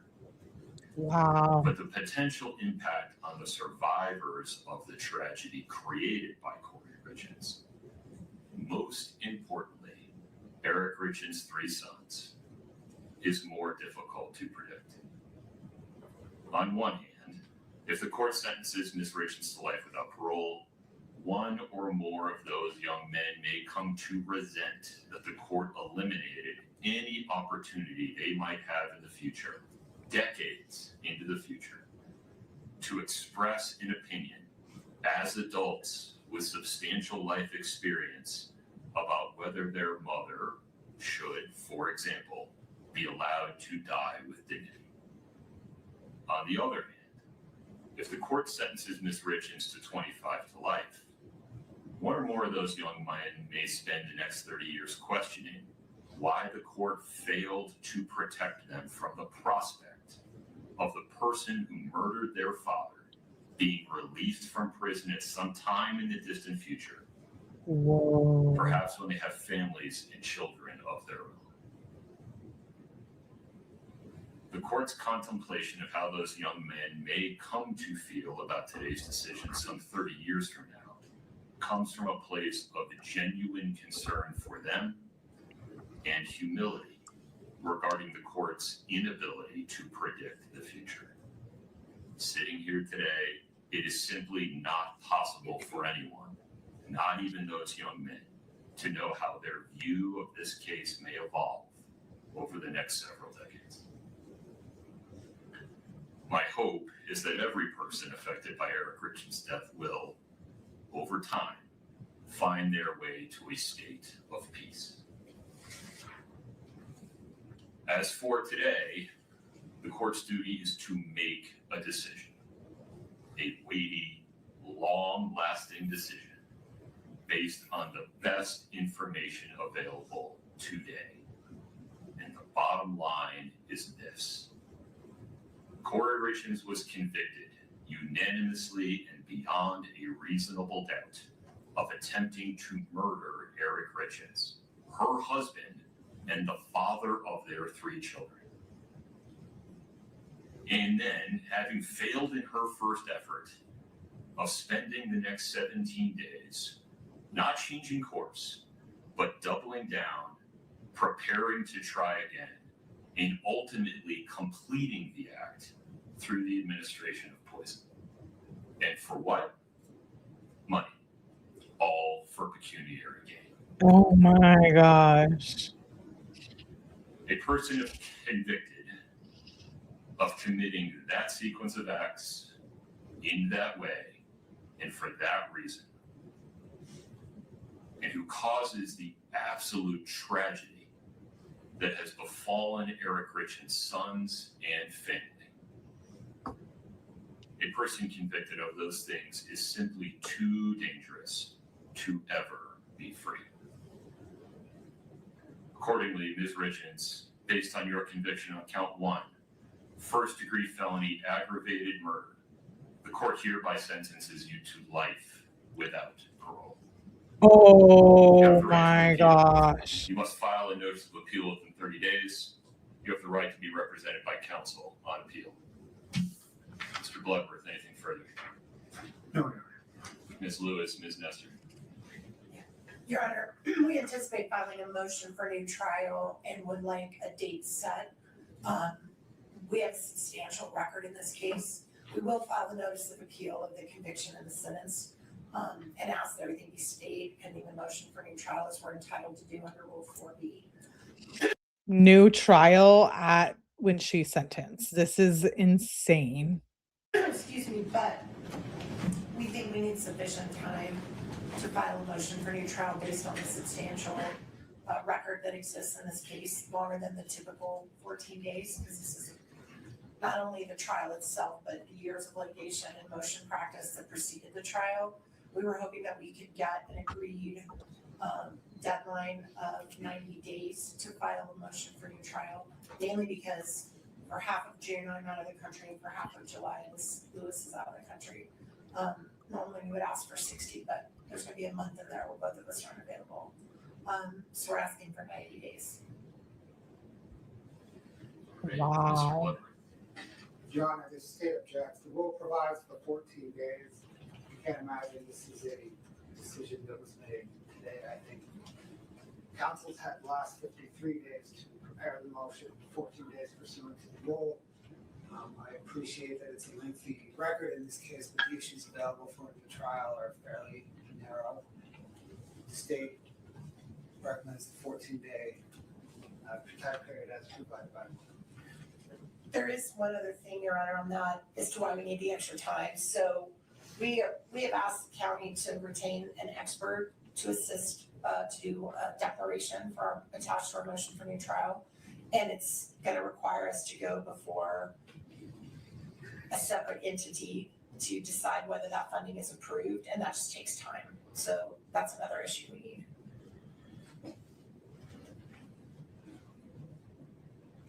I feel like there's more that I need to know in order to make this decision. And so I can also appreciate why defendant is concerned about the 14-day deadline so they do not lose that opportunity. Sitting here today with very little information and the state having very little opportunity to respond to this idea, I'll extend your deadline to 28 days. But within that time, if you want to file a motion to extend it, Ms. Nestor, with more detail, you have 14 days to file that motion.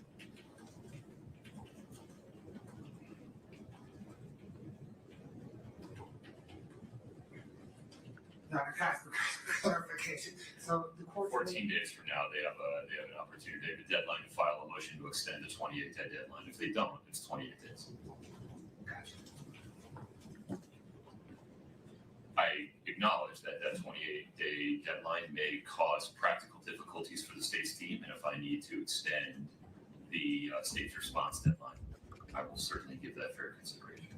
Understood. Ms. Nestor, Ms. Lewis, anything else today? Ms. Richins, you are hereby committed to the Utah State Prison and remanded to the custody of the Department of Corrections. This court is in recess. Please follow the deputy's instructions. Off the record.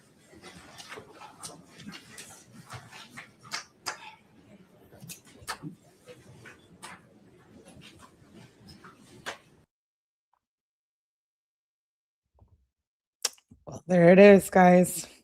There it is. And they're already going to appeal and try to do all of that. So the family, the Richins family, will never get a break. You know what I mean? Appeals and having to stress about that. And it's just another thing they're going to have to deal with, unfortunately. I want to believe her kids probably watched this.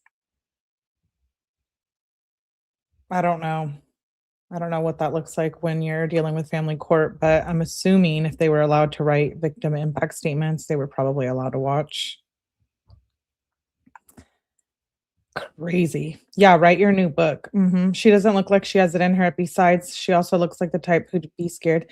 Well, Lintonero, a lot of people believe she's innocent, like First Liberties. A lot of people believe Eric was doing rugs. She allegedly tried to kill him in prior. So there's a lot to this case, but I think that statement she gave was terrible. And my heart goes out to the Richins family and the boys having to deal with this. And today is Eric's birthday. So happy heavenly birthday, Eric Richins. He would have been 44 years old. Crazy. So 14 days to extend an appeal. So what does that mean? We shall be seeing an appeal in 28 days. If it doesn't get extended, and if it does, like 3 months for an appeal. So we'll probably be covering that when it does drop. Crazy. Shout out to all of you guys for being here. That took way longer than I expected. That was almost like a full day of court. Nonetheless, we have 𝗠𝗲𝗃 tonight. She's scheduled already, public. I was gonna do 𝗠𝗲𝗃 or Laura, so it's gonna be one of them in just a little bit. I'm gonna eat some food, get some stuff done. You guys do the same, and I'll see you guys back here for the next live. She tried that before. Yep. Actually, she did. Anyways, I appreciate you guys all for watching. Shout out to the replay viewers. Please make sure you tap the like button on the way out, and I will catch you guys on the next one. Bye.